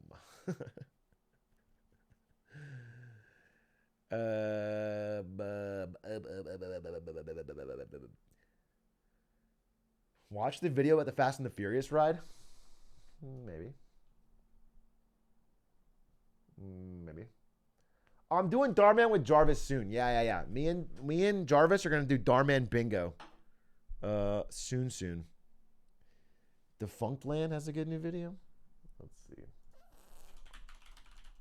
Defunct Land YouTube. Let me thank some subs, but I haven't thanked anybody today. I thanked nobody. Over the years, it has been my good. Kranikov, thank you for the 7 months. Bendy, thank you for the prime. Chan, thank you for the 5 months. Snap Crackle Pop with the 3 months. Heck with the 5. Galen Jader with the 1 year. Thank you. 1 year loving all the Bloons content. Keep it up, man. You've been here for a year, but what you love is the Bloons content that I've done for 4 days. You're a 1 year sub, and your compliment is that you love the Bloons content. Well, that's fucked, dude. That's fucked. Quiobi, thank you for the prime. Pulse, thank you for the prime. Simon, thank you for the tier 1. Major, thank you for the 11 months. Ungorn, thank you for the 20 months. Goddamn. Swiftaholic, thank you for the prime. Dead Pat, thank you for the 6 months. Shambles with the 9. Jacob Fett with the 16. Thank you. Appreciate it. Turner with the prime. Big Chili with the 9. Colonel Creep, thank you for the 14. Huff Benedict with the 7. Os Jad for the 13. Physics. Shout out to the Physics. Baby Monkey, thank you for the 18 months. Ozem Mandalist, thank you for the 8. It's Nathan with the 2. Case to Rock with the 2. And, of course, Bad Art Fox with the 8. Man of York with the gifted. Names Richard with the tier 1. Sir Proton with the tier 1. And your average PC nerd. People always ask, what is Coffee Cow? But never, how is Coffee Cow? People don't really ask either. They just say Coffee Cow over and over and over. They don't ask any questions. It's never like a question thing. It's always like just Coffee Cow, Coffee Cow, Coffee Cow, Coffee Cow, Coffee Cow. Or they spam the emote. This is a really good Pokemon Red Blue AI video. It sounds kind of interesting. Trainers in Pokemon. Wait, they scientifically ranked the trainers in Pokemon Red and Blue? That's actually kind of interesting. Actually, okay. Fuck it. It actually sounds interesting. Good suggestion. We'll watch it. Pokemon Red are so weak that they can be easily bested by a 7-year-old or an army of Twitch users. But maybe it's unfair to judge them by human standards. What would happen if we were to pit all the AI trainers in Pokemon Red against each other in a giant tournament? Who wouldn't Gary just win? He's the strongest lineup by far. Wouldn't Gary just fucking own? I mean, the fucking youngster Joey, who I like pants, let's fight, is not gonna. He's got a Rattata. Doesn't matter if his AI is goated, dude. He can't. Who would come out as the strongest of all, and who would be the surprise underdogs? That was the question I set out to answer in my newest project, scientifically ranking the Pokemon Red trainers. By the way, this video is broken up into several parts. If some of them don't interest you, feel free to skip around. There are convenient timestamps in the description. Pog. First, let's talk briefly about how the AI in the Gen 1 Pokemon game Skip. I'll listen to it. actually works. There are 391 trainers coded in the game, and they all follow the same basic AI. Each turn they start by picking a move. Each of the up to 4 moves they can choose from starts with a priority value of random? 10. The lower the number, the higher the priority. Then, based on the trainer's class, up to 3 modifications are applied to these priority values. The first modification strongly deprioritizes moves that only inflict a status ailment if the opposing Pokemon already has a status. Almost all trainers use this modification. Okay. The second modification slightly prioritizes moves that have certain effects, such as healing or raising stats. This modification is supposed to apply only on the second turn a Pokemon is out. But, well, we'll get back to that. Okay. Only a select few trainers follow this modification. The third and final modification slightly prioritizes moves that are super effective. However, this calculation is a bit primitive. It doesn't care whether the move actually does damage, and it doesn't bother checking both types of a dual-type Pokemon. This leads to interesting quirks, like the trainers in Celadon Gym that won't try to hurt you if you come at them with the Bulbasaur, because they just spam poison. The third modification is used by a larger handful of trainers. Once the appropriate modifications have been applied, the AI picks randomly between the moves with the highest priority. Of course, using moves isn't the only thing trainers can do. a handful of trainers have additional AI routines that allow them to perform actions like using items or switching out their Pokemon. These also correlate to trainer class, and they usually follow logic like, if health is below 1/5, then with 50% probability, use a super potion. Otherwise, use the selected move. These actions can be done a limited number of times, which resets when switching out. Okay. So then, we know how the AI works, but how are we going to pit them against each other? Wait, so just based on that, trainers have infinite potions then? It's just that it just stops using them? Wow. When I was a kid, I always thought it was, I always tried to like burn them out. I always thought like, I remember, I think I would write it down in my notebook, like Agatha has 3 potions. I distinctly remember thinking like, they have exactly this amount and I need to burn it out. That's crazy. If they have infinite. Each other. Well, since the AI is so simple, it would be easy enough to just implement in Python. Then we could wire it up to a locally running instance of Pokemon Showdown set to the Gen 1 rule set. But this doesn't feel entirely in the spirit of things. I want to see how strong these trainers are in their home turf, and that means actually running Pokemon Red. So, here's how the system works. This is the basic setup. This was probably so much work to set up this scene while he's talking, but it makes the video 50 times better. This is the type of production value shit that really makes fucking great videos. Like, he could just be talking right now over pictures of graphs, but this 3D oak scene is so sick. That's really impressive. Is that we have 2 emulators that are kept in sync, but mirrored from high one effort another. content. So, say we're pitting Blaine. When you're hot, you're hot.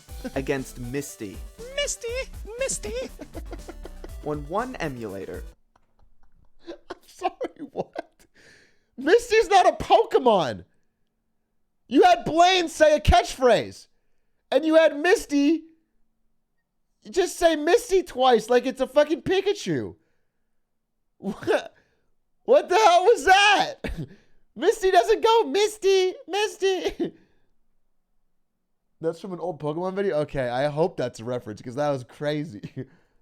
We'll set up a save state where the opposing trainer is Misty and the player has a party identical to Blaine's. Then, whenever the player needs to make a choice, we take a save state, swap the data for the player and the enemy, then load that save state in the second emulator. From there, we let the battle play out and see what action Blaine, who's now controlled by the game's AI, takes. Then, it's a simple matter of pressing the right buttons in the original game to perform that action. This does unfortunately still leave a few quirks because of the way the game treats the player trainer versus enemy trainers. For example, player Pokemon gain XP if they defeat an enemy, and use up PP when using moves. These are easy enough to disable though, by just hard-coding memory values. But even with these accounted for, there still exist 2 subtle differences. The first has to do with priority. The player is always able to switch out or use an item before the enemy moves, while enemy trainer actions get priority based off the speed of their Pokemon and the priority of the move that they would have used had they not instead taken an action. This means the enemy trainer has to win the speed check, or select a move like Quick Attack, in order to take actions before the player moves. Second... Wait, what the fuck? So, if Blaine uses a Quick Attack, they can use their item first? If they would have used Quick Attack, their item comes out first? That's stupid as fuck. That's such a hacked together system. Some AI trainers will try healing their Pokemon even when they're at full health, thus wasting a turn. However, the game won't let the player do this to their own Pokemon. These quirks hopefully won't have too much of an impact on the final results. With everything wired up and all the major bugs ironed out, we're ready to run the tournament. I pitted trainer against trainer until everyone had a chance to fight everyone else in a true round-robin style, plus a few battles on top of that for good measure. In total, I ran over 87,000 battles. That's about 4,000 hours worth of battles, and collected statistics about each trainer's performance, which we'll take a look at in just a bit. The most basic statistic is the win-loss draw ratio. You might be wondering how draws can happen in non-competitive You made Pokemon. ELO ranking. Even if both Pokemon faint at the same time, the game will still declare a winner. Well, because the AI is so primitive and is unhindered by PP constraints, there are lots of scenarios where two AI trainers will get themselves locked in an endless battle. Because of this, I instituted 2 draw scenarios. The 75 turn rule, inspired by the similar rule in chess, counts the battle as a draw if 75 turns go by without either side taking damage. The 1,000 turn rule counts the battle as a draw if 1,000 turns go by without either side winning. I also count the match as a draw if the emulator freezes or some other unaccounted for bug occurs, but fortunately that didn't happen too many times. The second statistic I calculated is an ELO score. This should be familiar to anyone who plays chess or Pokemon Showdown, as well as a host of other games. It's very similar to the MMR systems used in a variety of competitive games. Basically, every player has a score, which goes up when they win and down when they lose. The clever bit is that the amount the score changes varies based on the score differential between the two competitors.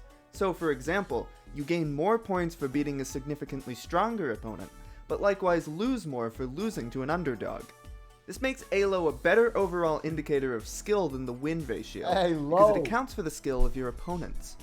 It's not necessarily the most well suited for this type of tournament though, because the combatants are static AI. ELO is designed to capture the change in a person's performance over time, and thus can potentially change dramatically based off the order of matchups. Despite this downside, I chose to use it for this project because I hoped it would be familiar to a lot of people, and provide an easily sortable score for each trainer. That makes sense. Mainly though, I just wanted to steal Tom Seven's excellent name, ELO World. Of course, kids these days don't care about stinky math and numbers, they like tier lists. So I also categorized each trainer into a tier, from F to S. Smart. And, because I like to pretend to be a data scientist, I decided to try a mathematical approach to tiering. Since we already have an ELO score for each trainer, dividing them into tiers is basically just a data science problem of dividing up a sorted list of numbers. A kernel density estimation is a good way of doing that, or so I'm told, which results in a graph like this. I was just thinking that about how it should be a kernel density estimation, so I don't need to say this part anymore because I already know. That was my first suggestion, was kernel density. So, without further ado, let's start the ranking. In very last place, squarely in F tier, we have the first rival battle against Squirtle. You fight the rival several times throughout the game, of course, and the rival's team varies based off what starter you picked, so the rival ends up accounting for 24 of the 391 trainers in the list. Anyway, with the team consisting of a single level 5 Pokemon, it's not surprising that the rival finds himself in last place. What's mildly surprising, however, is the fact that the rival with the Bulbasaur so outperformed the other two, earning himself a spot in D- tier. This is probably because of Bulbasaur's unique dual typing. Making our way through D- tier and up to D tier, we find a plethora of bug catchers and the second rival encounter from Viridian City. This time, the Squirtle rival is able to join the Bulbasaur in D tier, thanks to learning Bubble, but Charmander continues to lag behind. D tier is pretty big compared to the first two, and is home to a number of unremarkable trainers. Youngster Joey! However, it is also home to the biggest upset victory in the game. Rocker number 2, with an ELO of just 707, managed to beat the B+ tier swimmer number 13 with an ELO of 1867. Upset of the year. Oh, you can't see his ELO, dude. I want you to be able to see his ELO. He's got a 707 out of nowhere. This fucking miracle rocker brought his Volt. That's because it's a Voltorb Electro versus Starmie, dude. Yeah, he used Thunderbolt. Wow, fucking crazy. Looking at their teams, it should be clear why. The rocker has a major type advantage over the swimmer. Obviously, he just overwhelmed the poor swimmer with a torrent of super effective electric type Oh. Well, that does technically count as a loss for the player trainer. Well done, rocker number 2. D tier is also home to the first gym leader, Pewter City's own Brock. Looking at the trainers around him in the ranking... Damn, Brock, you're a gym leader. You're one of like the 8 highest paid trainers in the whole country. And you're in D tier. How the fuck can you become a gym leader with a level 12 Geodude and a level 14 Onix? That's crazy. That means like an average fucking child from a different city could walk over to your town and beat the shit out of you and take leadership of your town. It's nepotism is what it is. Nepotism. It seems he's only slightly more powerful than the other trainers near Pewter City.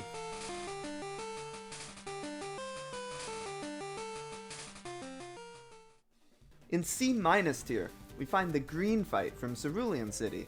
As you can see, gym leaders canonically have different levels of Pokemon for each opponent. That's stupid. Then canonically, the smart thing to do is pretend to have dog shit Pokemon. So that you get the weakest lineup. And then you fuck them up and get the badge. And then you can fucking walk around the if you had a fast enough car, you can get all 8 badges in like a day. Bulbasaur is maintaining its lead in the rival starter rankings. Near the top of C+ tier... It's based on how many badges you have? How do they check? Just open your case, don't put the badge in yet. I got none.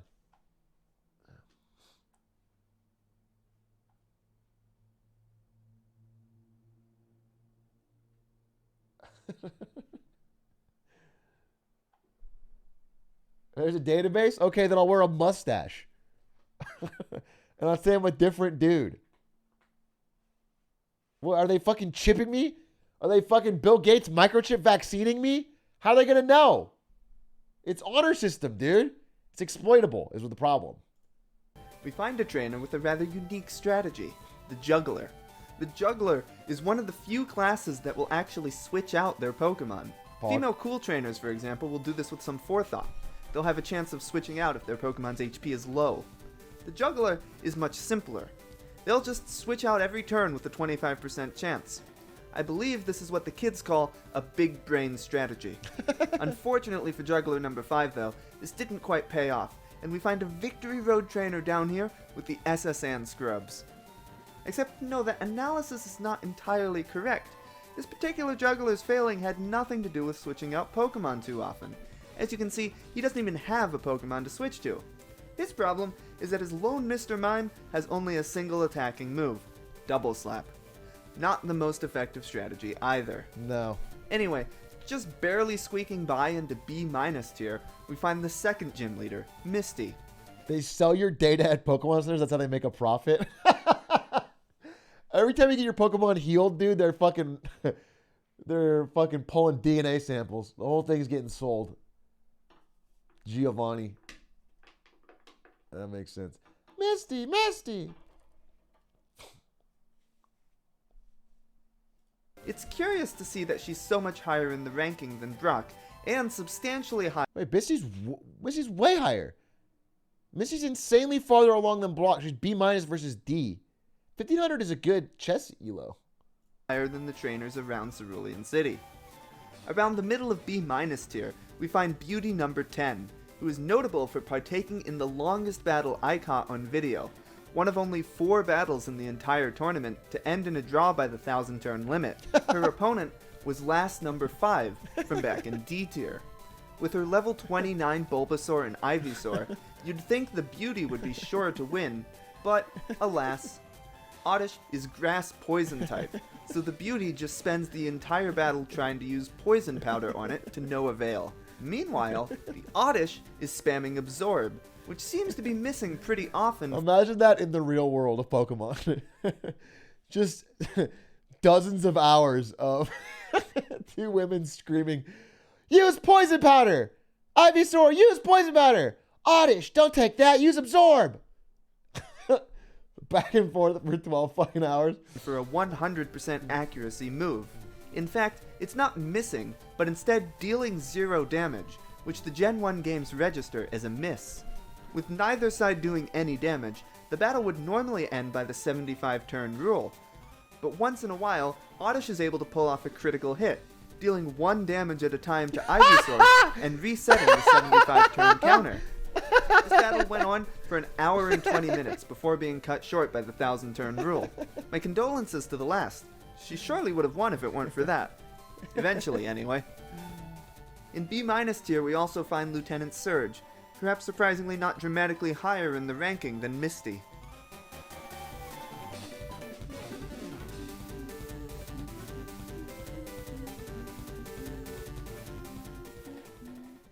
In B+ tier, we find the Karate Master of the Fighting Dojo. You know, B+ seems a bit low for someone vying for the title of Saffron City Gym Leader. Based on the ranking, he falls somewhere between Lieutenant Surge in B- and Erica in A-. His competitor, A-? Sabrina, is nowhere to be seen. Well, we'll get back to Sabrina. Giovanni's only B? Cringe. Speaking of Erica, here she is now. A- is a pretty respectable... A- is great. I don't know if I've probably mentioned this a couple of times, but when I was a kid, my parents wouldn't buy me Pokemon Red, so I traded my Pokemon cards. I traded a shiny hollow foil Nidoking and a couple other cards for a copy of Pokemon Red on the bus. And the kid that traded to me was a bully, and the game copy was broken. The only reason I got that great deal was because the game was broken. It had no battery in it, so you couldn't save. It was an unsavable copy. So what I would do is after school every single day, I would put 2 AA batteries into my fucking thick-ass Game Boy Color. And I would play Pokemon Red for about 4.5 hours until the batteries died. And then I would start over. I only played the beginning of the game every single day. That is how I played Pokemon Red for fucking like a year until I was able to get a real copy. And so I would and I got pretty good, I guess, at speedrunning it, at whatever you could do as a 7, 8-year-old. Because I wanted to see more of the world. So I would always get to around Erica. That's about as far as you could get if you really grinded before your batteries would die. I mean, for me. So, but like anytime I would get farther than that, or I would get lucky or just have a good run, I would feel so excited to see more of Pokemon. Because I would always be seeing the same shit every day. I went through so many batteries, bro. Rank for the Celadon City Gym Leader. But what's this? Oh no, poor Lorelei. Who would have thought we'd see a member of the Elite Four all the way down here? Battles against Lorelei great? follow a predictable pattern. She opens with Dugong, who then Okay, that's crazy. Lorelei with fucking 5 level 50 plus Pokemon is ranked below this gentleman with 1 Primeape. This old dude with 1 monkey is ranked higher than fucking 5 Pokemon higher level. How bad is your AI? What the fuck? How do you possibly lose? just spams rest for the entire battle. The strategy naturally leads to Lorelei having by far the highest draw count of all trainers. Over 1/3 of all draws in the tournament are attributable to Lorelei. But why does she spam rest so much, at the expense of anything else? Well, remember what I said earlier about the AI prioritizing healing moves on the second turn a Pokemon is in battle? Well, funny story. I realized at the last minute while writing the script that there was actually a bug in my code. It never updates the enemy turn counter. So, presumably, Lorelei is just stuck prioritizing rest for the entire battle, when actually she should only do it for the second turn.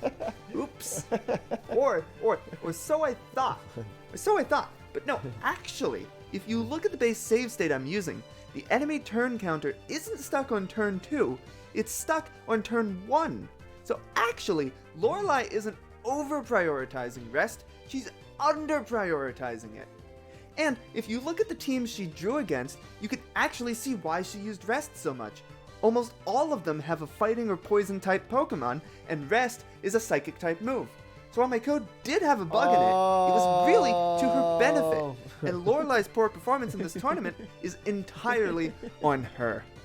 Anyway, unsurprisingly, among the Pokemon Tower rivals, Ivysaur leads the pack. Moving on to A tier, we predictably find Koga, followed by Blaine, and the Viridian City Giovanni, mixed in with a scattering of Victory Road trainers and Silph Co rivals. Bruno. Once again, the Venusaur rival maintains its lead. Then, kicking off A+ tier, finally we find Sabrina. Sabrina was sitting at loaded. a cool 2370 Elo. Sabrina was a tough cookie. At least playing as a kid. She was one of the harder ones for sure. Well ahead of all the other gym leaders, and even Bruno of the Elite Four, just a few spots shy of Agatha. I think Bulbapedia puts it best when it says, Psychic-type Pokemon had virtually no match in the Gen 1 games. My condolences this time go out to the Saffron City Karate Master. He really didn't stand a chance. Rounding out the Elite Four, we find Lance in the number 8 slot. At least the Elite Four has the decency to sort themselves in the proper order. Between him and the champion, though, we find the rival fight from Route... Wait, what the fuck? Professor Oak? Unused? They had an unused Professor Oak fight in the game? It was in the code? Holy shit. That would have been a cool twist. You get good and then Professor Oak tries to fucking smack that ass down? Oak's chatted up with a level 70 Gyarados? A level 69 Charizard?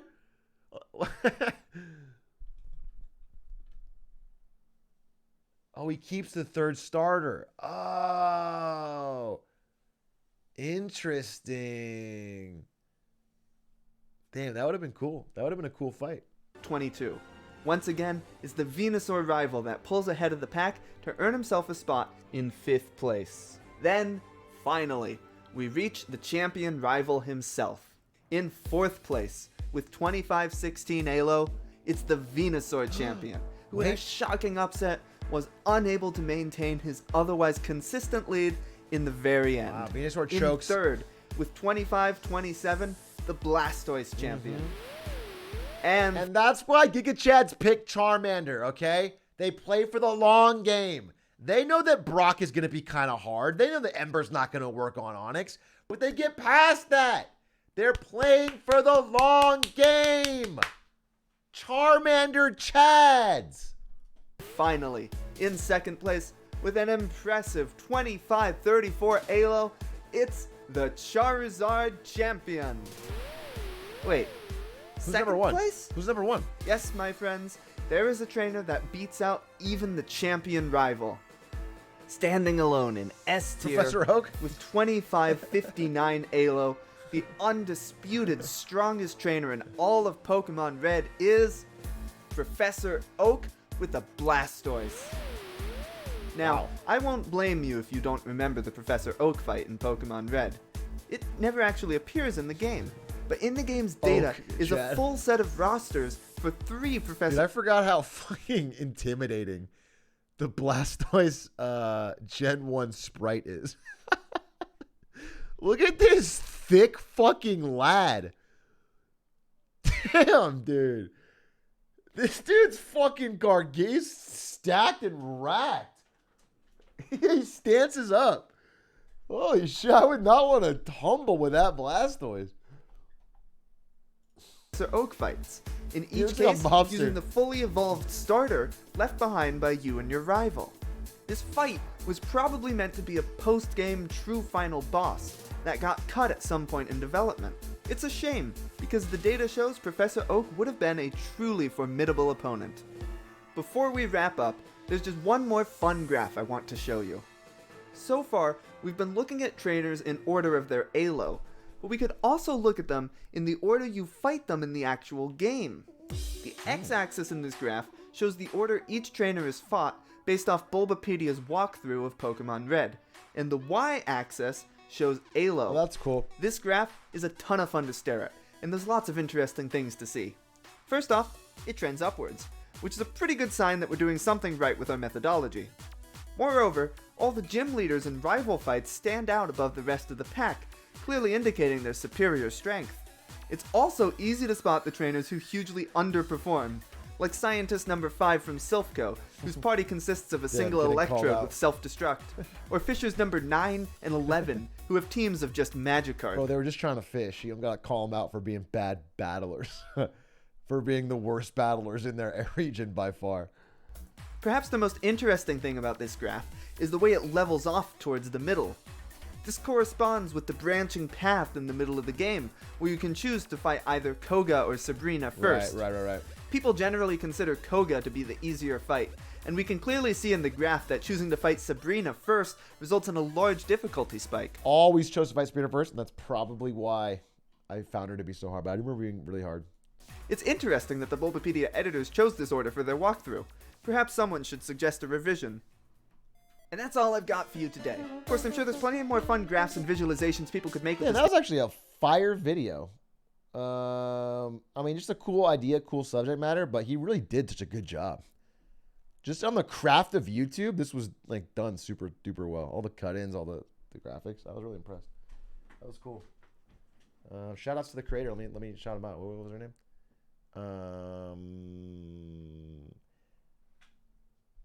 Pyman Rules? Piman Rules? That's a 50 subs? 50k subs? Bro, how do you have the most amazing production quality I've seen? That's crazy. Bro, this guy went from 650 view videos on Bikini Bottom Rehydrated to like one of the most well-crafted. That shit's insanely hype. Oh, he did a Redux? In my last video. Oh, he made them all the same AI, same level. Well, I gotta see this. On scientifically ranking the Pokemon. We'll skip around because it's a little long. Pokemon Red trainers. I devised a system that let me pit enemy trainers against each other using the actual AI from Pokemon Red. I then ran a giant round-robin tournament of all the trainers. Dude, he did this first video when he had 38k subs. That's crazy. Damn, that's ahead of the game content. This guy's fucking... And ranked them based on their performance. If you haven't seen the original video, I definitely recommend checking it out.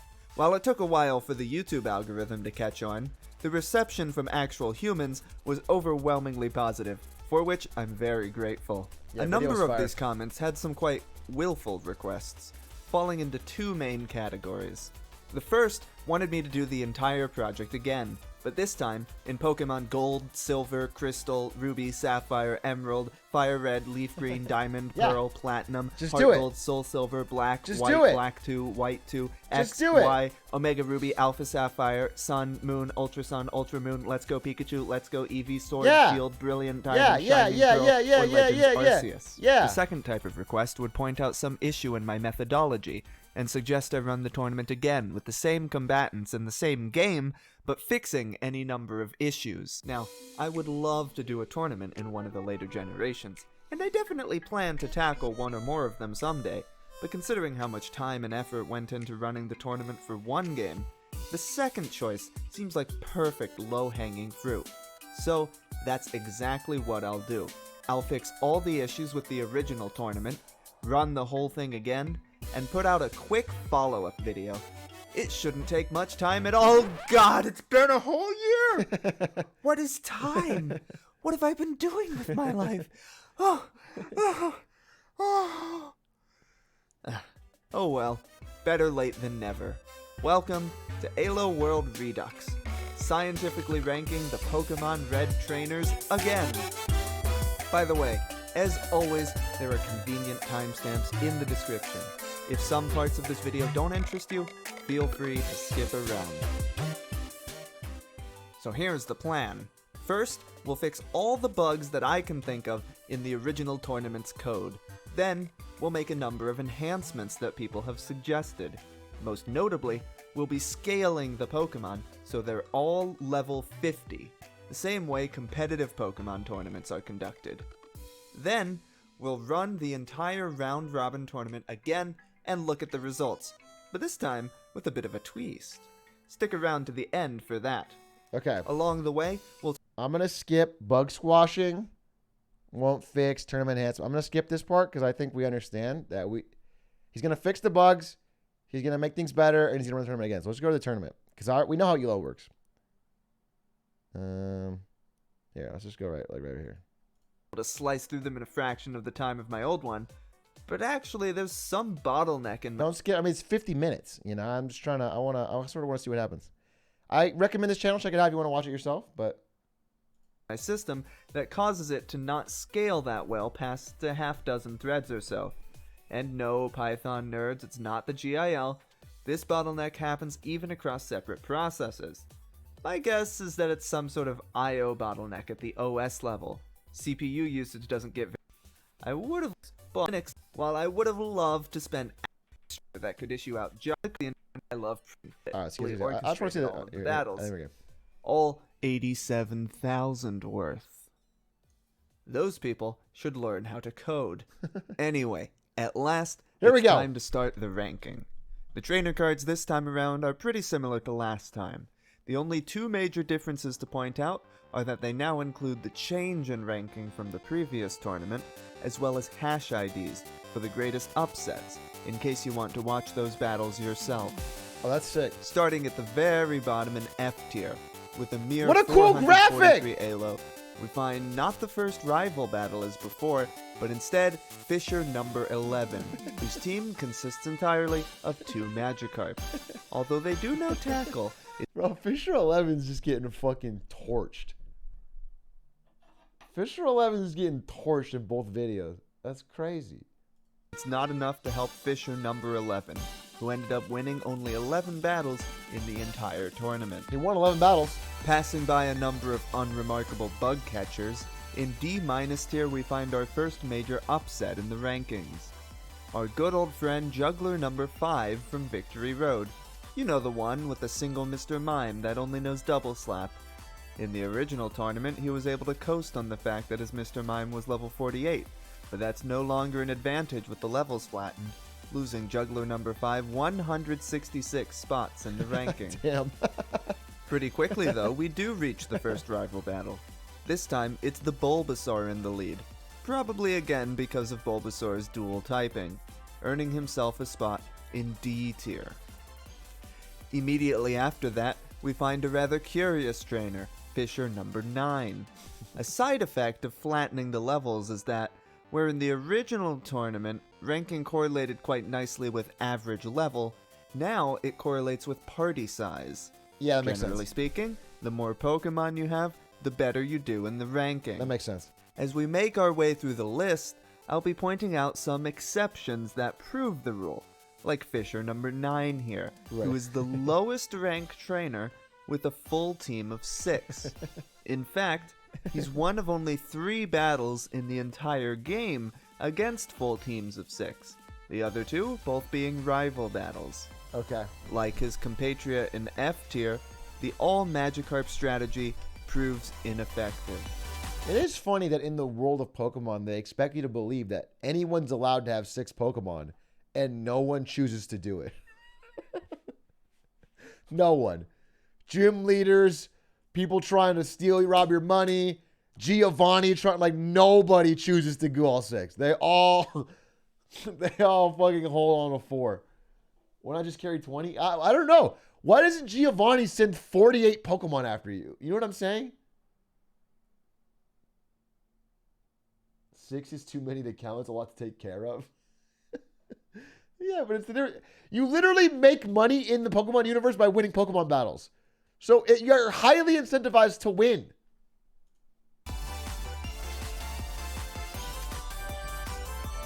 Six Pokemon in this economy?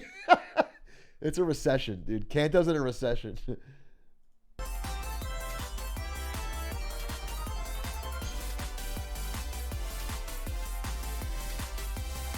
Black Belt number 4 in D+ tier is another big mover, together with his single Primate, losing 144 spots in the ranking. That's not as bad as Black Belt number 7 though, who lost 216 with his lone Machoke. The second set of rival encounters are a bit spread out. We just passed the Charmander rival, and the Squirtle rival is right here, but the Bulbasaur is a little ways to go.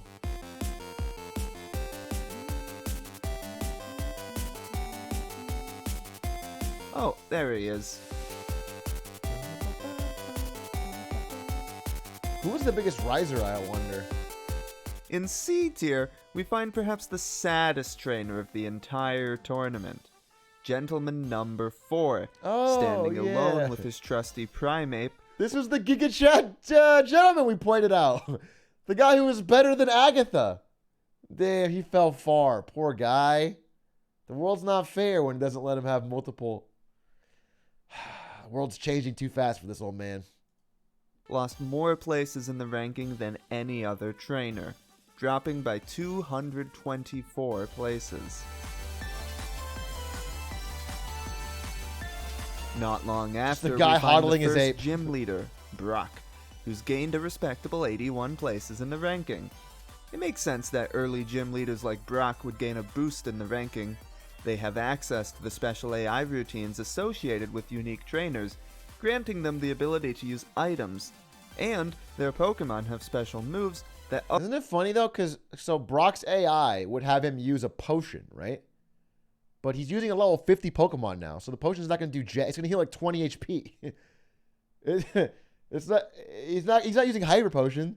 He's still trash. Like, it's still a waste of a turn. Other Pokemon of the same level wouldn't have. Without being restricted by their low levels, Brock's Pokemon finally get a chance to shine. Unfortunately for him though, he does still only have 2 of them, so at the bottom of the gym leader rankings he remains.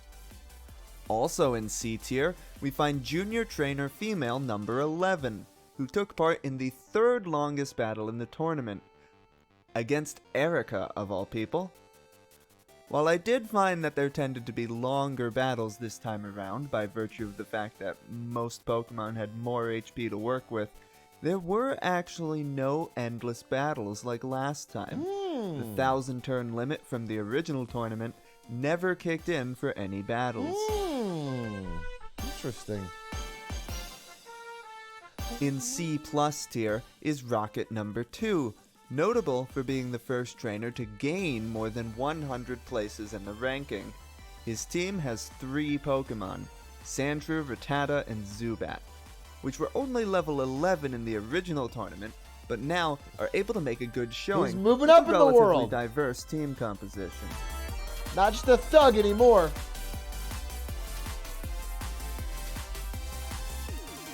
In B- tier, we find swimmer number 11, who lost in the 3rd greatest upset of the tournament against bug catcher number 3, the 2nd lowest trainer in the ranking. In the original tournament, the bug catcher's Weedle would have been level 9, but now powered up to level 50, it's able to defeat much more impressive foes. Even then, it took some luck. The swimmer's first Horsey nearly takes out the Weedle, but instead of dealing the final blow, it spammed a bunch of non-damaging moves to no avail. The swimmer's 2nd and 3rd Horsey, as well as their Seadra, all... I mean, this would happen sometimes when you're playing, and it would be so goated. Sometimes you would just pray. You'd pray on God they'd use smokescreen or some shit.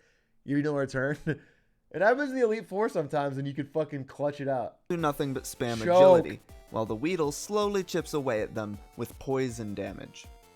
At the bottom of B tier, we find the lowest ranking Cerulean City rival, the one with a Charmander. But once again, it will be a while before we see the others. Perhaps more interestingly, Charmander really though, underperforms. B tier is also home to channelers number 1, 2, 4, 5, 6, 8, 9, 11, 12, 13, 15, 16, 17, 20, and 21. With the level balancing system in place, these 15 trainers are all now exactly identical, having a party consisting of a single, now level 50 Ghastly. It's a testament to the soundness of the ranking system that these 15 identical trainers all placed within 25 ranks, the only outlier being Channeler number 8, who we'll just say got lucky today.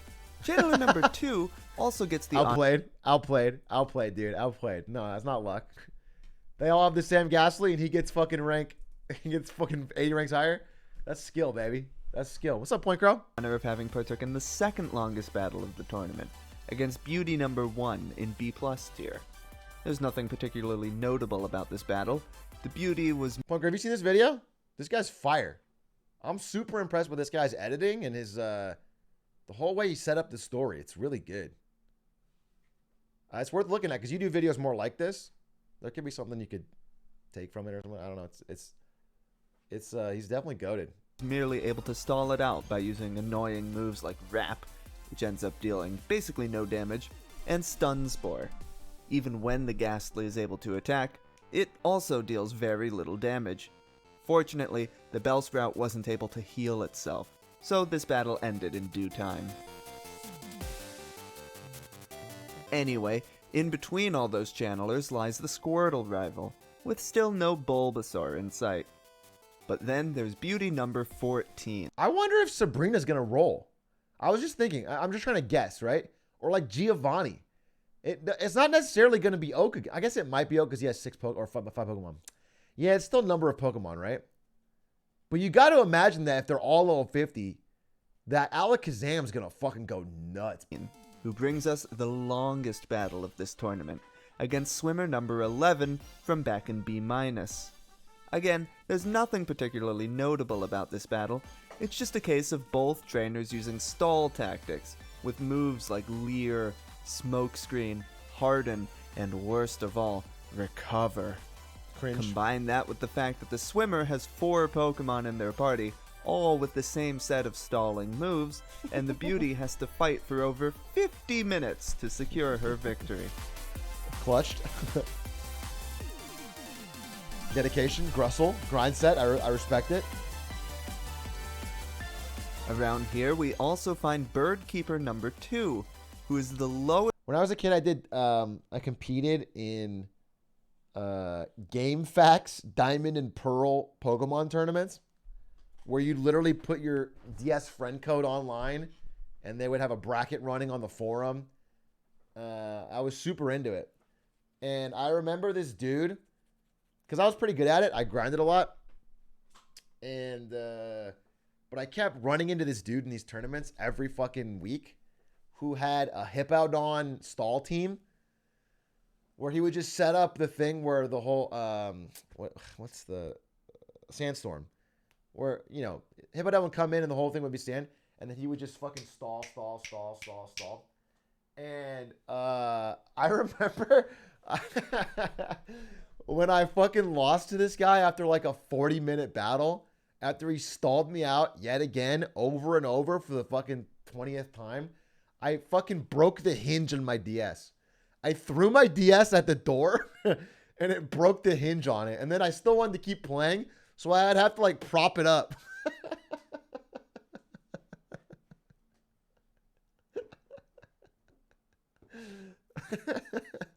Yeah, I got super fucking mauled. If I remember that guy's name, I'm tracking him down. That guy's a bitch, dude. He played like an asshole. Lowest ranking trainer to have a team of exactly 5 Pokemon, 2 Pidgey and 3 Spearow. I suppose they skipped the trainer school lesson on type coverage. Finally, rounding out B tier is the Bulbasaur rival, maintaining its lead in the rankings. Near the start of B+, we find Lieutenant Surge. He's gained a respectable 62 places in the ranking, Chad, but at the cost of now ranking below Misty. Also in B+ tier, we find Hiker number 3, who's gone up a remarkable 191 places, more than any other trainer. Ooh. His party has 4 Pokemon, all originally level 13, 3 of which are Geodude. Another fun fact about Hiker number 3 is that he partook in the 4th longest battle of the tournament. His opponent was himself. Watching the video, it's pretty clear what made this battle last for over 30 just minutes. Tackles on Geodude. By the way, since people asked last time, self-battles don't affect the ranking. They're just for fun. After that, we find Pokemaniac number 3, who lost in the 2nd greatest upset of the tournament against Beauty number 3 from back in D- tier. As you can see, the Pokemaniac's team of Slowpoke fall one by one to an endless barrage from the Beauty's Execute. We also find the first exception that proves the rule from the other end. Juggler number 7, here in B+ tier with his lone Hypno, is the highest ranking trainer with only a single Pokemon in their party. Psychic power. All That's what I'm trainers from talking here about. on will have at least 2. Next If up is one Misty, Hypno can get that who's high. gained a very How high is you know what I'm saying? Sabrina's gonna be goated. Misty. impressive 138 places, followed by an even more embarrassing trainer than the Pokemaniac, Cool Trainer female number 6, who managed to lose against the very first rival encounter of the game, the Bulbasaur rival from D tier. This is the... Wait, how does she... She has an Ivysaur and a Bulbasaur, and she loses to just the Bulbasaur. How is that possible? How is that mathematically possible? How does that make sense in any world? The greatest upset in the entire tournament. It's the rivals Bulbasaur against the cool trainers Ivysaur and Venusaur. No, she's got a The cool Venusaur. trainer falls into the classic Bulbasaur trap. She tries to spam Poison Powder because Poison is super effective against grass, but since Bulbasaur is also part Poison type, the move does nothing. The rival is then able to slowly chip away at its evolution's HP with Tackle, securing the victory. Outplayed. Gary Oak's a genius. In A tier, we find Bruno of the Elite Four. Definitely out of place considering we've only seen 3 gym leaders so far. Nevertheless, shortly after we find Erica and Koga, all nicely sorted for us. We also find the lowest ranking SS Anne and Pokemon Tower rivals, Charmeleon and Wartortle respectively. Damn, Venusaur just fucking... We also find our last so-called exception that proves the rule, Channeler number 22, who holds the honor of being the highest ranked trainer with only 2 Pokemon in their party. It's 3 or more from here on out. Then we find the other 2 SSN rivals, Ivysaur leading the pack as usual, followed by Blaine. Sabrina, like before, is not taking her proper place in the gym leader rankings. Rounding out A+ tier, there's the gym battle against Giovanni, and Lorelei, who actually managed to gain 31 places this time around. Of course, she's still just as prone to drawing out battles with rest as she ever was. So I have a sneaking feeling that my new ALO system is a little too forgiving of her cowardly tactics. Anyway, finally in S tier, we see the last 2 Pokemon Tower rivals, with Charmeleon actually beating out Ivysaur for the first time. Which brings us, at last, to the top 16. So, before we get to the top 16, Sabrina? I want to address one comment that I got a few times on the original video, which is that my AI tournament isn't actually a tournament. That is, of course, nonsense. Round-robin tournaments are absolutely tournaments. However, I can understand the concern.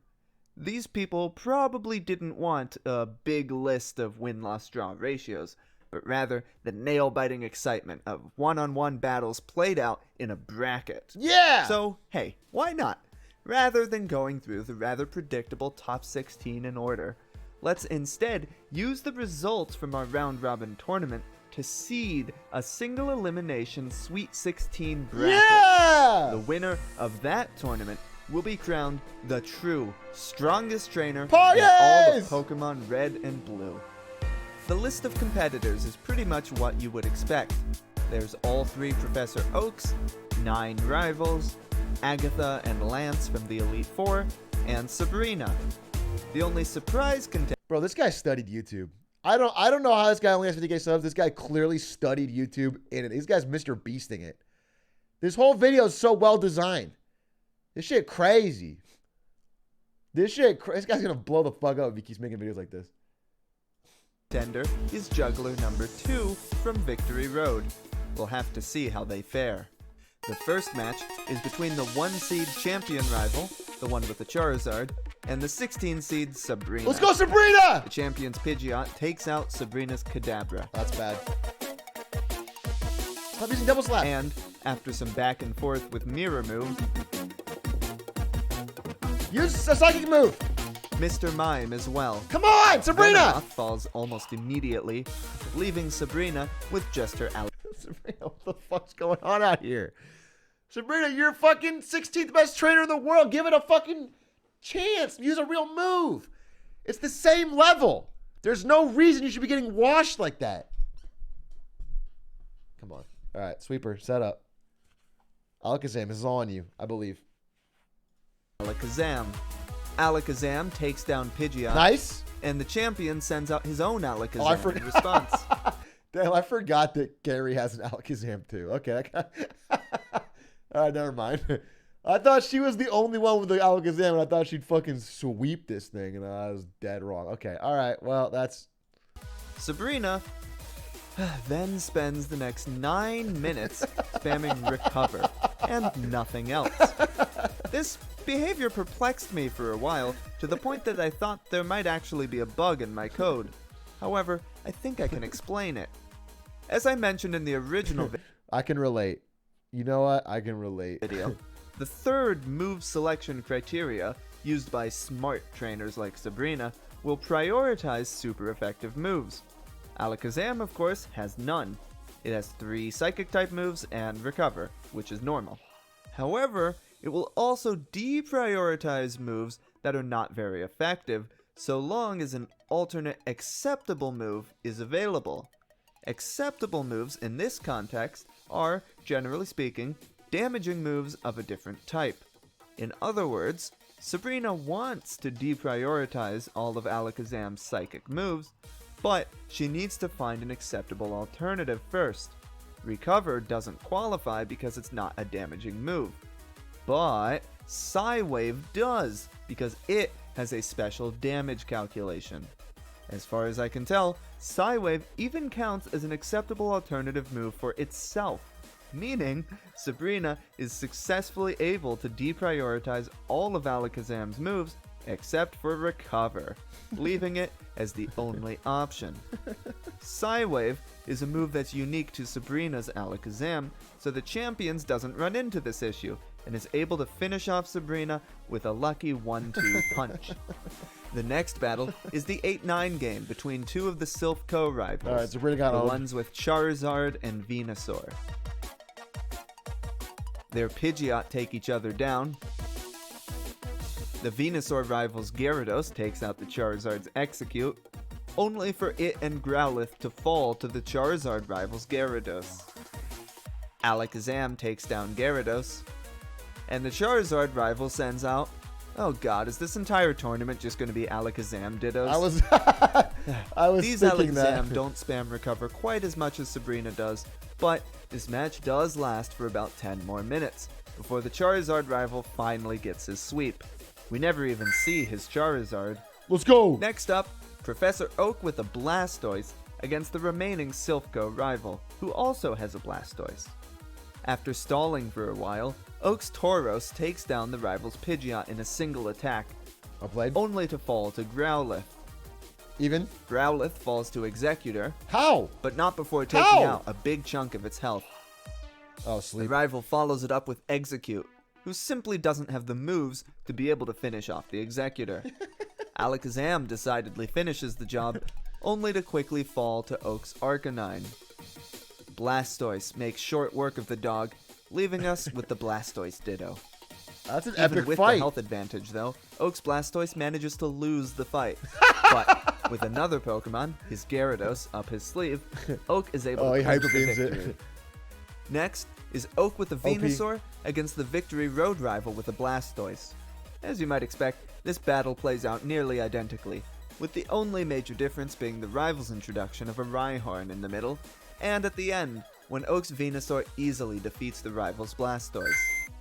After that comes the champion with a Blastoise against our surprise competitor, Juggler number 2, whose team consists Juggler number 2 is ranked above Sabrina. That's crazy.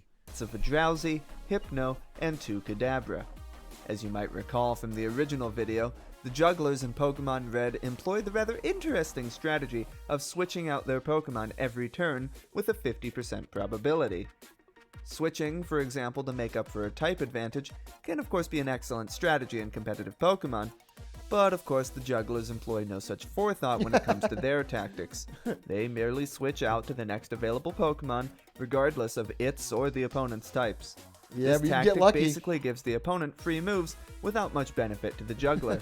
This, combined with the fact that the champion has 2 more Pokemon as compared to the juggler, makes it clear that the 15-seed juggler never really had a chance of winning sad. this matchup against the 2-seed. I wanted to see an but it's still upset. fun to watch them try. Watch the Pokemon. They do be Switch juggling. in and out. They do be juggling. In and out. So hypnotizing. Oh, the Hypno died. How'd it win that much of The its juggler competition? I mean, actually it's got holds his own for a psychic types. while, lasting for over 8 minutes and taking out 3 of the champion's Pokemon, but unfortunately, he is simply no match. Next, we have the Victory Road rival with a Venusaur against the Oak with a Charizard. This is a pretty familiar battle, But surprisingly, the Venusaur was actually able to take down the Charizard. That sucks. Only to fall to Gyarados with a single Hyper Beam. After that comes the 3-seed Venusaur champion against Agatha, the Ghost-type Elite Four member, and a 14-seed. Upset? Agatha's Gengar and the champion's Pidgeot trade blows for a while, and the Gengar confuses the Confused Pidgeot. Ray? But as Pidgeot charges up a Sky Attack, Agatha switches in Golbat. Both Pokemon end up confused, before Agatha makes the brilliant decision to use Haze, thus curing both Pokemon of their confusion. She follows this up by switching the heavily damaged Gengar back in, which, of course, she could have done one turn ago, alleviating the confusion for herself without curing it for Pidgeot, but there's no point criticizing the game's AI at this point. We've all seen much worse. It kind of pays off for her, as she's just barely able to take out the Pidgeot. This success doesn't last long, though, as the champion's Alakazam is able to decisively sweep her entire team. With Poison being weak to Psychic, goated. and Ghost having no effect against Psychic in Gen 1, Agatha really didn't stand a chance. Psychic was so broken. Lastly, in Round 1, we have the Victory Road rival with the Charizard against Lance, the Dragon-type Elite Four member. Let's go, Lance! This battle ended up being the shortest of the entire tournament, at just 3 minutes and 46 seconds. Lance's Gyarados sweeps most of the rival. Oh! I would love to see an upset, and I would love to see somebody who's not Oak or Gary win this tournament.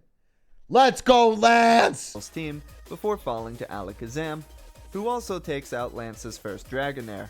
The second Dragonair finishes off Alakazam before losing to Charizard. Come on! But then, Lance's Aerodactyl just barely manages to finish the job, earning him the victory. Let's go!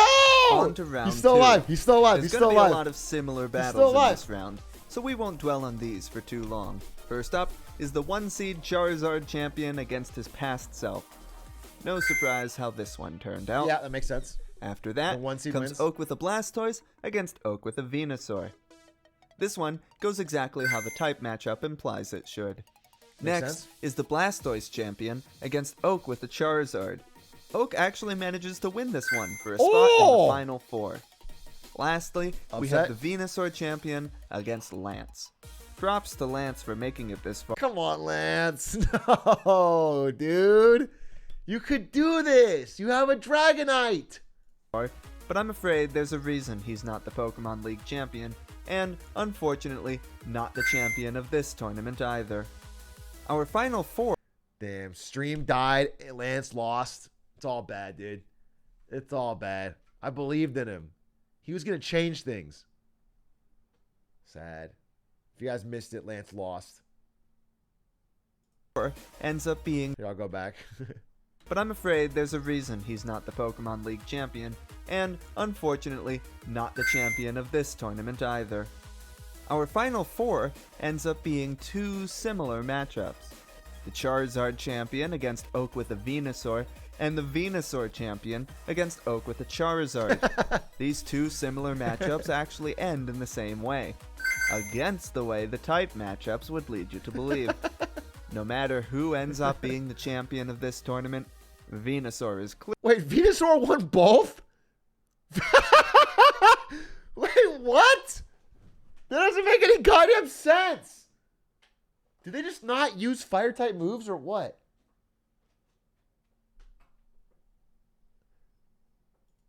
Clearly coming out on top. Speaking of champion... All right, it's Gary versus his grandpa for all the goddamn marbles. They both have Venusaurs for some reason. We've made it to the final round. Oak with a Venusaur against the champion with a Venusaur. Whoever wins this matchup will be crowned the undisputed strongest trainer in all of Pokemon Red and Gary. Blue. Oak starts out strong, taking down Pidgeot with his Tauros. But the champion follows it up with, if not his strongest, certainly his most annoying Pokemon, Alakazam. Alakazam finishes off Tauros, then spams Recover and a full Restore to hold on as it chips away at Executor's health. With Executor out of the way, the champion's Alakazam is able to Alakazam's easily unstoppable? finish off Alakazam's Arcanine unstoppable? and Venusaur. Alakazam's Oaks unstoppable? Gyarados just barely holds on after bringing Alakazam to the brink of fainting with Hyper Beam, but Alakazam counters during the attack's recovery time.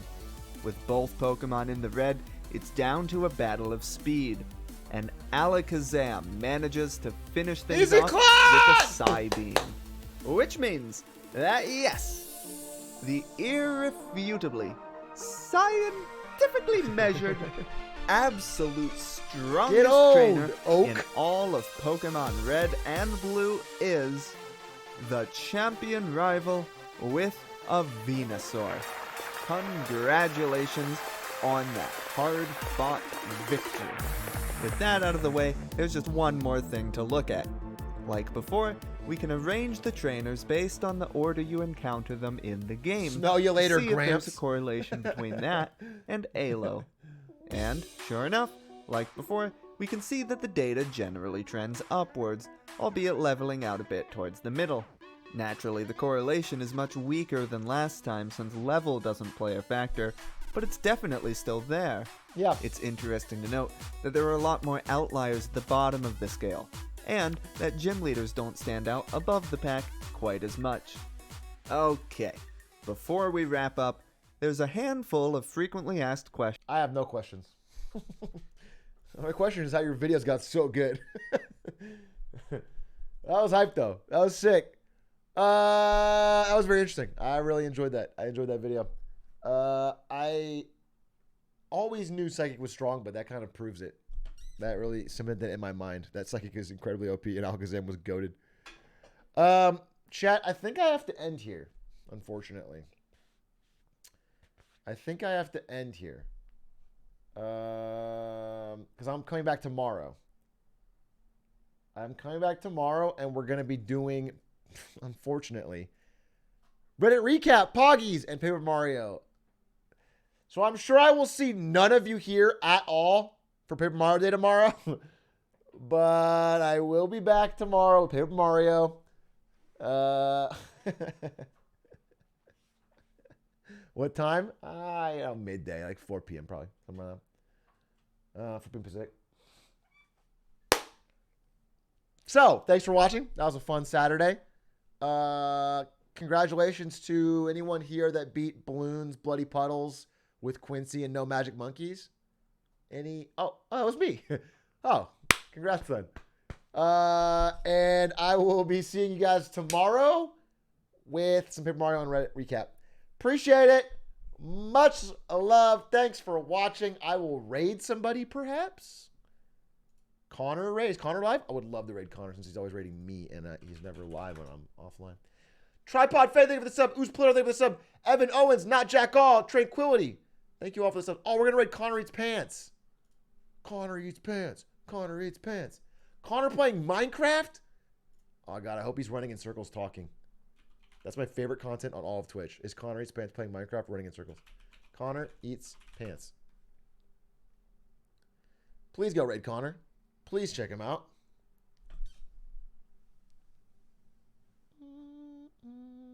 Dream SMP lore stream, even better. He's AFK, even better. Holy shit. No one cares more about Dream SMP lore than Connor Eats Pants. He bat chests for it. Seeing it through his eyes is the best way to experience it.